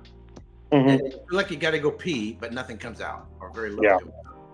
And so, but it's basically what is your plumbing, your kidneys, all the liquids is backing up because your plumbing is blocked, which is what's causing the pain. And I've never felt pain in my Wandstücke from a kidney stone. It's just right there, but it's bad enough to make you puke. The pain gets so bad. Yeah, I had one way back when I was like 18, and I went to the ER, and yeah, I mean, the only thing you could see was a little bit of blood every now and then they had the IVs and. Yeah, I've never had blood in my urine or any of that. I've never had any of that. Just a pain, and then it feels like my back is expanding. Like, yeah. Five fingers high fives von Stuka. It's a strange feeling to pass one, though. Pardon? Said it's a strange feeling to pass one. I've never felt one passing. Oh. So I peed one out once, and it was weird. I've had these for years. The first time I had it, I thought I just pulled a muscle. And then the pain got so bad that I started vomiting. So then I went to the ER. Again, and as soon as I get into the ER, I said, "Where's the bathroom? I got to puke or throw up." And then I threw up. I gave him the description, and the guy, he's not a doctor or nurse, he gave him the description and goes, "Oh yeah, you got kidney stones." I mean, he's seen it so many times, you know. So they do the MRI and all that crap. And sure enough, they took me into the pregnancy room. You know, there's pictures on the wall, the various stages of pregnancy, you know, and they got and then they put jelly on you and they go like this, you know. So that's after the MRI. Then they do it because they want to look at it. So I'm in there, I think about 9 months. Pretty due. And anyway, so yeah, so I've never had, that's the only symptoms I've ever had is, now I recognize it. If I start having pain here and I feel like I gotta pee but I can't, I'm like, oh shit, got another kidney stone. Ugh. Sounds brutal. The only painkiller that works is hydrocodone. In terms of something less getting knocked out, hydrocodone works pretty good. I've used that once, and it did not sit well with me. I should keep it. Is there a shelf life on those things? No clue. No, on those boxes. I flushed it. On that? I used one and I flushed it. I was like, nope, never doing that again. Hey John, is there a shelf life on those boxes? These? Yeah. Even if there is, it probably just means they start clumping. They're probably still August good. 24. Yeah. So a year. Yeah, I should probably keep some in the fridge just in case. Yeah, I mean stuff like that. Probably the date on them is just because they'll start clumping together. They probably mean the sugar will kind of maybe not taste as good, but. Yeah, I mean, liquid IV is what, $9 or $10 for 8, and that's $2.50 for 10. So it's kind of no brainer. I've tried the sugarless Gatorades, but it seems like there's just too much salt in it. Yeah, I can see that, like the G2 or whatever. Yeah. Anyway, this is what we do on the Munted Pub. We talk about kidney stones and alternative beverages. Well, Ken's just not keeping us entertained today because he's been working on one technical problem the entire day. He's tinkering. Nice joke there. I don't have the patience for that. Yeah. It's why I'm not in IT or in IS, information systems. Yeah, that's not my guy. If I have something wrong, I just pick up the phone. Hey, dude, yeah, it's gone on the blink again. Yeah, can you come in and fix this? Thank you. That's it. I'm with you. I mean, and of course, I'm happy not having all the crazy features if it means less time and less work. Well, StreamYard, I mean, I pay for the regular service. I get rid of the icon and the services it has and all the gadgets and stuff. The capabilities of it is more than what I need for it. So, oh, by the way, so next Saturday I'm going to do a live stream talking about my trip to Isla. I'll be sharing video clips and talk about the whiskeys and the experience and all the rest of that. And then Wednesday, my review of the Glen Elgin 18 cast strength that we posted. And that's the end of my current series. My current series, I've been doing, like the entire history of the distillery. I think the total is like around 54. I did 54 distilleries, if I counted right. Wow. And, yeah. And so, but that's the end of doing that series, which I'm very happy because those take a lot of freaking time. Those take a hell of a lot of time. And I'm starting a new series. It'll be on the profiles, it basically, founded by this person, currently owned by this company, founding date, who founded it, and who currently owns it, and then what's their production, how many distills, the washbacks, so on and so forth, and what's their core range, and maybe some extra bottles, and then review a particular bottle from that distillery. So it'll be just the 24 distilleries that are potentially on the exam in April 2024. That's awesome. And then the next thing, so it's going to get busy. So at the beginning of the week, the first one will be Ardbeg, and every day after that will be a short video with a quiz question based on the content of that video. So that'll be going through all week, and then Saturday I'll do a live stream, something about Ardbeg, and then Sunday it starts all over again with the next distillery. So basically putting out content 7 days a week and that'll last all the way till mid-February, I think. You're gonna have more videos than Ralphie in no time, Eric. Yeah, and then he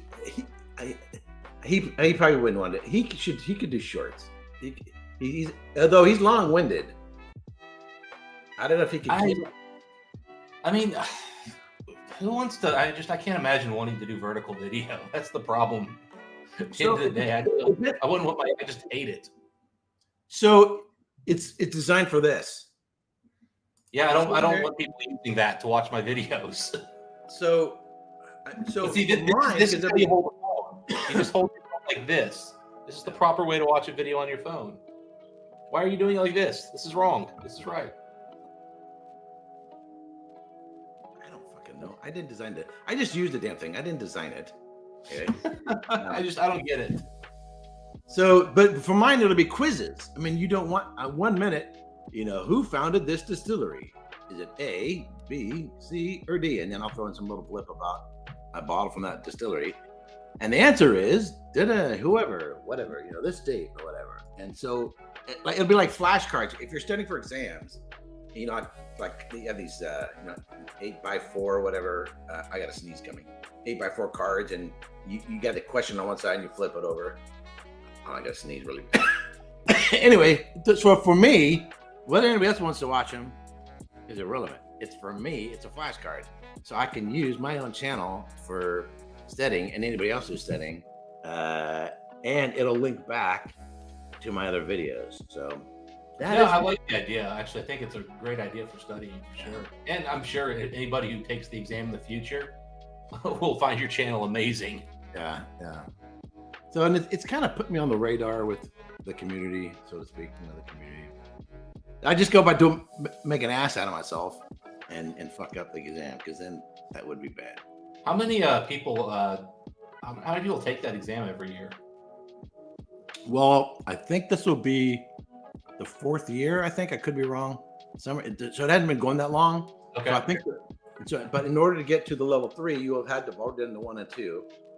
Let's be straight. It ain't cheap. And not just to take the exam, but then for me to fly over to Scotland and all the rest of it. So how many people are willing to shell out that kind of money, or people who are that, they got that kind of, that money to blow, And for something they're probably not going to make money off of necessarily. Right. And so I've got a plan for that as well. How to, make an investment out of it. And if I break even, I'm happy. Well, there you go. I mean, the channel probably makes you a few bucks if you've got ads going. So I'm guessing there's probably half a dozen, maybe people there, maybe. Okay. And maybe 1 or 2 people don't pass. That's just a guess. So I used to have Patreons and all the rest of that.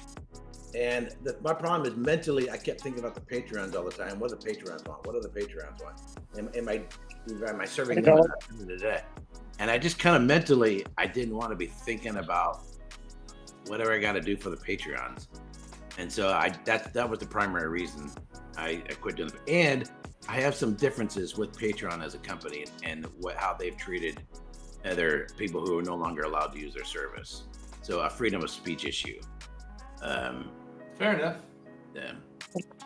But they're the main game in town in terms of people who want support for what they're doing. Yeah, well, and I mean, at the end of the day, private companies, you have no expectation of free speech. No. That's what always drives me nuts when people get upset over being like kicked off YouTube over like, well, not kicked off YouTube, but demonetized on YouTube. It's like, you've chosen to work for YouTube. Yeah. Basically. They're the ones that, They have to keep their advertisers happy. Yeah. But I do have problem when federal agencies are involved and are controlling things and dictating things and are getting information from the people who run the platform, and that you have a huge percentage of people who are there just to weed out certain people making certain comments in the political sphere. That I have a problem with. And anytime the government gets involved, I got an issue. But until and so some of that bullshit's been going on with Patreon. Gotcha. Yeah, I don't know anything about that, but it's your business. It's your business. But So, and my real money, money comes from doing pole dancing at the old folks' house. So I don't get it. I mean, if you're saying something and YouTube's name happens to be on the screen, then it's up to them. I'm sorry, I didn't get it. What? Like if you're representing your company, if you have a speech issue that they don't like, but their name happens to be on there, say YouTube's on the top of the screen, well then I'd have no problem with them pulling it off. But, right. Yeah, I mean, again, it's their thing. But yeah, I mean, I'm not, of course, then again, sometimes government agents, they knock on your door and they say, hey, we want to use you for this, and here are your choices. Do what we say, or Tater Dom. suffer. Cheers, mate. Hey, Tater Dom. I can definitely understand why some people are just like, all right, what do you want? I'm not going to fight with you. Well, here's the problem: is if you become economically dependent on a single source of income, then you are, in a sense, an economic slave to their dictates. And so, if you're going to do something and you want to use YouTube as a platform, and you're solely dependent on that as your stream of income, you're kind of screwed. You're kind of screwed because now you're going to do whatever the hell it is they want, or not do things they don't want you to do. Because you're like, well, if I don't do it, then I'm not going to be making any money. Nightbot. Well, that's how 5 fingers, 90% high fives, Tater Dom. jobs. Yep. So have multiple resumes. Do a lot of, I have 6 different resumes, and I do a lot of networking, in a lot of different fields, and little side gigs, and little side business, a little side something. So if something went south, I can shift and do something else. That's a good place to be. I don't think most people can do that, though. People don't think that way. Well, I mean, keep in mind, you're also the person who's like doing 30 days and 30 videos. I mean, you're a freaking machine. Most people don't have that kind of energy. Like you outwork most teams of people, let alone people. Nightbot. I don't have a wife. I don't have a kids, and I Tater have no Dom, social high life. fives, 5 fingers. I struggle to stay awake on Friday nights, sometimes more than like an hour after work. I wake up at 11 o'clock at night. And You have selected Microsoft Hazel Desktop English, Great Britain, as the computer's default voice. Yeah, I'm in bed at 7:30 to 8 o'clock, and I get up around midnight, and I spend a couple hours working on videos, and then go back to bed. Yeah, I do enjoy Marty's stream on late Friday afternoon. I can jump in there for a couple hours. Just kind of wind down. Lately, man, I've been so beat. On Friday nights, I'm legitimately falling asleep like within 20 minutes of like ending my workday, and then I'll be up like all night, of course, because what is Marty's stream? It's called Whiskey Knows. Whiskey what? Whiskey Knows, KNOWS. Oh, I thought Knows like. It's kind of a play on it. Yeah. Okay. Well, okay, I haven't heard of that one. Check that out. Yeah, he does like a happy hour, like East Coast, like 6 p.m., 5 p.m. Sometimes he gets on at 4. Yeah. What, Eastern time? Yeah. Yep. So it's 3 o'clock Pacific time? Again, it varies a little bit. I mean, again, he's gone as early as 1 p.m. Pacific on a Friday. Oh. Yeah, see, that's where he's off air by the time I get home. I mean, it varies. I mean, sometimes he gets on later, sometimes earlier. But yeah, he usually gets off by about 7 p.m. Eastern, which would be 4 your time. Okay. Yeah, I'm looking at his channel right now. Yeah, it's just a fun, relaxing pub hangout. Yeah, I mean, sometimes I'll just listen to him at the end of my workday. I can't make it on, but I'll just kind of put him up and listen. I should go on his channel. He makes me look slim. He's a big old boy. Yeah. But at least he has hair on his head. He's got me beat there. Yeah. Does he only do live streams?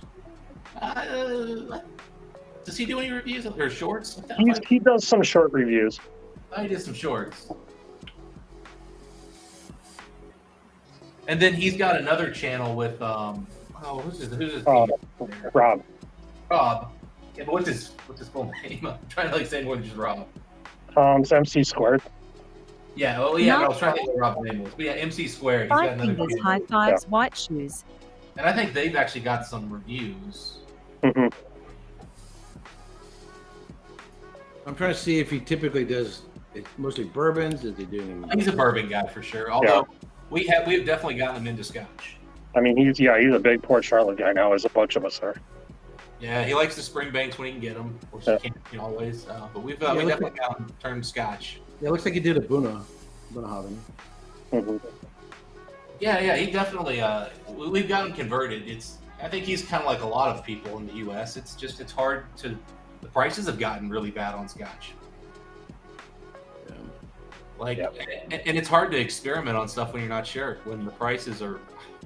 Well, what's currently going through your head is I could get this bottle of bourbon for half that price. That's what's going on through your head. Well, or I can spend the same money on this bourbon. I know this is a specialty bourbon, whereas that's just kind of an entry level Scotch. Yeah, I totally get that. Yeah, it's kind of the opposite here with a lot of it. Well, I mean, we're in the country where it's made from, and a lot of us, depending on the state you're in, sometimes bourbons can be really fairly priced in some states, even beyond other states. Mm-hmm. Yeah, and then, I mean, you take a look at like the price of some of the MGP products here. They're over $200 Canadian. Yeah. So I'm kind of thinking, why am I going to buy MGP when I can get an 18-year-old Scotch for $110? Right. Well, and it used to be that like a lot of the bourbon people who were into also like Scotch. Well, if I want a sherried whiskey, I have to go Scotch. But now there's some really good sherried bourbons coming out now, and more of it every few months. So you're starting to get a lot of variety coming through in the bourbon world, where we didn't have that a couple of years ago. But But if you really want a large whiskey tuber channel, you want to go all Japanese whiskeys. Yeah. If I had the money to do a top shelf Japanese whiskey channel, holy shit. Well, Kenpai Planet, I mean, he does a really, really good job. You got a Scotsman in Japan. His video, his editing, his delivery. I mean, we were talking about this the other day. The quality of his videos is top notch. That's one I'll have to look for. Yeah, the problem is like there's almost no Japanese whiskey available, and then every time you see one, you have to play the game of, is it Scotch or is it actually Japanese? Yeah. And then even then, the prices are just astronomical. Oh man, what, the Yamazaki 100th anniversary edition, which is pretty much the same whiskey they put in the standard Yamazaki, but 3 times the price. Yeah, I mean, well, Yamazaki 12 is over 200 US now. Most places I see it. The Hakushu, I might have to buy another bottle of Hakushu because it's about 130, 150 now. Yeah. I will never. I like that whiskey enough where I want to have a bottle around. Yeah. But it's not worth that price. It's like, Well, I mean, the Yoichi 10-year dropped here, and it was like $190 for a 10-year single malt, and I'm like, nope. Yeah, I really want to get a bottle since it's only gone up about $40 from the NAS. So really? It's about 130, and it was like 90 for the NAS. Yeah, because it's about $100 more expensive than the NAS here. Yeah, so I mean the NAS is already super expensive here, I guess. Yeah, the NAS is like 95 Canadian and change. What else? I quit drinking for her. Yeah, I think I paid like $80 for my NAS. one. Yeah, I want to say the NES I bought was in like the 78 range, but it's gone up since I bought mine. Like, it's definitely more expensive now. I think it's still. So I put a link for Ken Pie Planet if you want to check it out. Okay. If you're a whiskey tuber, even if you're not going to do Japanese whiskeys, watch his channel for a month just to learn how to do videos. Is it in English or is he? Yeah, he's from Scotland. Okay. So he just watch it. Scottish accent, but he, for whatever, probably for business reason, he lives over there, and he also does like teas and other beverages, you know. But he does Japanese whiskey, and visit the distilleries and whatever. But the quality of his video, with his own distinctive style, he's up there with First Fill whiskey in terms of his production quality. Yeah, First Fill's not one of the guys I love like his like content that much, but his production is insane. Yeah. He's going after the same market as the Whiskey Tribe and yeah, he's going for the entry level crowd. Welcome to your first whiskey kind of guy. Right. And he does a great job at it. But even if you're going to do a YouTube channel, you learn to do it really, really well. Even if you're not the specific content, if you just want to learn stylistically. Yep. For example, count every time the screen changes and how he does his cut. 1, 2, 3. 1, 2, 3. 1, 2, 3. It's got a pacing to it, and what that does is it constantly forces your brain to re-engage. Huh. Okay. Angles. Yeah. So it's a trick, you want to say, that about every 3 to 4 seconds. Whereas I was doing it for a while, I got tired of it, so I just said screw it. I'm only gonna zoom in when I think it's. He doesn't put out a lot of content. It looks like. No, it's a visual quality over quantity, and his lighting's good, the audio's good, and of course, a New Zealand accent is 10 times sexier than a freaking California accent. and he's got hair. He's got one thing against him because as a bald man, I only trust bald men. There you go. I'm joining Larry David. I could eat some coffee. But best scene ever was this guy like came on and talked about how being bald and they like were bonding over their baldness, and then Larry catches the guy wearing a wig, and it was just like, what is wrong with that son of a bitch? Oh, Larry. Still having problems, Ken? I agree, Northwest. A lot of work, but you got to remember, Eric's the kind of guy who has 6 different jobs, even though he makes like $400 million a year on his main job. Only trust Pat Baldwin. That's right. There you go, JD. There you go. Oh, man. And women post-menopause. And women on menopause? What? Post-menopause. Post-menopause. I don't know. So, my number one rule for my house is no drama. I want peace. I want to get home from work. No drama. Peace. Quiet. Chill. Drink whiskey. Read a book. Have a good time. I've heard over the years the number one thing men look for in women, after the initial looks, is that they bring them people. I have yet to meet that woman.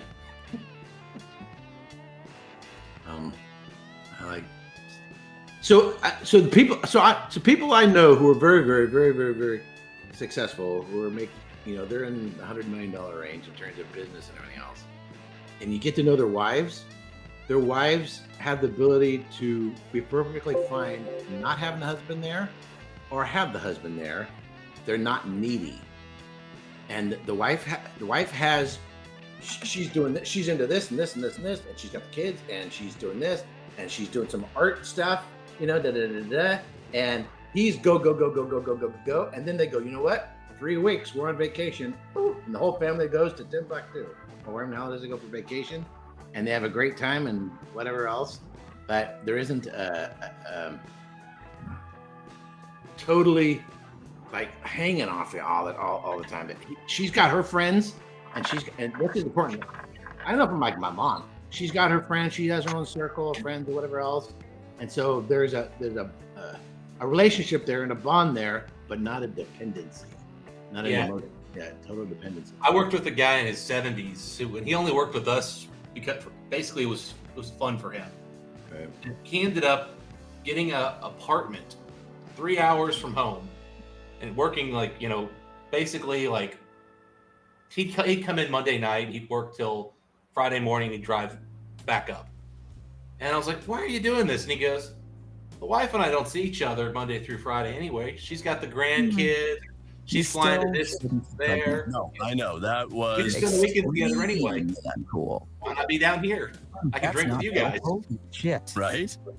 Glenn Cooley for the best of times. He's like, she doesn't want to see me the few times she's in town. She's like, no, you're the weekend husband. Well, I don't think I'd go that far either. So the other thing on this is essentially they're there for dinner. They're there for dinner. They might see each other for coffee in the morning. They're gone all day doing their thing, but they're there for dinner. And Dad sits down for dinner. They got the time with the kids. They makes his time with the kids as much as he can. Makes his time with kids, and they have daddy time. And they take the daughter out.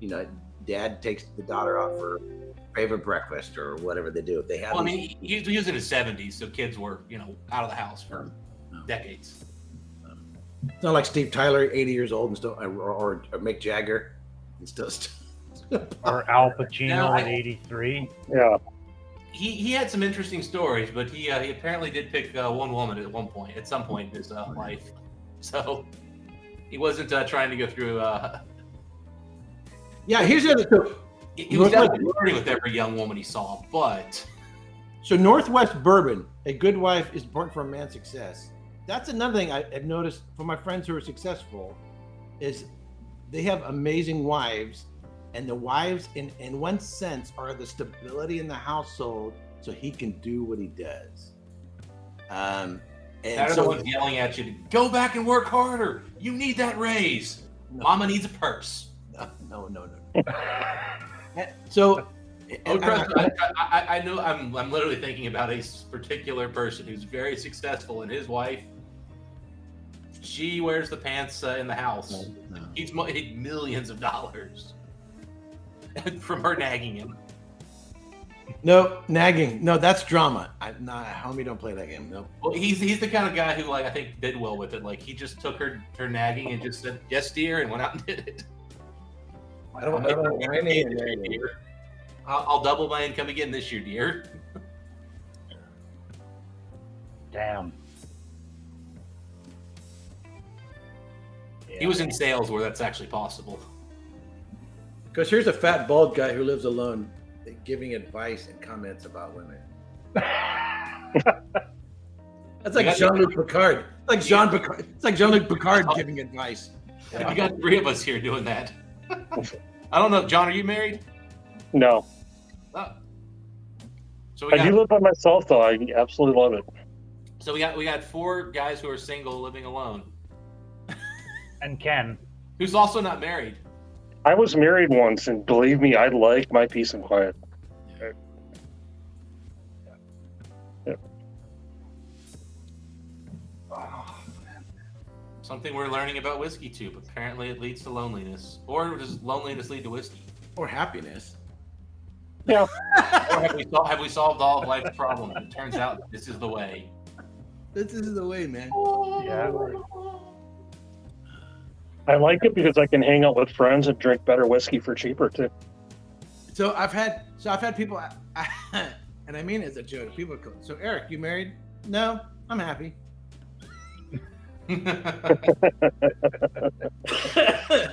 Yeah, you know, those tabs get really high when you go out to dinner and they want to have good wine.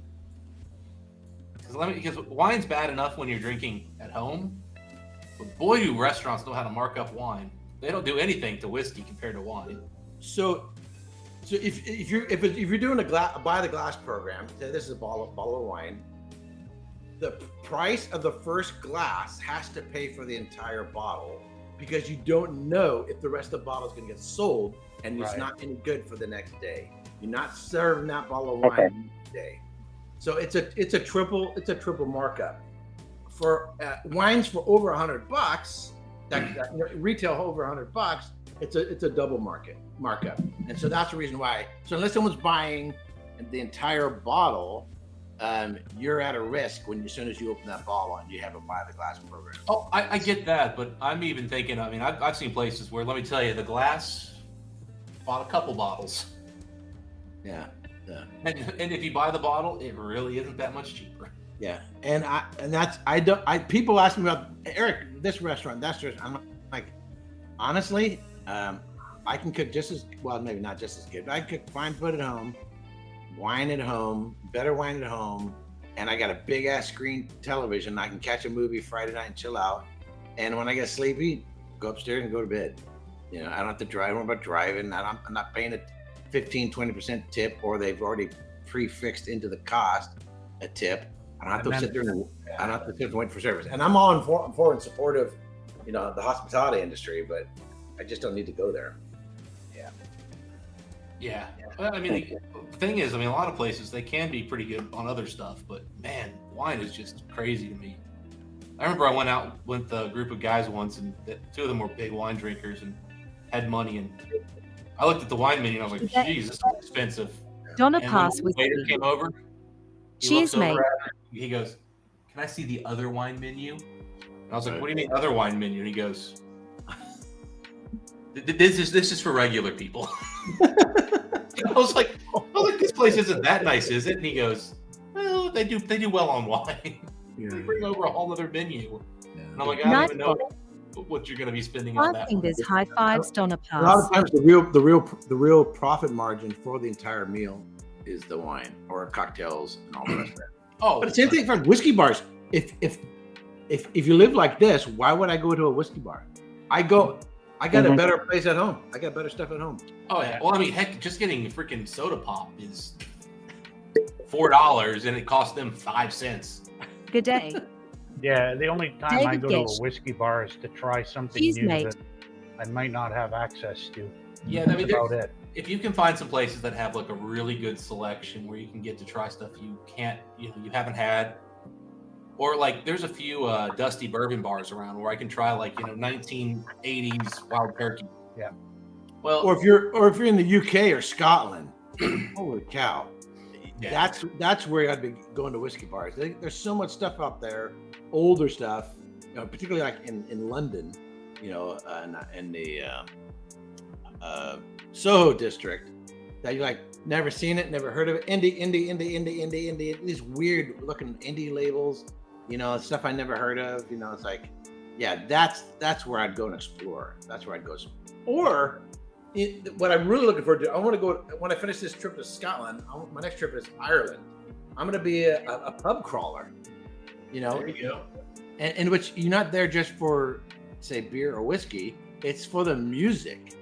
You're going there for the music and the whole atmosphere, and having conversations where you don't understand a word that anybody's saying. There's an Irish bar in Lexington, Kentucky, of all places, where I have been in there, and I don't know why there's like a small group of these Irish like guys who come in there, but I have heard some older guys speaking. I don't think it was English. Like it was some kind of, I don't know if it was Gaelic. I mean, I guess it's not Gaelic if it's Ireland, but I don't know. Might have been Klingon. It could be Ulster Scots too if they're from the north. Yeah, I mean, it was. I mean, like some of it was English for sure, but they would go into like words that I mean, like for stretches where I'm like, that can't be English. I don't know what that is. But I did just be listening to these guys, and it was crazy. I'm like, all right, this is kind of fun. I think that was the Swedish chef. I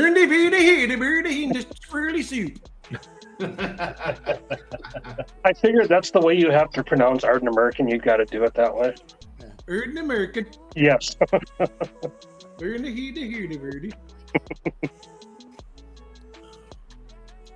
So when we were on Isla, and we stayed at the Port Charlotte Hotel, which is in Port Charlotte. The first floor, when you first enter first floor, there's the person who greets you, and then there's like a lounge area, and there's a restaurant there for people who are actually staying. And you hang left, there's a bar there, and then they had I think one night a week they had live music.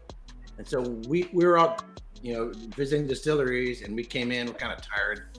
And the guy says, "Oh, are you gonna be here for the music tonight?" And I said, "What kind of music are they playing?" And they go, "Scotch folk music." I said, "Yep, I'm there. I don't want to hear hip hop or rap or pop music or anything like that. But it's just a different atmosphere and experience to be over there." Or I was at the Gallagher Hotel, and they have the Copper Dog bar down below, and just to sit in and listen to this cool music. It's just the atmosphere of it. So if we had stuff like that here in the USA, I'd be there every Friday night or whatever, man. Every Friday night I'd be there. Well, yeah, you're not probably in a very good pub culture, are you, in California? No, this is lawyers and love. It's a lawyers and love atmosphere. People looking to pick up chicks, which is fine if that's what you want to do. I don't care. Or pick up dudes. Well, also the other thing is, you're also just it's a very what you call it, commuter area where you're at, right? Whereas Ireland is a lot more likely that people are just walking down to the local pubs. Yep. So that creates a big difference too. Like if everybody just walks from the neighborhood, it's just a huge difference. Yeah. But so where I'm at, I'm in El Granada, which is it's 4 miles up the road from Half Moon Bay. I say Half Moon Bay all the time, but if I said El Granada, people think that's somewhere near Tijuana or something. That kind of atmosphere would work here, because this is all residential. El Granada has a population of 3,000. It's all residential. The docks and the boats are right over there. I can hear seals in the middle of the night. I think there's enough of a local community that something like that would work here for the locals here. And once it got the reputation of, hey, it's Friday night, there's a lot, live music, and it's not, I don't want to hear recent modern whatever music. Not that there's anything wrong with that, but that's not the atmosphere I'd want to create.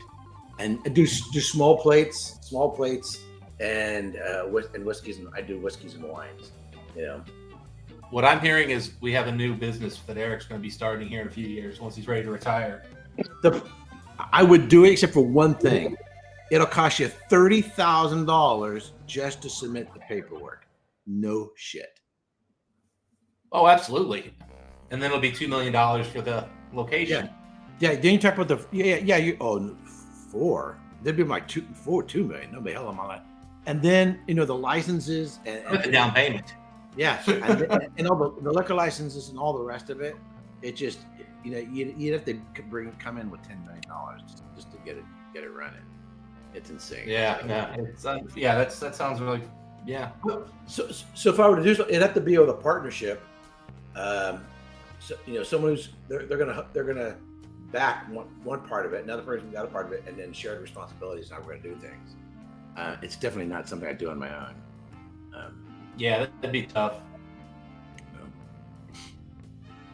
It's gotten almost anywhere in the country. It's gotten expensive, and you're in freaking hell when it comes to prices.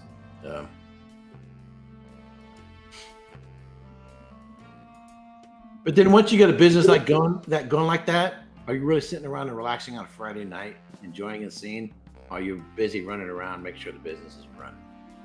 Depends on how well it's running. I mean, if you get the right people, in a few years, it could be a nice chill thing. Yeah. Or it could be absolutely not working.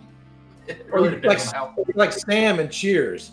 He's basically hanging around behind the bar, greeting the guests and joking around. If it could be like that, I'd do it. But it probably. Well, the problem with Sam wasn't making any money, so that might be part of the problem. Yeah. There is a couple bars. There are a couple bars, but I went in there and I walked in and I looked around and I saw what bottles they had on the shelf, and it's standard maybe 10 bottles, and it's your typical grocery store shelf stuff. And this is a surfer community, so it has a surfer. There's surfer boards, and apparently the guy who runs the place, he's like the big kahuna in terms of surfing. Some of the biggest waves, apparently, what I've been told, some of the biggest waves in California supposedly are right here. Of course, probably every beach town says that. We have the biggest waves in California and the coldest beer. No, but anyway, I could. You got to make it with a plan that you're going to lose money. It's just you don't want to lose too much money every year. I just want to break even. And if you accidentally break even or make money, cool. But you got to just plan in. Hey, look, it's going to be $100,000 a year for me to make friends. I'll make a lot of friends.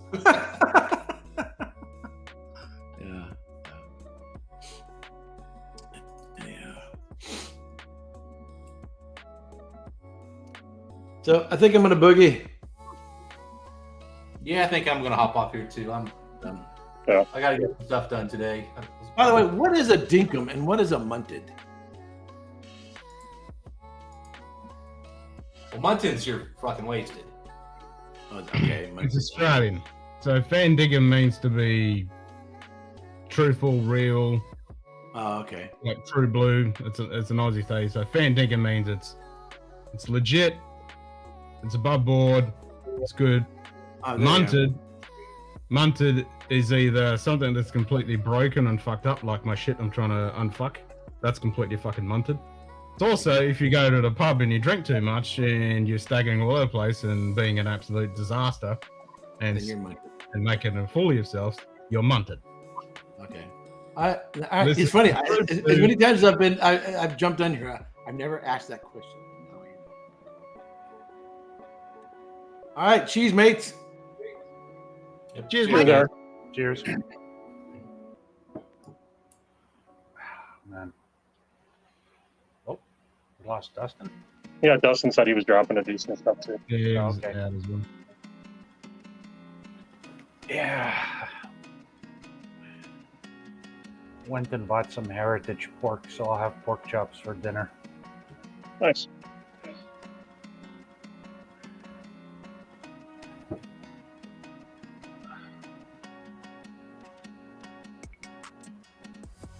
Fucking do this. Fucking worthless. Fucking. You lazy pile, climb it on your face and get me 20 right now. That's meant to fucking highlight me. It's all fucking munted today. Oh, fucking oh man. I don't know. Yeah. Oh man. Fucking shit. What the fuck? Getting highlighted. I don't even have a drink in my hand. Bees, bees, bees, bees, bees, bees, bees, bees, bees, bees, bees, bees, bees, bees, bees, bees, bees, bees, bees, bees. I'm in the right spot. That one's just a little different when he's doing this, though. That's kind of a little. It's Aussie. I see what's going on here. That should be fucking over there. That's what that is. Like I said, more moving parts than the combat system of a nuclear submarine. Yep. I think when it all went tits up earlier, when everyone dropped off, it was my fucking internet decided to have a fart. Yeah, they've been relaying a bunch of fiber optic cable here. So once in a while, I'll be, doing something, and all of a sudden, boop, gone. And then wait like 3 minutes, and it comes back.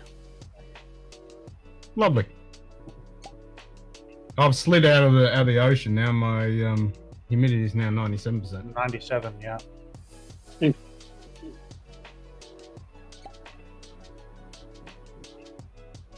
Yep. Which is actually what it is.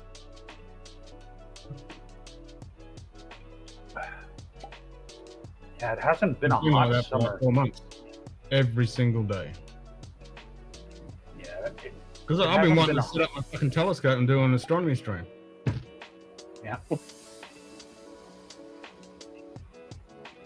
Yeah, this summer has been a weird one. It hasn't been hot at all, but it's been incredibly humid and stormy. Like, at least once or twice a week we're under like a severe thunderstorm warning here, and then get, you know, hail and wind and I think Thursday night we got close to 70 mils of rain within like 2 hours. Jesus. Yeah. But a hell of a lightning show though. Holy shit. Yeah, jealous.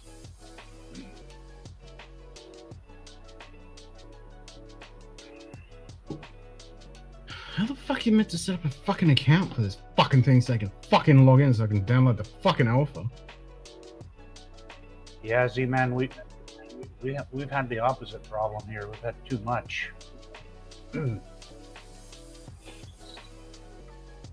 I think this week is going to be like the driest spell since like May. It's crazy. Yeah, we've been in the high 80s, low 90s most of the summer, and then starting yesterday and today, it's only going to be 70. It's been freaking beautiful for once. Yeah, so it's been over a month here that the temperature's been higher than I think 80. What the hell would it be in Fahrenheit? Now I got to do the bloody math. Yeah. Well, we had 30 here yesterday. Yeah, so it's basically for over a month the temperature hasn't been higher than 80 degrees here. Oh, I would take that all summer. Yeah. I'm one of the warm-blooded people, so yeah, nothing above 80 would be perfect.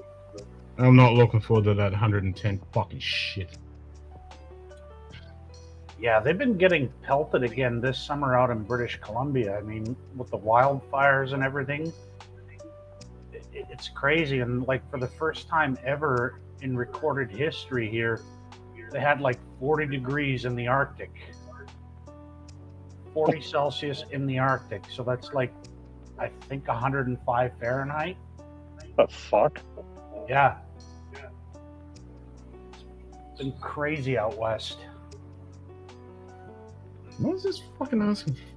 Fucking stupid Discord. It's not fucking fuckity fuck. Strangely enough, Ken's heart rate isn't going up that much, even though he's like. No, I just turned it kind of off. Okay. Because it's like, he's incredibly zen for somebody who's swearing and getting pissed off. No, I just turned the cunt off. The fuck are the people upstairs doing? Sounds like a bowling alley. I hope not, because that's got to be one hell of a painful shag.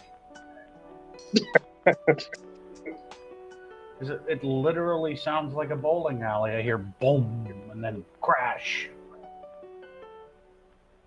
You ever seen turkey bowling in a grocery store? I have, yeah. Yeah. Oh, man. How the fuck do you log in with the fucking QR code? I can't even remember how to fucking do that shit now. Don't you just take the picture of it with your phone? No, with the Automatic. Discord app, you can. Oh, right. I can't even fucking remember how to do that shit. I think you just use the camera and it automatically recognizes it. At least that's how it does in my phone.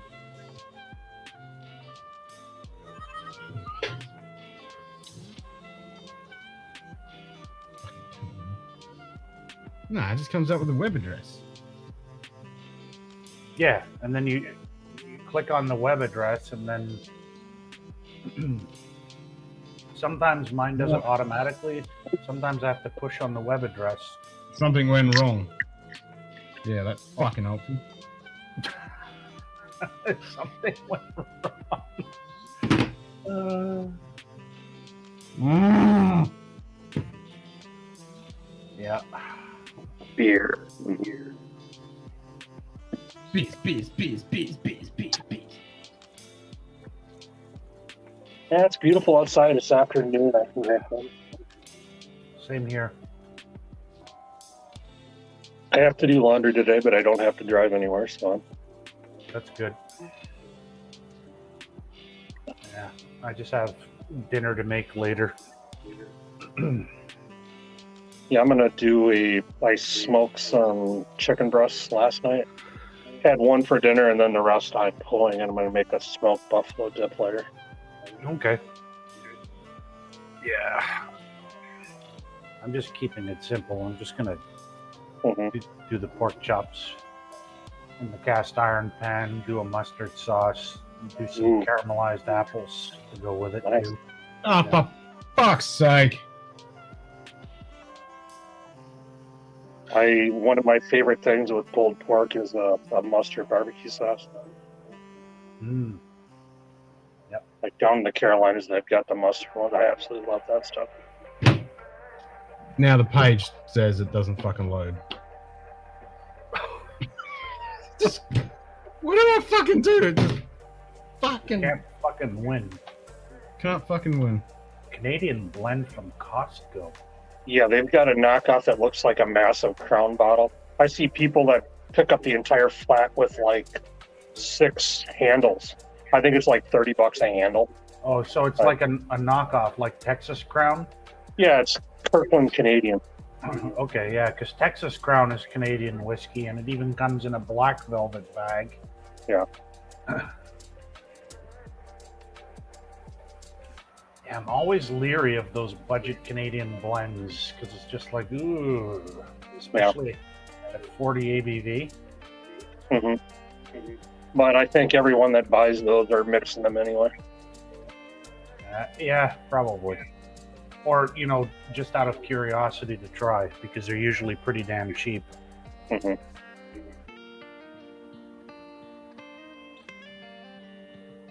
but a lot of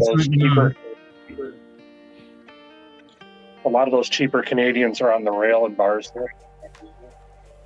So mostly it's a mixer anyway. Yeah. Oh, I can log into the wiki. That's fine. I think the worst is, oh God, this is probably 30 years ago. We were camping in a national forest and somebody bought a handle of Canadian LTD. And even back then, we were doing like fireman pours into the fire pit. The shit was so bad. Does not sound nice. No. It's like Canadian mist. It's just, no.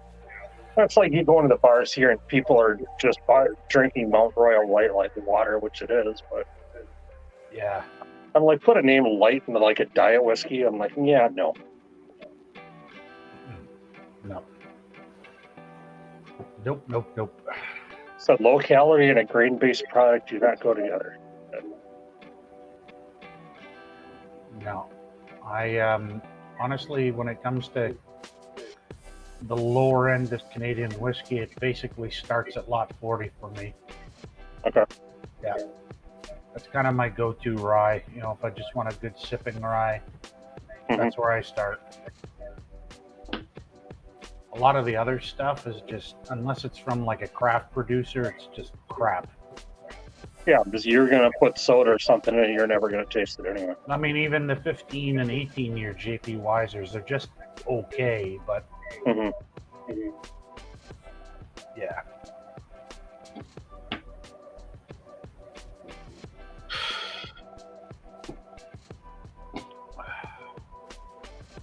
Ooh. Okay. 2% rye, 2% barley, 94% corn, and 1% sherry. Okay. Makes sense. Canadian spirit. Okay. Yeah. Alright, it actually fucking logged in that time. Now, where the fuck do I get the alpha? I was just going to say, congratulations, you fixed it. Yeah, now where do I get the alpha?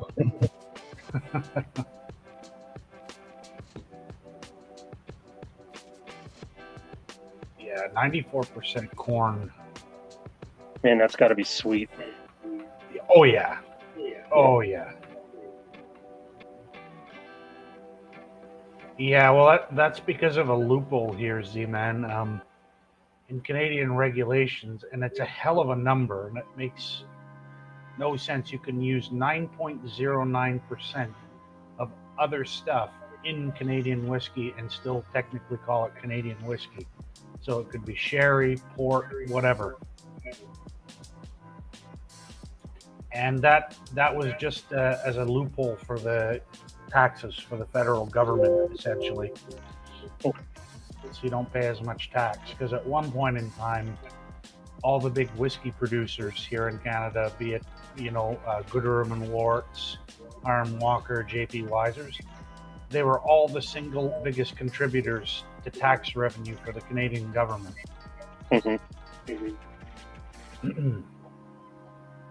Yeah. Well, it was down here before Prohibition and World War One, and we didn't have an income tax before that either. Yeah, same here. The income tax was introduced as a temporary war measure to raise funds for the war. It's only been 100 years. Yeah. Yeah.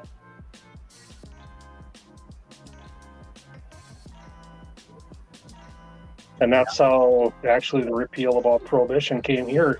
Give people jobs and give tax revenue. Okay, that sounds like a good idea.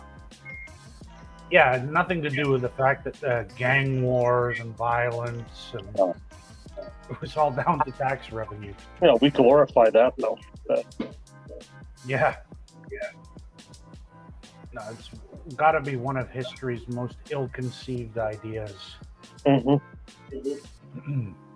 That's where one small group gets influence, and look what happens after that. Yeah, never ever listen to white ladies with the name Temperance in their organization. No, because there's nothing about temperance there. No. Just, yeah.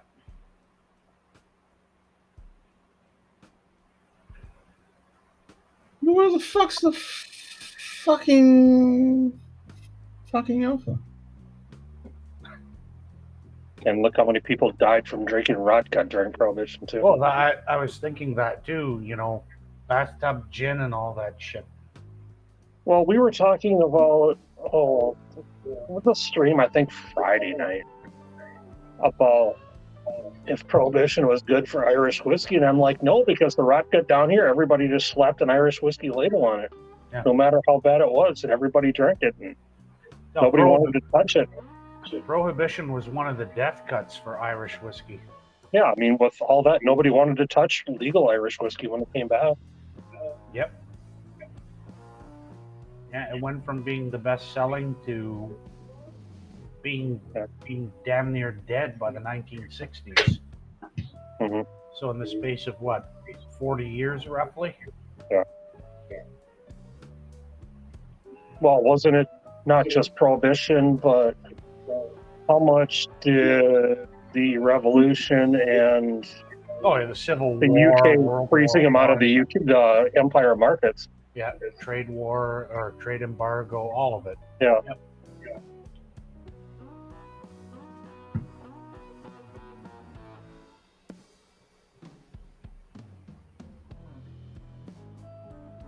Got a 6-year age statement on it. Wow. 109.2, 2022.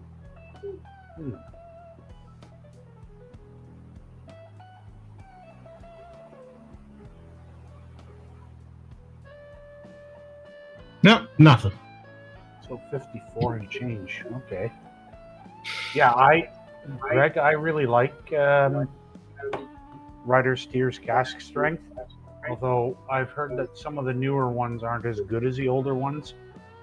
My favorite year so far has been 2018, which I bought 2 bottles of, and I'm on my second one now.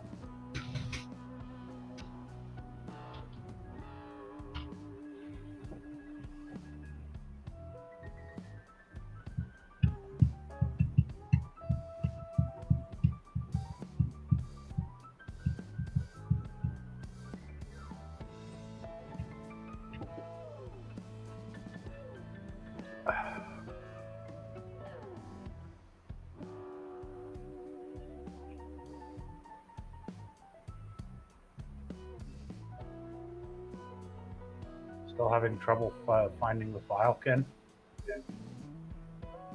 Huh? Still having trouble finding the file? Well, I set up the Google fucking thing twice under 2 different Google profiles. I set up the fucking API. I set up the fucking access service API fucking key profile fucking thing.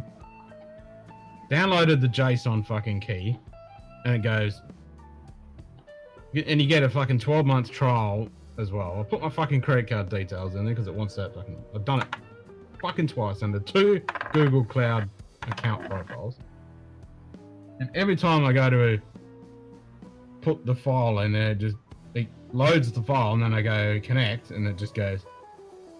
What does it fucking say? Oh, cheers, Brian.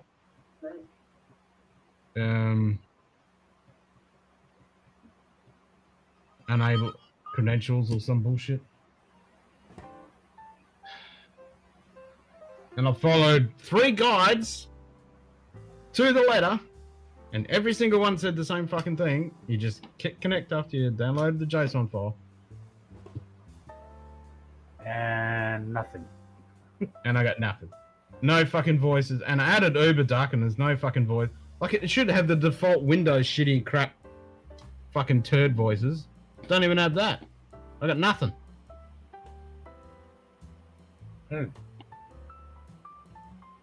Like, there should be... Look, there should be a bunch of voices in there, even the Windows ones. There's fucking nothing. Like, yeah. What the fuck? When I go to speech engines, look, there's fucking shit for UberDuck. I go to Google. I've done all that shit. There's the JSON file. I click connect. And it goes, and you say Google, check connection. Okay. Oh. Gotta love technology. Yeah. I just want to throw it out there. It's 69 degrees here right now. Giggity. Giggity.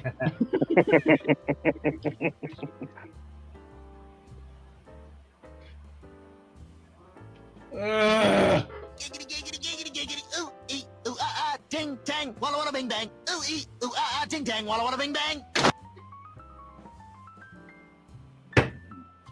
Fuck this fucking shit.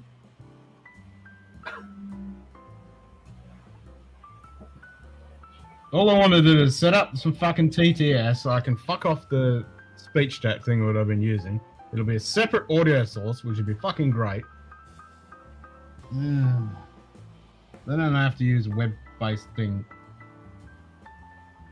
And it's got a lot more functionality.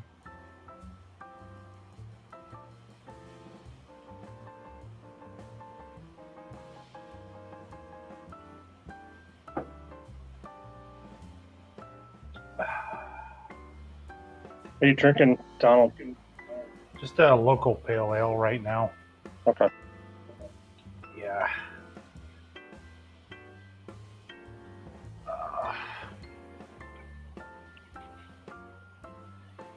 Yeah. No, I'm just gonna have kind of a lazy day. Yeah. I got to do laundry for work tomorrow, but that's about it.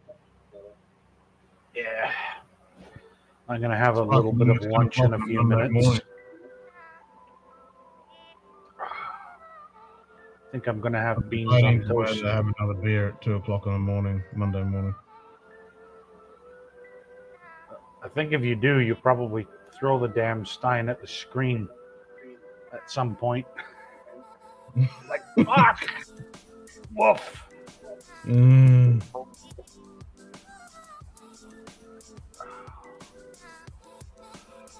Oh, man. Beans on toast sounds really good right about now.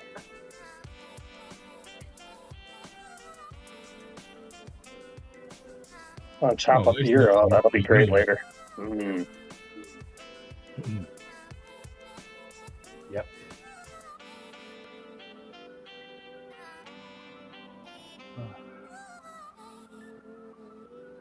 Barkeep. Fuck, this meant to Oh, for ignore fuckity fuck's Barkeep. sake. Fucking put that in as a fucking if command to fucking ignore barkeep.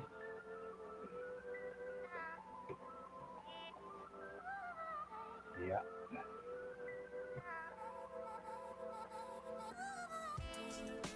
So we're no longer going to have Chucky? No, we still got Chucky. Oh, okay.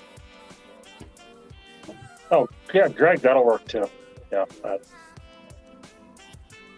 Greg McDonald says, Scotch down under Ken, hit it on the side twice and call it a cunt. That usually works for me. Yeah. I've tried that. Cunt, cunt, cunt, cunt, cunt, cunt, cunt, cunt. Still doesn't work. Yeah. Good old Chucky. Now I thought, okay, well, I'll download the fucking alpha.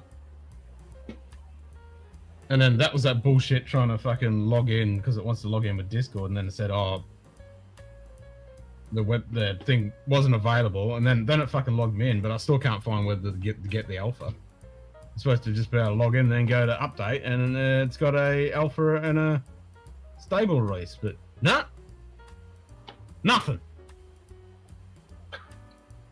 Jesus. One step forward, 10.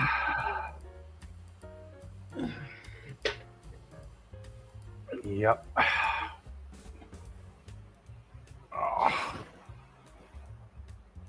So you're going doing a Lego stream? Well, I guess it would be tonight, your time, at 8 o'clock. Yeah. Or whatever. Yeah. Cool. Ken. This man just said just kick it twice. Just kick it twice.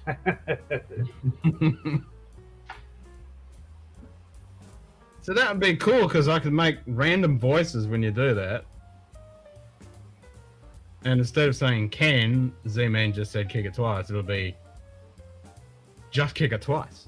Or Z-Man said just kick it twice. With cool voices, but no. Can't have something fucking actually work. Then it wouldn't be the fair Dinkum Munted pub. Exactly.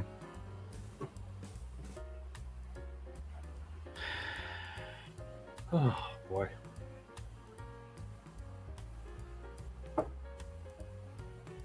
I am not looking forward to going back to work tomorrow. Oh. Don't remind me, it's fucking 2 o'clock in the morning on a Monday and I have to do fucking work. Yeah, I'm just hoping this week I don't have the same schedule like I had last week. No, you don't want that fucking shit again. No. No, that's shite. I still find myself wanting to go to sleep at strange and unusual times. I wonder why. What shift were you working last week? I did 2 overnights. Okay. Oh shit, Scott and Bart fucking stream. Then an evening and then an early morning. So. Oh. Yeah. So you don't know if you're coming or going at that point. Pretty much. Like, what day am I in? Like. Yeah. Yeah, I saw that Scott and Bart are streaming.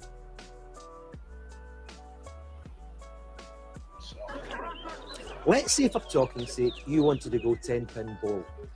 With these vouchers, you would get 20% off in your second visit, and you could persuade a friend to take you to visit. You could receive 30% off your third visit. And all these tokens are redeemable against the buy one, get one burger free token. That smells shit. Oh yeah, I think I can smell shite. Yes, I can definitely smell shite. I've been meaning to take that clip for fucking ever. I just gotta do it. Bill.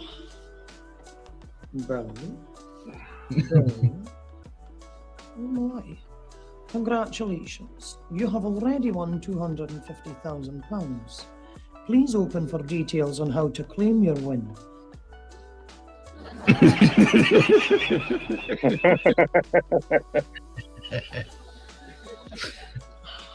Well, that's definitely shite. I totally up shotgun, you know. Shotgun all night. Aye.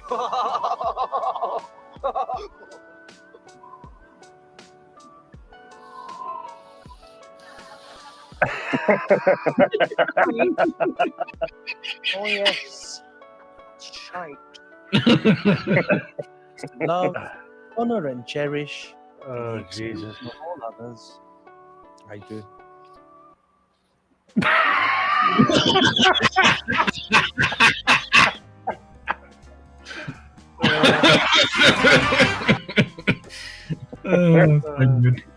Jesus, that's great. Oh, man. Yeah, that'll be the command. Shite. Yep.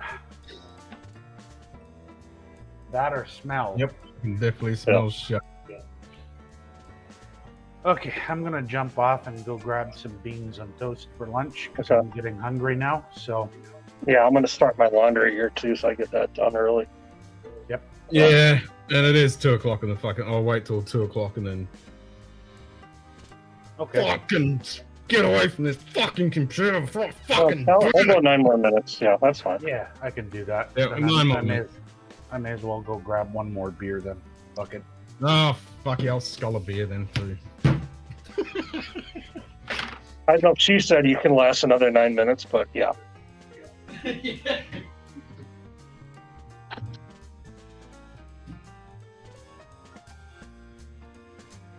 It definitely smells shite.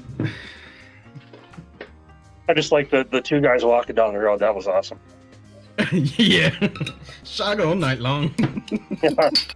Shite.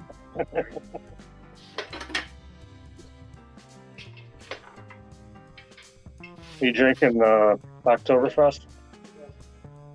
No fucking Oktoberfest yet. Just Hefeweizen. Oh, which one? Feinstaffen? Yeah, Weinsteffen. Oh, I love that stuff. Yeah. I can't That stop and that. I'm kind of biased because I worked for a Franziskaner distributor for quite a few years. I So wish we I did could get Spaten and yeah, we did Spaten and Franziskaner. I contacted my mate at the bottle shop and I asked him what he can fucking get. I gotta go see him actually. I might do that tomorrow and see what he can Nightbot. fucking get for me. 5 fingers high fives Weinstefener Hefeweizen. Look at that fucking pour. Nice. It drives me nuts is I can get the Franziskaner regular Hefeweizen around here all the time, but I cannot get the bottles of the Dunkelweizen anymore, and that's my favorite. Oh, yeah, they didn't have any. I gotta get some more Dunkel. Fucking love that Hey, shit. hanging. Freaking Dunkelweizen, I love that stuff. Yeah, the availability for one of my favorite beers in the summer's gone all tits up here. Unfortunately. Which one is that? I can't buy any more Spitfire Ale in Ontario. Where's that from? It's a Kentish Ale from England. Okay. Made by one of my favorite big brewers, Shepherd Neame. Okay. Can't find it anymore. Can find all kinds of bloody German beer here. Yeah, you got all the fucking German beers. Even I like an English bitter here now, and they're almost getting impossible to find even a single. Yeah, some of them are getting difficult. Even some of the local stuff that's being made, it's like it's starting to disappear, and I'm like, damn it. Oh, Sugar Kitty, that's awesome. You can get Franziskaner Dunkel regular. Awesome. That is a hot day beer if there ever was one. I mean, the Dunkel from Weinsteffen is pretty good too. Yeah. Hot day beer for me is Kingfisher Indian Okay. lager. Stick it in the freezer, and then just crack that son of a bitch open and Yeah, hanging. There's too many hazy. I mean, I'm drinking a regular IPA right now, but there's too many juicies. There's too many hazies. There's too many seltzers. There's too many sours. It's just like it's hard to just find a regular pale ale anymore because everybody's jumping on whatever train is popular. Oh, no kidding! Like the race to the most bitter American IPA. It's insane right now. It's like. I mean, I'm drinking my favorite, which is from Lakefront out of Milwaukee. Okay. But I mean, this is just a regular straight American IPA. It's nothing. Yeah. I mean, everybody was doing West Coast, and then it got to be the hazy craze, then the juicy craze, and it's just. Yeah, and let's just throw every kind of hop imaginable in there and make it super bitter. Yeah. Yeah. Meanwhile, you can't find your regular favorite everyday beer to drink. Yep.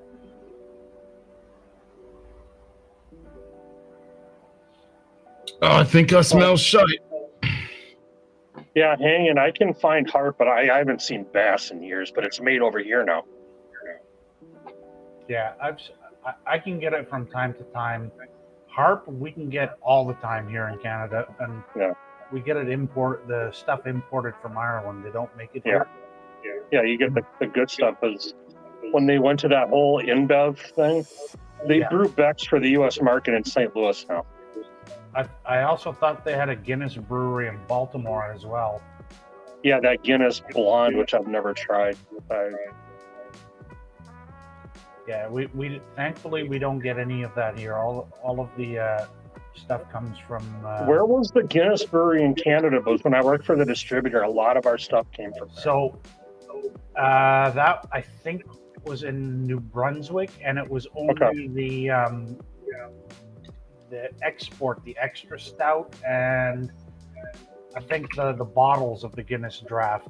All of the tins still come from Ireland, though. Okay. My favorite, and now it's getting hard to find, but the 4-packs, the Guinness Foreign Extra Stout.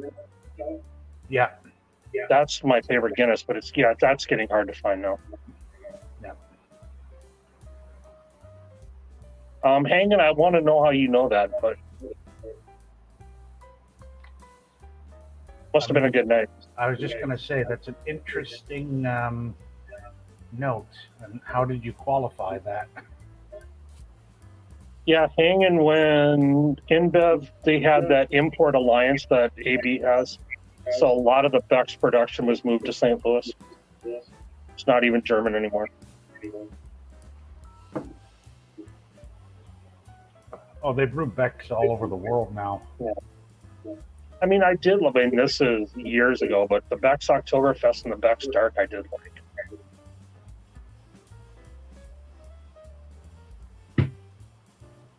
So when I was working for, I worked for a Budweiser distributor in Milwaukee, and we did Guinness, Spot.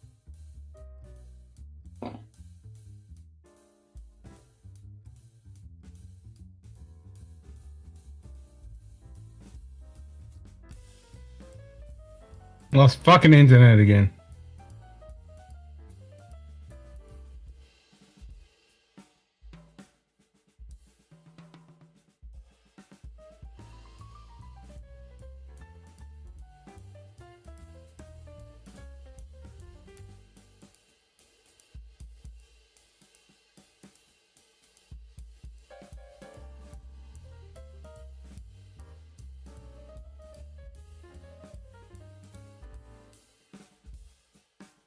I thought if I went all the way to Ireland, I wouldn't be drinking Budweiser and Miller. I'd be drinking what was there.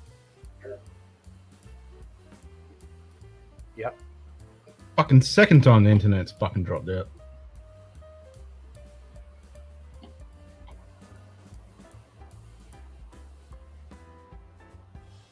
Wait, what the hell?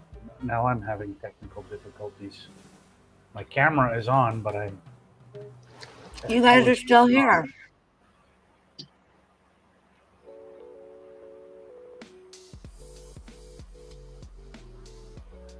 God, and you're in London and you're drinking Rolling Rock with all the beer that's in England? Really?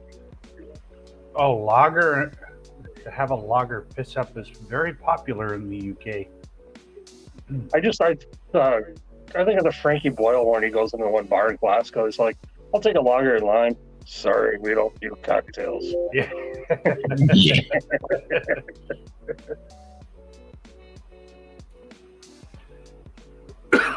Yeah.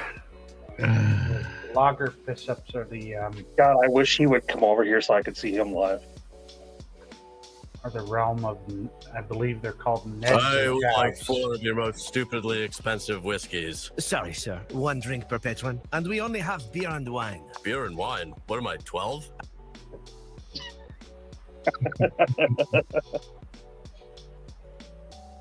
There we go. Which kind would you like, sir? Do I look like I care? You'll have the 18 year.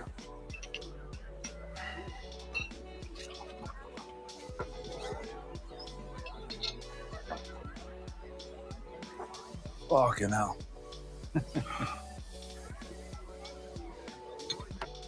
Another one of those. Fill the fucking glass up this time.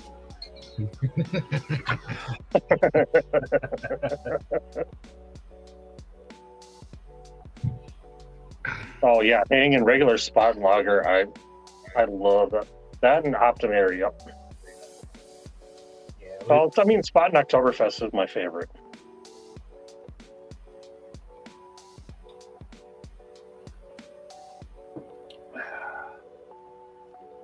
Yep, I just can't. I get a just single- wish they stopped bringing the original German Lowenbrau to the market over here now too. Yep. It's all made in Canada now. By Oh, we Labatt. don't even get it here now. Oh, really? Yeah, there's no Lowenbrau here at all. Well, it's all made by Labatt here Oh, okay. now. So it's like, meh. So that's kind of like the same thing of the Anheuser-Busch making Beck's then. Yeah.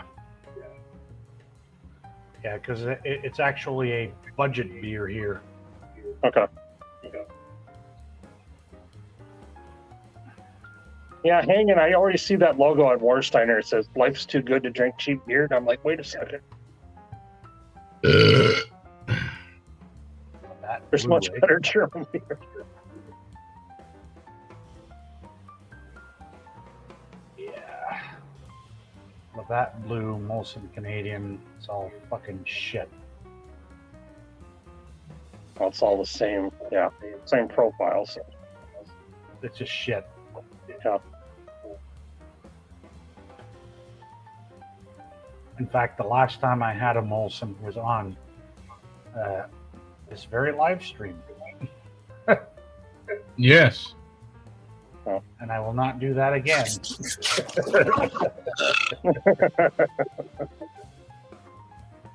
I don't know why I got it in my brain. Yeah, sure, Simon, I'll have a beer with you. I'll drink a Molson's with you, eh?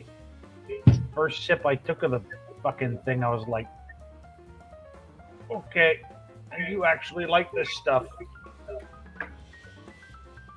Alrighty. Oh yeah, Kitty Hofbrau makes some good beer too. Nah, not a big fan of Hofbräu. I can get that all day, every day here, the Hofbräu from Germany. When I asked my mate about getting Paulaner and Hackeshore and the Fest beers and Act, and he goes, "You don't want Hofbräu, do you?" And I went, "No." Hacker Shore, I can get all the time here. It's crazy. Yeah. Oh yeah, hanging. I mean, yeah, Molson Golden, but remember the '90s craze with Molson Ice? Or Labatt Ice, yeah. Yeah. Or Labatt had the ones with the Maximum Ice. Yeah, they still do. I remember seeing like Molson Triple X when I was in Buffalo, and I'm like, yeah, no. Yeah, 7.1% Molson piss water. Yeah.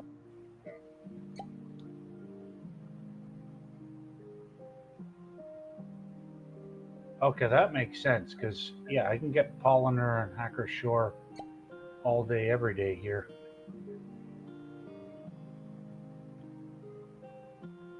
Red Dog. Yeah, there's like a cheap beer here called Red Bull beer. Yeah, it was in the '90s. There was Red Dog here. Anheuser-Busch made one called Red Wolf, and it was just like, well. Canadian version of Steel City. Well, that's beer made in Hamilton by what is it, Laker or Lakeport? One of the two. Oh, Sugar Kitty, you talk about Iron City, the Pittsburgh one?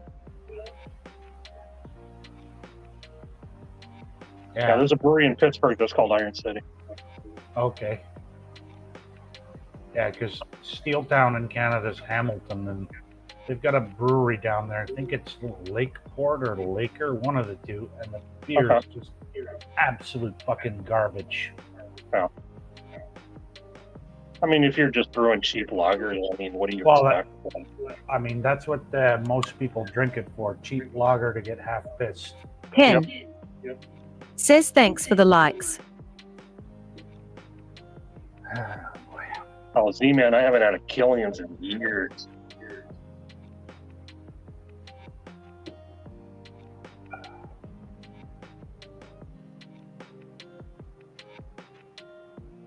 Oh yeah, I had Fat Tire in Colorado. That's one that was like Colorado only.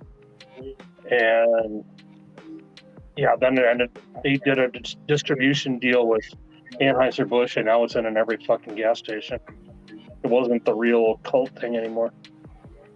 Oh, Colt 45. Ooh. Ooh.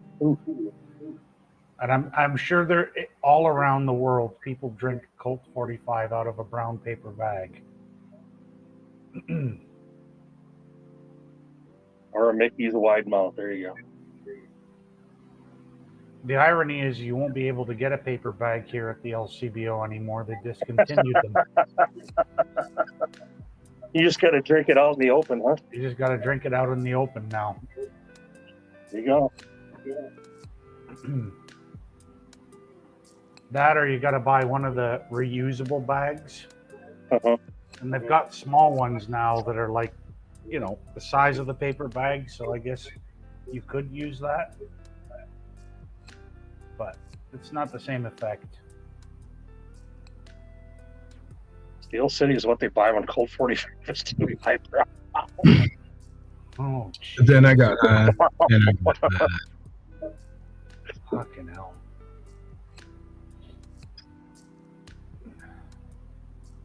Yeah, I go to the gas station here to get a 6-pack IPA, and like, oh no, it's a 6-pack. We got to put it in a plastic bag. And I'm like, really? I live a mile away, but if it's, you know, it's 6 cans, they got to put 6 bottles. They got to put it in a plastic bag. Yeah, here they're illegal now. It's like, what a waste, you know? Single-use plastic has gone the way of the dodo. Yep, same here. And I'm scared to death of when you go into the stores here and you see, you know, the cutlery for like at a picnic and it's all bamboo now. I'm thinking there's going to be some errant splinters in there somewhere. Yeah. Or like what is it, paper straws now? Oh, yeah. Yeah, paper straws. And the other one that I've seen is they've made cutlery out of birch. So, yeah. Did you ever see Bill Engvall was talking about biodegradable toilet paper for camping? He's like, how fast is this stuff going to be biodegradable? Because I need it there when I need it. Yep.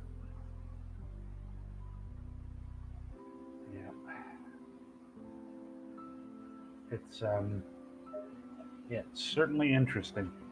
And now I think the grocery stores here are going to be told it's illegal to use plastic containers for like produce and stuff, and for the bags. So that's going to be interesting. Well, you would think, David, yes. So whatever stupid idiot in Ottawa that drew up these regulations, we're not even allowed to use biodegradable plastic that's made from corn here. Go figure. So what are they going to put your lettuce in then? I have no idea. Oh.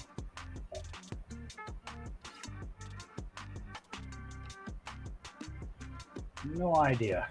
I mean, was that just for produce? No, it's for all plastic. Like, it's anything that's considered single use.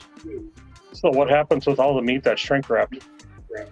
Yeah, they're gonna have to change that too at some point. It just seems so fucking ridiculous. It's yep. I'm sorry, but I have fun with these. I'm not picking sides here, but the people that talk about all these regulations and stuff, and then they're jumping in private jets and flying all over the place. Yeah, exactly. Mm-hmm. Yeah. Yeah. Definitely smells shite. Mm-hmm. Like at my butcher, when I go, I'm fine with butcher's paper and some tape, perfect. But if you're buying meat in a grocery store where it's out on the shelf, you don't exactly want it, exposed. So, and you want to see what you're buying. So, yeah. I have an offset barrel smoker, so my firebox that comes with a grill grate I can put in there, and that's where I grill right above the firewood. Yeah. I take a steak or something out that I just ball that paper up, goes right in the fire. Yeah, no, I have one of those at work. They're great.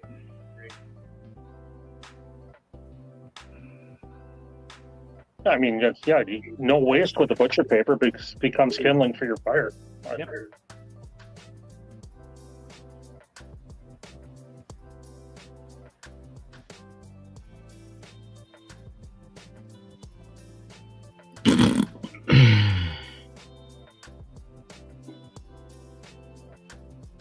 Beverage option for shedding the stresses of a long day.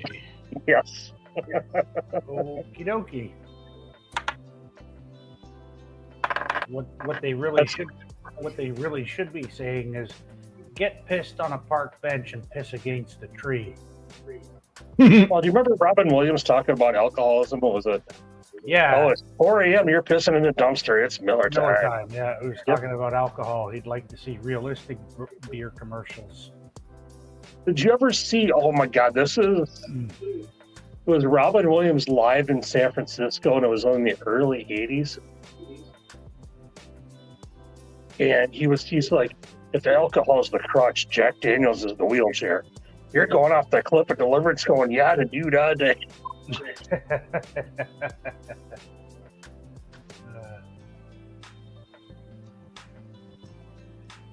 Yeah, that's true. They will put caffeine, alcohol, and nicotine in the drink. Yeah, they finally banned the caffeine in the ones here.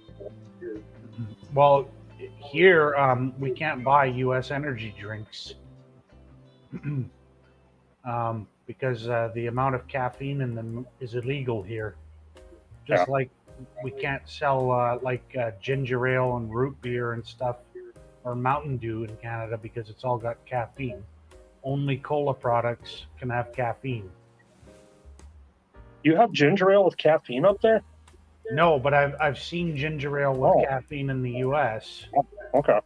And like Mountain Dew has caffeine in the U.S. Oh yeah. Yeah. Which it can't have caffeine here at all.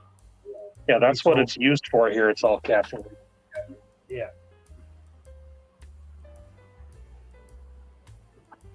Who is the comedian that? Oh God, was it Frankie talking about a guy that was pissing on his doorstep and then took his keys out and went in the house? Yeah, he called it the most Scottish thing ever. It's like when he was in Glasgow, he's like, yeah, the guy pissed against his doorstep and took his keys out and then went inside.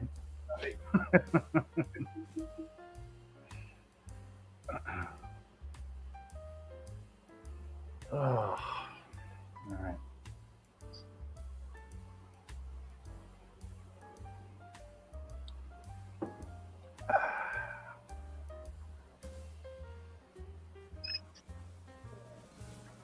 Urban Dictionary.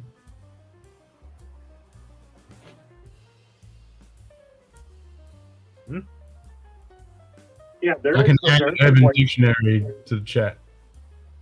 Yeah, Urban Dictionary. There is a place you could lose your.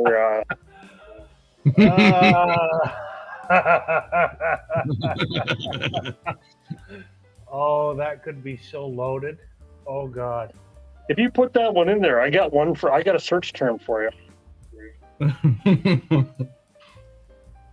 There are so many. If you want to really have fun, search burning donkey on Urban Dictionary. It says, warning, use this at your own risk. There are no filters based on this, so the output could be anything. Demonetized, yep. Yep, pretty much. Yeah, search burning donkey on there if you want to ruin an afternoon. So, yeah. Well, it's like when I was like alligator fuckhouse. What the hell is that? So I decided to search it. Because I think it was Carly that had it come up on her weather app. Or what the forecast, right? That's right.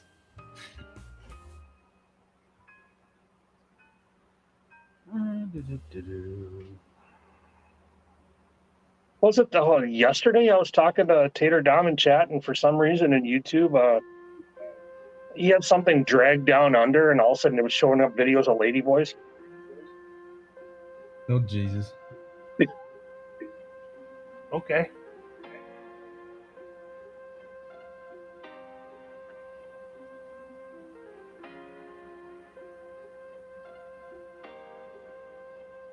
Okay. So you just use urban.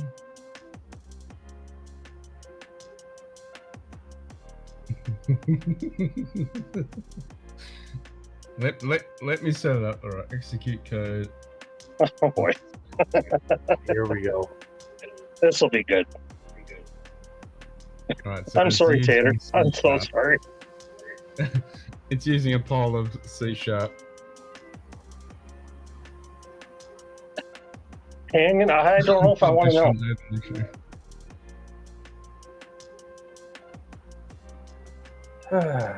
Yeah, look up Alaskan Pipeline on there once too. That's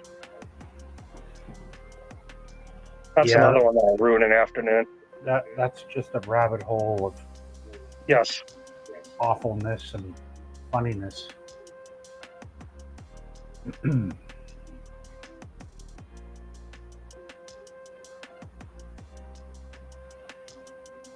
Okay, so let's try. Where's the command? All right, bio break.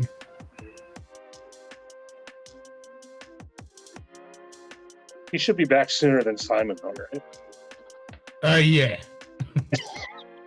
I remember that yesterday. That was pretty funny.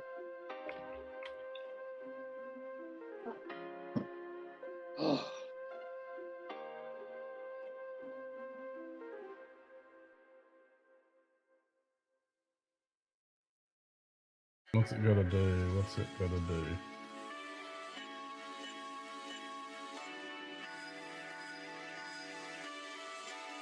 Is it going to speak the definitions? Oh no, I haven't put text to speech on it. Okay.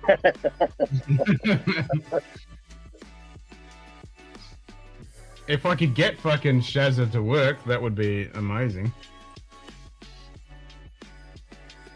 But that's a paid service, and it doesn't seem to fucking work anymore. Keeps breaking constantly.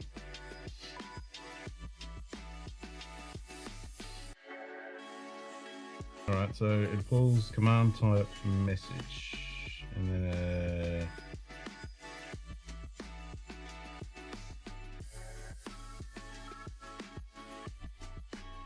where's the fucking message? Oh, hanging. I was talking about Simon yesterday. His pee break went quite a while. Yeah, always make the joke. I'll see you in 20 minutes. Yeah.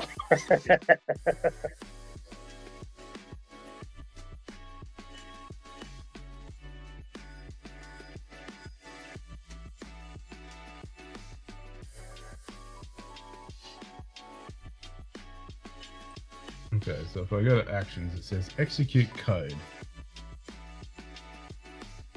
Then I look up copy.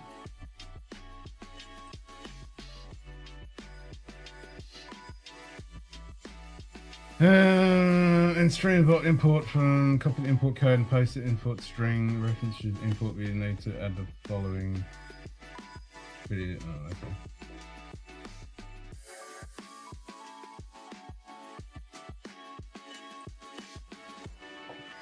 Okie dokie. So where do I put it?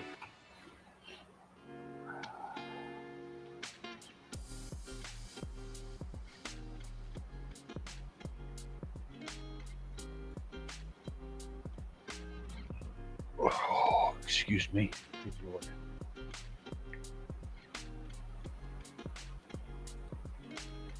Having beer right after Tim Hortons coffee is usually not a good idea. That's pretty much flush everything out. Yeah, well, I mean, it makes you go worse than a pregnant woman and then belch worse than Barney Gumble. I have my bag of Tim's in the kitchen, but I haven't made any coffee today. I'm just glad we can finally get it in the grocery store here now. Well, one grocery store I can get it at.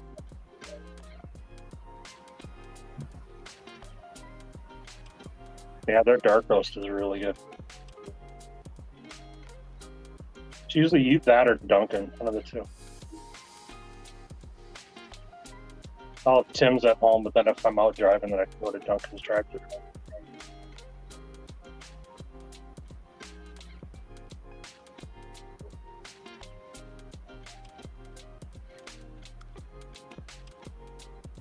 Right, so how do I get the output?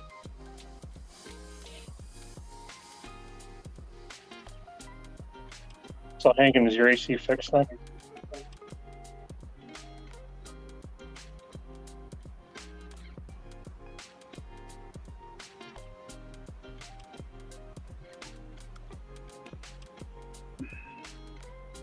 Hopefully you don't want to be in Arizona without air conditioning. Jesus. No, yeah. It's bad enough in Wisconsin when it's 90 and humid without air conditioning. Yep.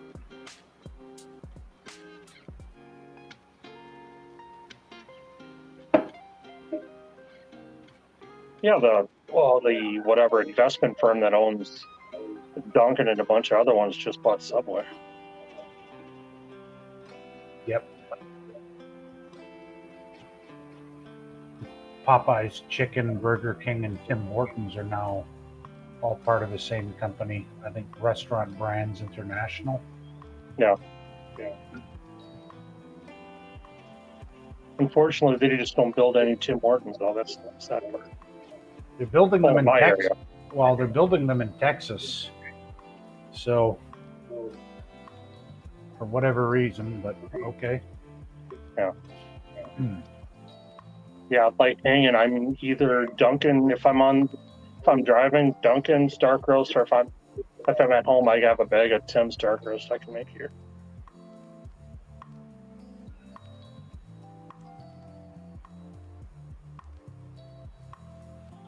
Oh man, it's already 25 after 2 in the afternoon. Jesus. Oh, I got to get up early tomorrow. I'm just glad Anthony's going early tonight.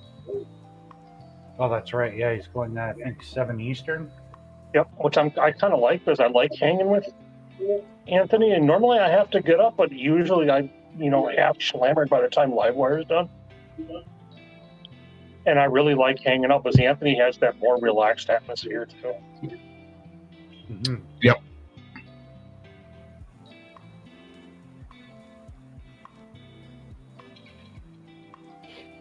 That's why I really like hanging out at parties on Fridays.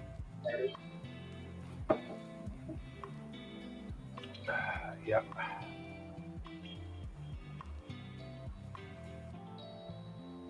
There's a Hangman game.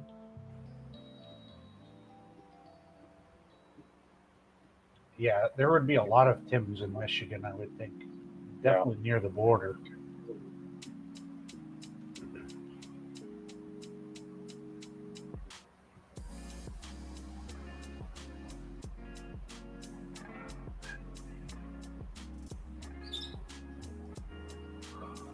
Oh boy. Yeah.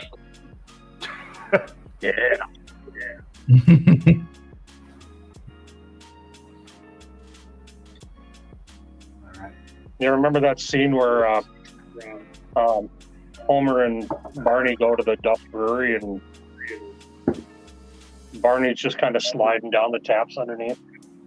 Yeah, that's right. Yep. All right, guys, I gotta jump off. I'm gonna go grab some lunch, finish my beer. So I'll be lurking in the chat though. What time's Anthony going on? 7 p.m. Eastern, so 7 a.m. your time. Oh shit, that's fucking early.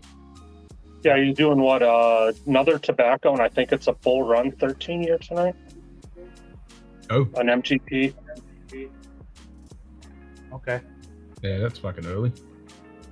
Anyway, I'll be lurking in the chat, guys. Take care. See ya. Cheerio. Yep. Yeah, usually he's on at like 11 Central, which is I gotta be asleep by then. 11 or 12. So if he can go early, that's a more relaxed time before Livewire. I really enjoy that. Yeah, that's right. Because when he does tobacco and leaf, it's usually earlier. Mm-hmm. Well, I mean, with his job at the school too, he's got to be up early on Mondays. Very fucking early. I think he said he was up at like what 3 o'clock a couple weeks ago. Fuck yeah. Fuck that. Is that for a game of words? Are we up for a game of word? Alright, we're going to have a quick game. And I'll go to bed. We'll have a quick game. Where the fuck is that window?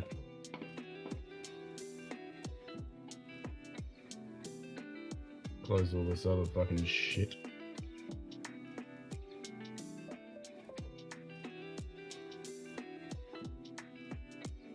Word.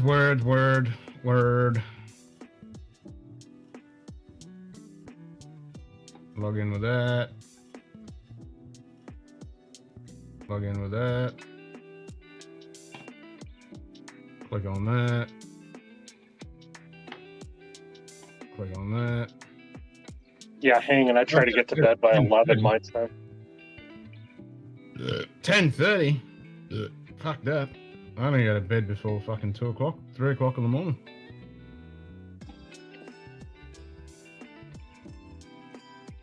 But I am nocturnal. But you also can make your own hours too, right? Yeah, most of the time. Okay. Most of the time. Oh, Donald, that could be trouble. The Urban Dictionary word game. Yeah, I'll have to look at that. I couldn't get it to fucking work. We should do a stream one day like you did the unboxing yesterday. We just play that whiskey game. That'd be fun. Yeah, I was actually thinking of doing that tonight. I might do that Wednesday, where we just play that. Now that game looks like awesome fun. Yeah.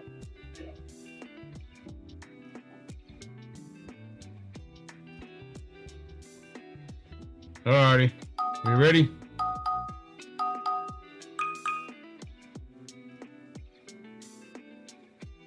Going to bed at 0300, then I'd get a single hour of sleep if the cats even let me get that much. Fuck that.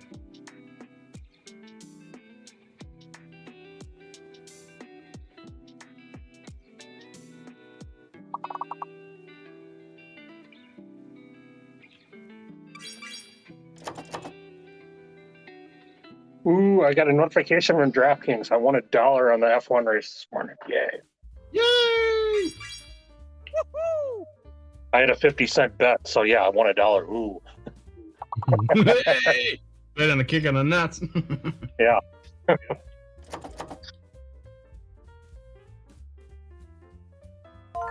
Did you see the flip that guy took at Daytona last night? No. Oh, YouTube that Daytona crash from last night. The guy flipped like 12 times. Barrel rolls. Oh, fuck. Yeah, he spent the night in the hospital, but he's okay. Yeah, he got out of the car under his own power, but then they took him to the hospital. Jeez, I need to I've get never up seen a car flip that violently. Yeah, fuck that hanging. But in summertime, I understand that you have to get up at that fucking time, otherwise you burn to death any time Hey, later. Sugar Kitty, that's what Jimmy Russell does on Coil.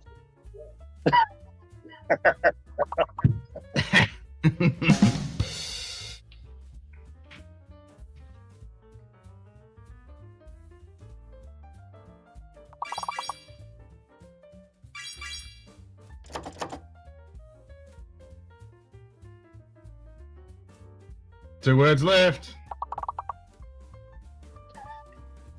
Come on, Sugar Kitty, like you haven't seen the pictures before.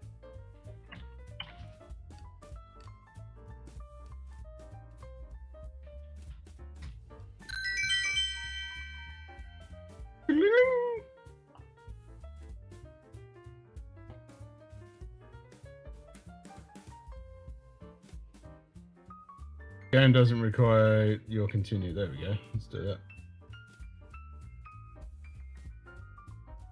Ah, man, that takes too long. It's like 20 fucking seconds before it continues. Fuck that. Hey, I got 3 deltas. Woohoo!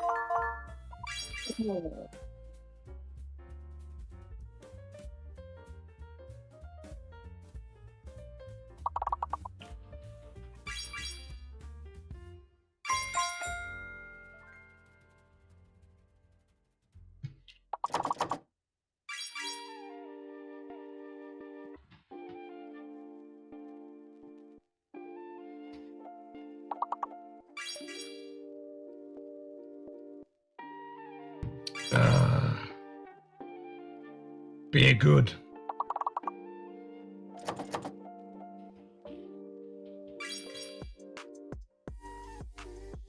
Bees, bees, bees, bees, bees, bees, bees, bees, bees, bees, bees, bees, bees, bees, bees, bees, bees, bees, bees. Isn't fucking asp? No.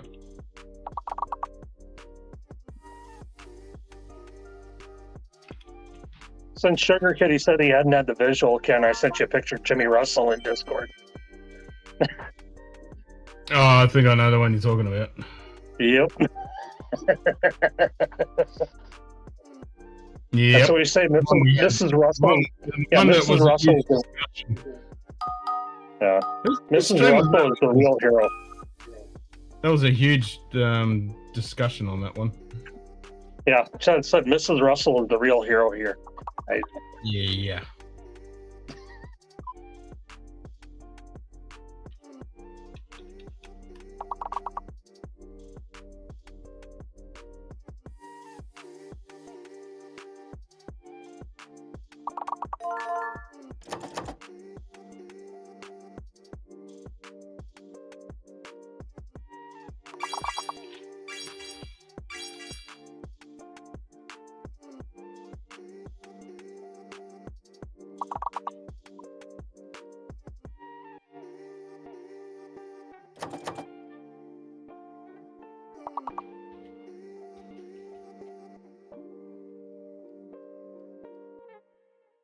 German Woods. Oh, I was watching this guy who's fucking goes on Omi TV and he speaks Korean, Chinese, Indonesian, Russian, and fucking a bit of Spanish and a few other languages, and he just goes on and pranks people. Was that the one where the guy shows up and like it says he speaks whatever their dialect perfectly and shocks them? Oh, the guy in the shop? No, I've seen that guy. He goes to all the shops. There's a guy who like goes in a restaurant and he speaks their dialect perfectly, and I'm like, yeah, okay. Yep. Yeah, I know that guy.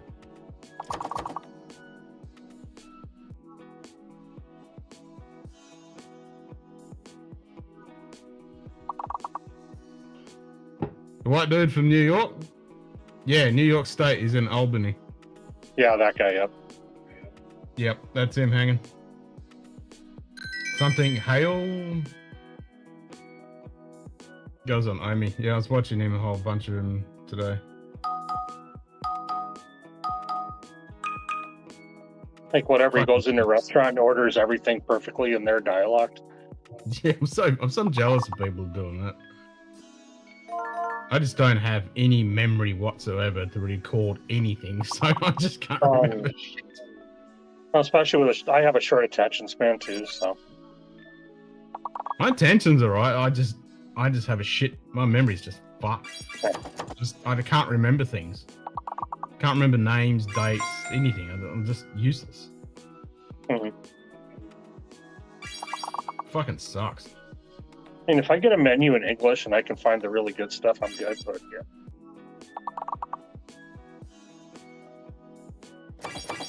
But I do live in a part of America, though everything is in English.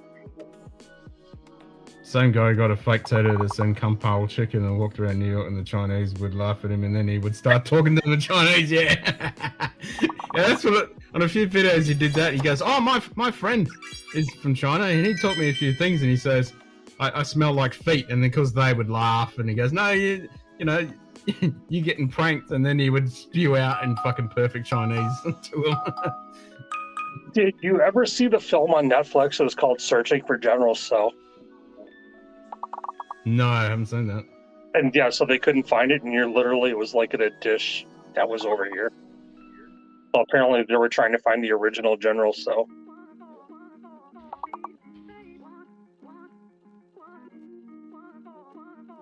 Oh, no possum! Oh, that's UM, isn't it? Dickhead. Yeah. Maybe it is Pete. Maybe it is UM. Possum. Yeah, I got possum.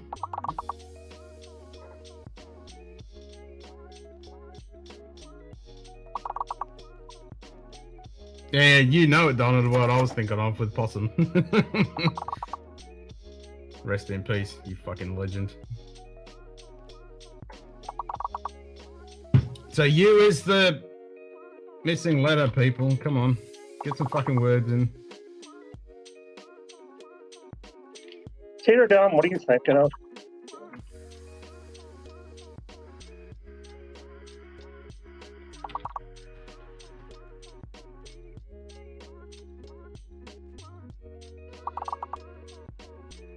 Fucking hell.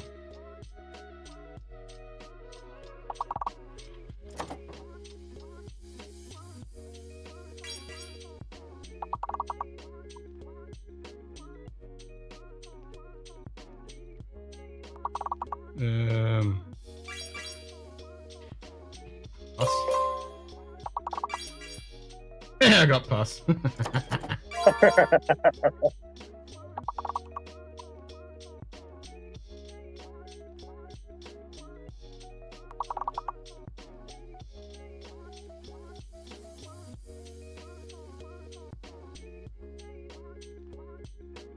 Ah, come on, I got the fucking missing letter so early. What's wrong with you people? You failed.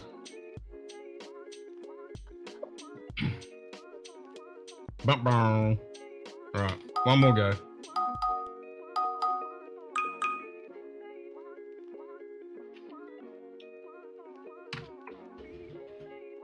My fucking 2 o'clock in the morning is turning into 3 o'clock in the morning.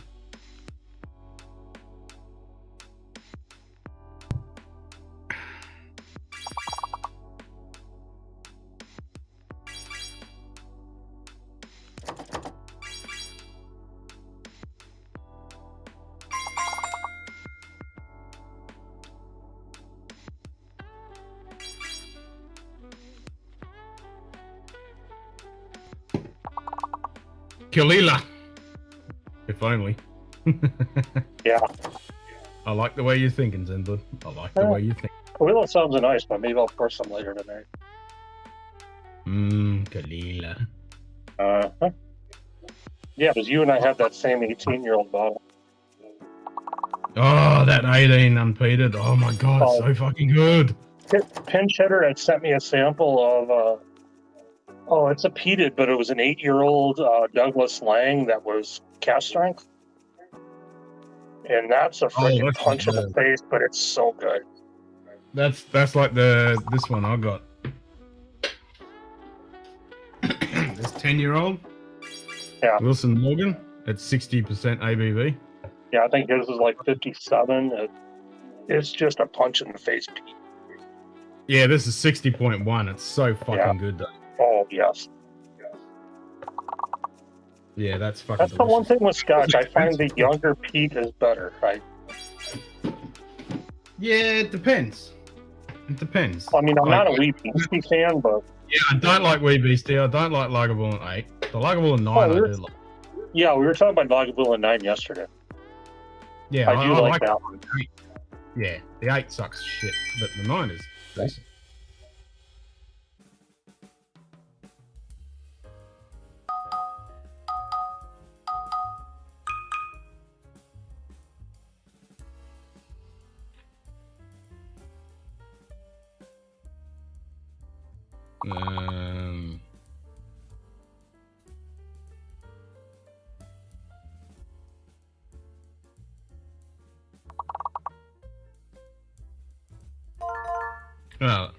Lateral, yeah, I was just typing it in. Just about to type it in, JD, you got me. I was like, oh, lateral, then it comes.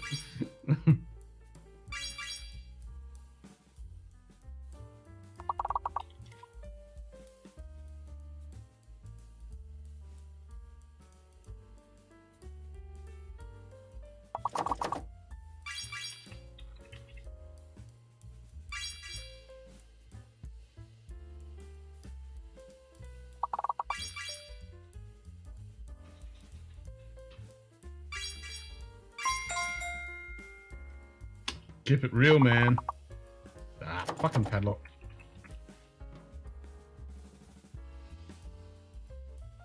Now I can have real. L.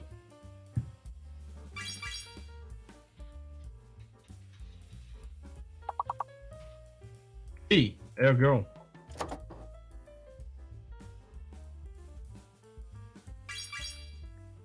Someone get altar? Yeah, we got altar. Both altars? Yep.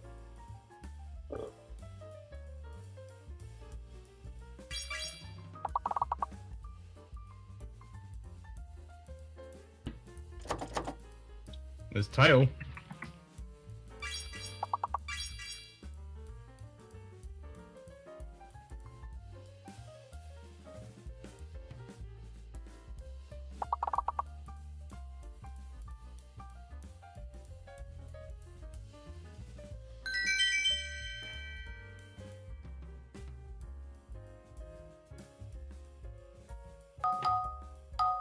Don't forget the padlocks. The padlocks will get you.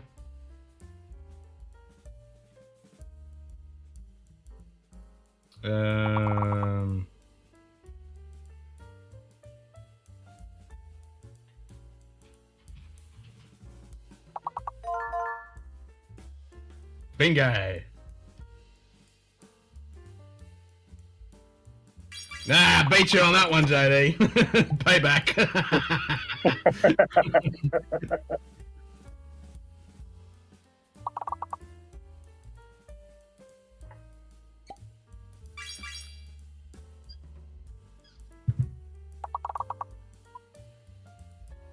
Yep, payback.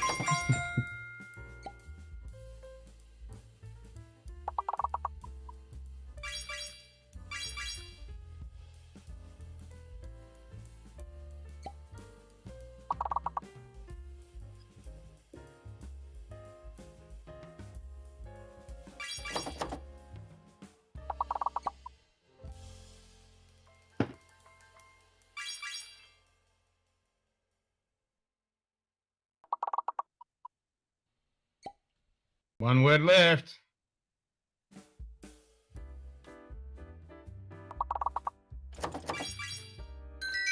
Dons, there we go. Oh, my scuzzy.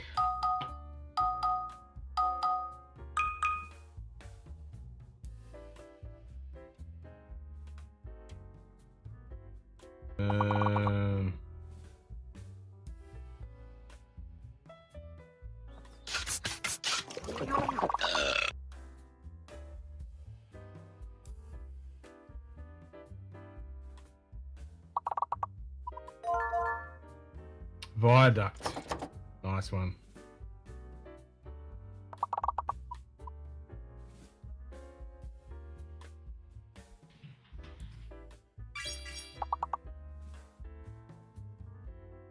L's fake.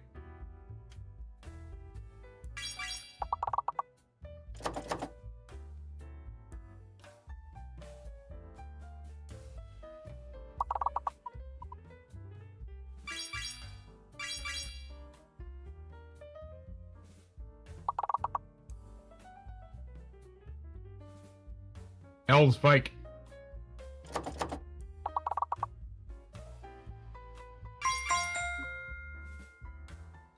There you go.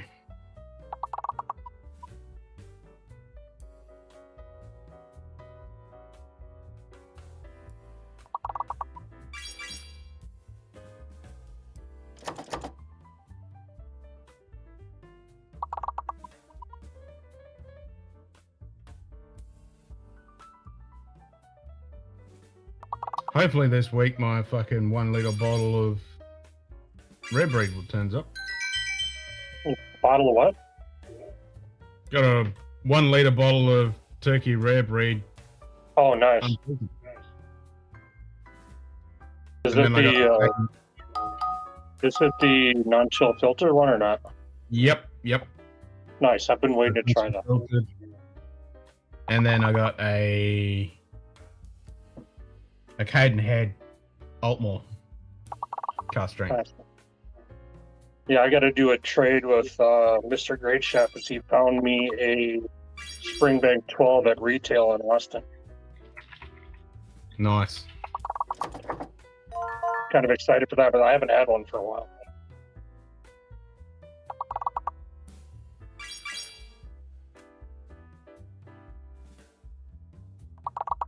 Yeah, he hadn't had Springbank before, so he sent me a picture. They had 10, 12, and 15.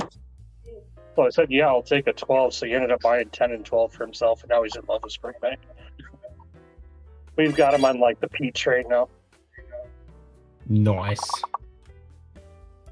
Use fake.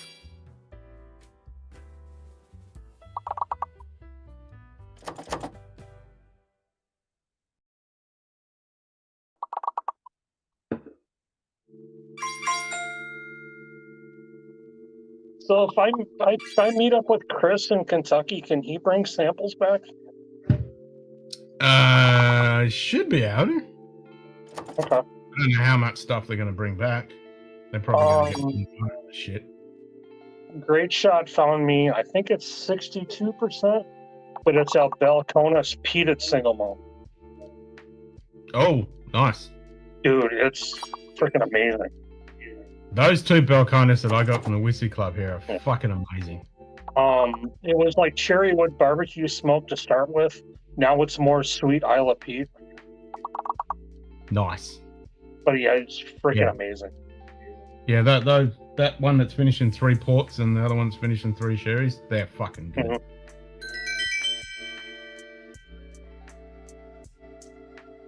Yeah, apparently this was a batch from 2020, and from what I'm hearing from Mr. Great Shot, they're going to release another batch pretty soon. Oh, damn. Alright, now we got a fake one and a missing letter. Fuck, what is that?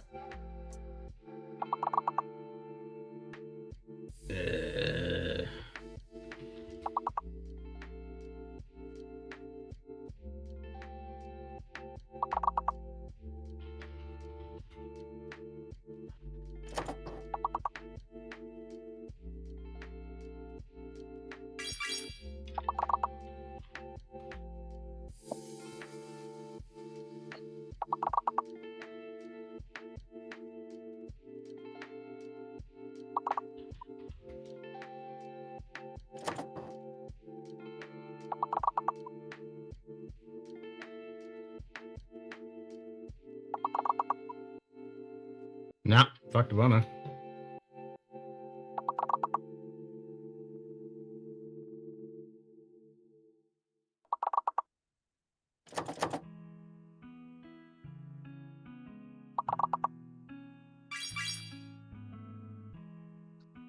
R. Okay. R is missing letter. Yeah, I was gonna go for rage.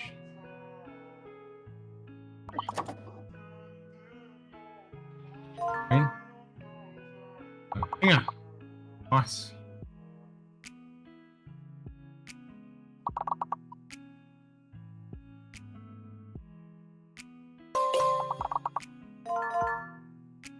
Rehang.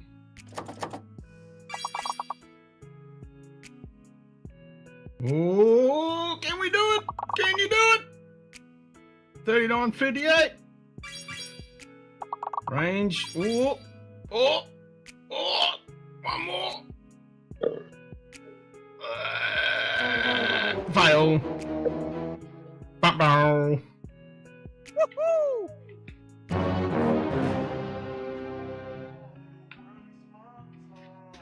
So close.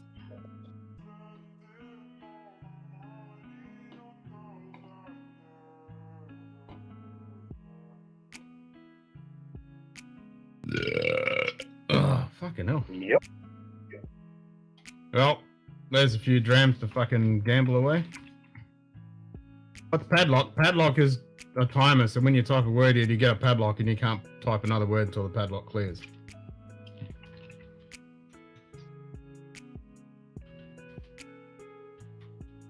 Oops.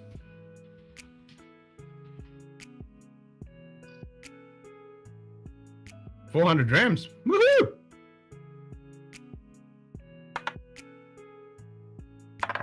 Oh, I just fucking lost mine.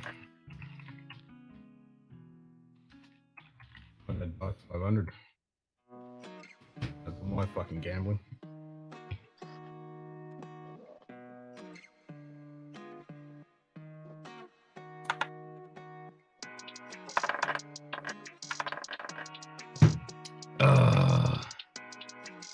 And I lost fucking hell, so I just lost fucking 750. JD, which IPA are you drinking?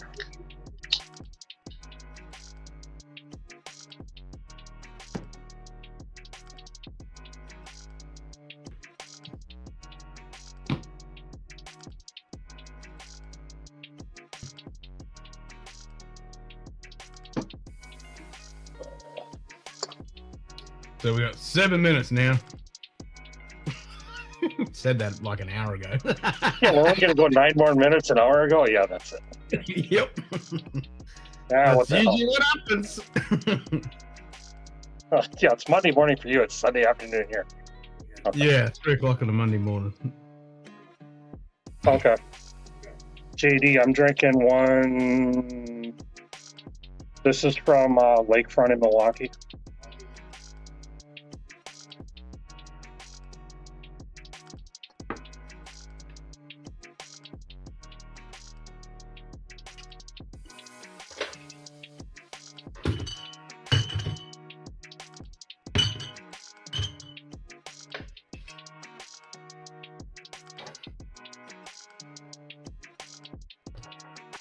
You take the case of bottles back to the store then?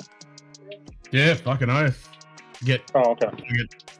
I get $1.20 for each case. Oh, okay. So I We take have 50 cases back, I get a few bucks. the single stream recycling here. So we have the big bin that you wheel out to the street. So when I do a bunch of bottle kills on Livewire, then you hear that Monday morning when they dump that in the truck. Yeah. All Well, that glass used just to be- crashing that in used there. to be the thing, yeah. Like, but we're going to take it to the recycling joint and you just stick them in and then you get your receipt and you get cash. Oh yeah, JD, I know you're in Lithuania. How did your house come out of that? Because I saw Palm Springs really got it bad with the flooding.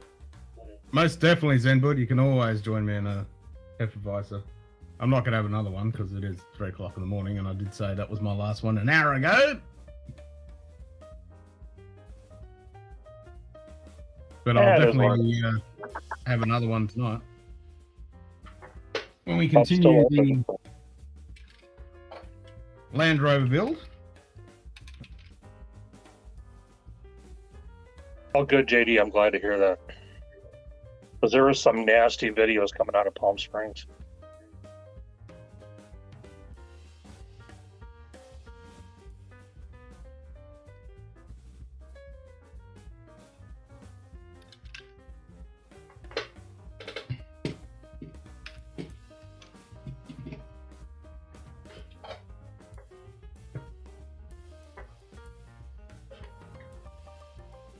Land of the deposit.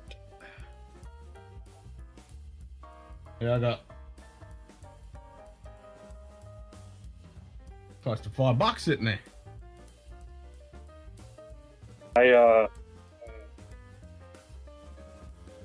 Yeah, when I worked for the Budweiser distributor like 20 years ago, we used to do a lot of returnables, and then everybody got rid of that. And I'm just thinking if it went back to returnables, it'd probably be a lot better. Yeah. It fucking sucks here because there's no curbside fucking recycling, which is fucking retarded. Yeah. In my hometown, which is the same size as this and the same distance. Do you have to take it to a center, or what do you have to do? Yeah, you gotta take it to a recycling place and do it all yourself. Yeah.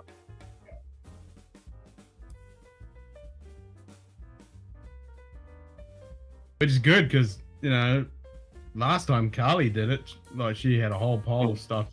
She'd get the cans and from her folks, and she'd get stuff from the old work at the cafe, and she got like $50. Last time I did it, I got like $25 or something like that, and was like, fuck yeah. Nice.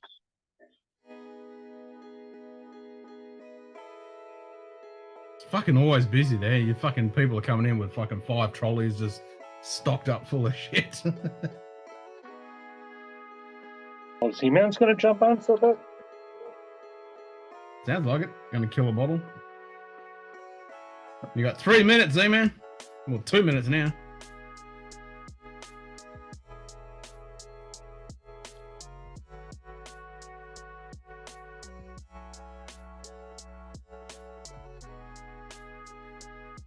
Gonna kill out of the bunker.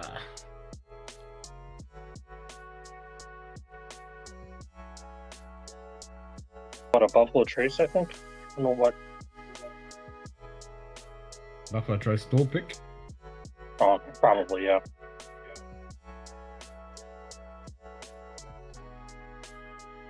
$10 bottles of Camel Down should be here tomorrow. Fuck yes. Woo-hoo. Awesome. Is there anything left in the bottles and there's someone there like Roy Oak drinking the remnants? Nope, nothing left in mine. I fucking... G-Man, just hit the thing, you know, exclamation mark keys. Yep, exclamation, there it is.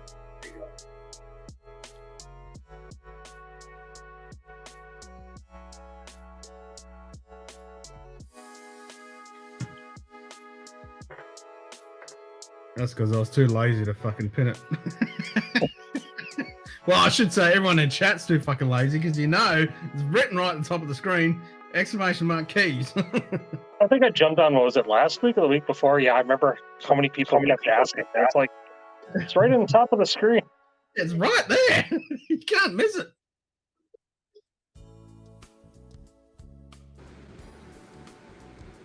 Hey, what's up? Yeah, it's a store pick. It's I've had this thing for a couple of years.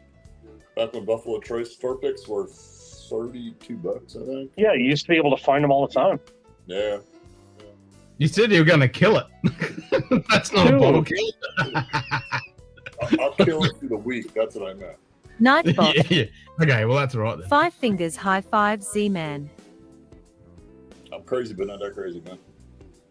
I was going to say, if you're going to kill that, Jesus. Yeah. You're in for the hard day. Hey, like Norseman that did a third of a bottle of a stag bottle set. That's a fucking waste of a stag, but, you know, good for him to actually do that. I would never do that to a stag. And I kind of, you know, I laugh because I bought a Stag Junior 2 years ago on Father's Day, a Pap 16 for $250. And everybody was saying, man, I don't know why you spent that kind of money. And everybody's saying, well, it cost $250 to $300. Well, no shit. It was never cheap to begin with. Yeah. And I got a batch 14 that I paid $60 for, and the store was selling it on Drizzly. And when I asked the store owner, "Do you have it?" because he didn't have it on the shelf, and he goes, "Yeah, I got it." And he went in the back and he mumbled, being the dumbass that he is. He goes, "Well, I kind of want to sell that online." Of course you do, because you'll sell it on secondary price, and the rest of us won't touch it. Hey, JD, what's the 2023 Glen Scotia Festival? I'm still working on Ken's favorite bottle yet. I showed that to Burben last week, so I told him I'd send him a sample of that. That thing is That 2020 port, man, just. Oh man. Oh, yeah, I'm white looking port. for that white finish one. Yeah, that 2020 port is freaking something. Right, isn't it? They were selling it at Costco here. I don't presume it was because of the pandemic that people weren't going to Isla, but there was a shit ton of it in Costco here. It's like $70. Shit. Yeah, it's been sitting in the bar for a couple of years. The cork is kind of soft. The whiskey smells good. Oh, 11-year, okay.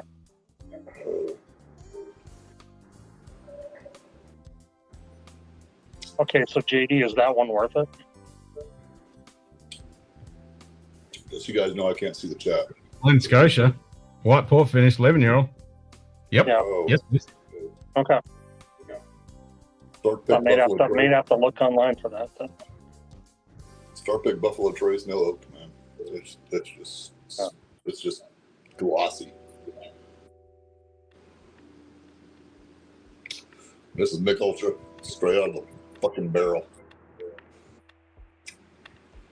Polish it out before football season, so I'll get another one. Any Glen Scotia is great. Yeah. Exactly. Yeah, I got some. Well, I have a 15. I've got the 14 port. I got Roy, I got a sample of the 16 of, which is really different. The 16 is a lot lighter. 18 is I shit. really like it though.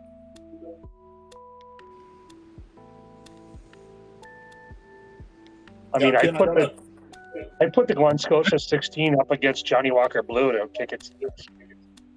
Ken, I got on the internet last night. And I got no internet, and I called my internet provider, and they're closed on the weekend. So I'm trying to look. They give me a link, and I'm talking to some fucking robot. And, yeah, imagine that, huh? And then they turn around and they give me a live agent, but the live agent would freaking say shit to me. They're like, "Well, we're sorry for the inconvenience." I'm like, "I'm trying to use my internet. You guys just shut it off." And they turned around and said, "Well, it's being repaired right now, and it won't be repaired till the 31st. So everything I do now till the 31st will be on a freaking phone." And I've been there, done that with these people. They're great providers, but fuck, man. Yeah, It's like- JD, I want a sample from one of Roy's recycled reviews of that Glen Scotia 16. That is so good. No. It would be nice if Glen Scotia was sold here in the States somewhere. Yeah, the 1 liter 1832 is fucking. That's good shit. Okay. That's definitely worth grabbing. Mm-hmm.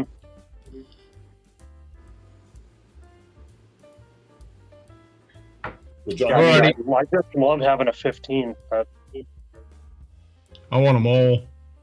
Yeah. John, you said Anthony's going on at 4? Yeah, it was 6 my time. So yeah. So you're 7 o'clock my time.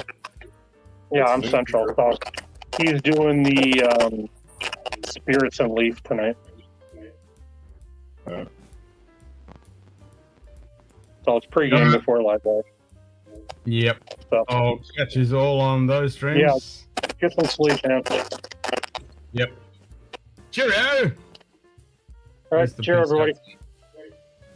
There we go. Peace out. Peace. Later.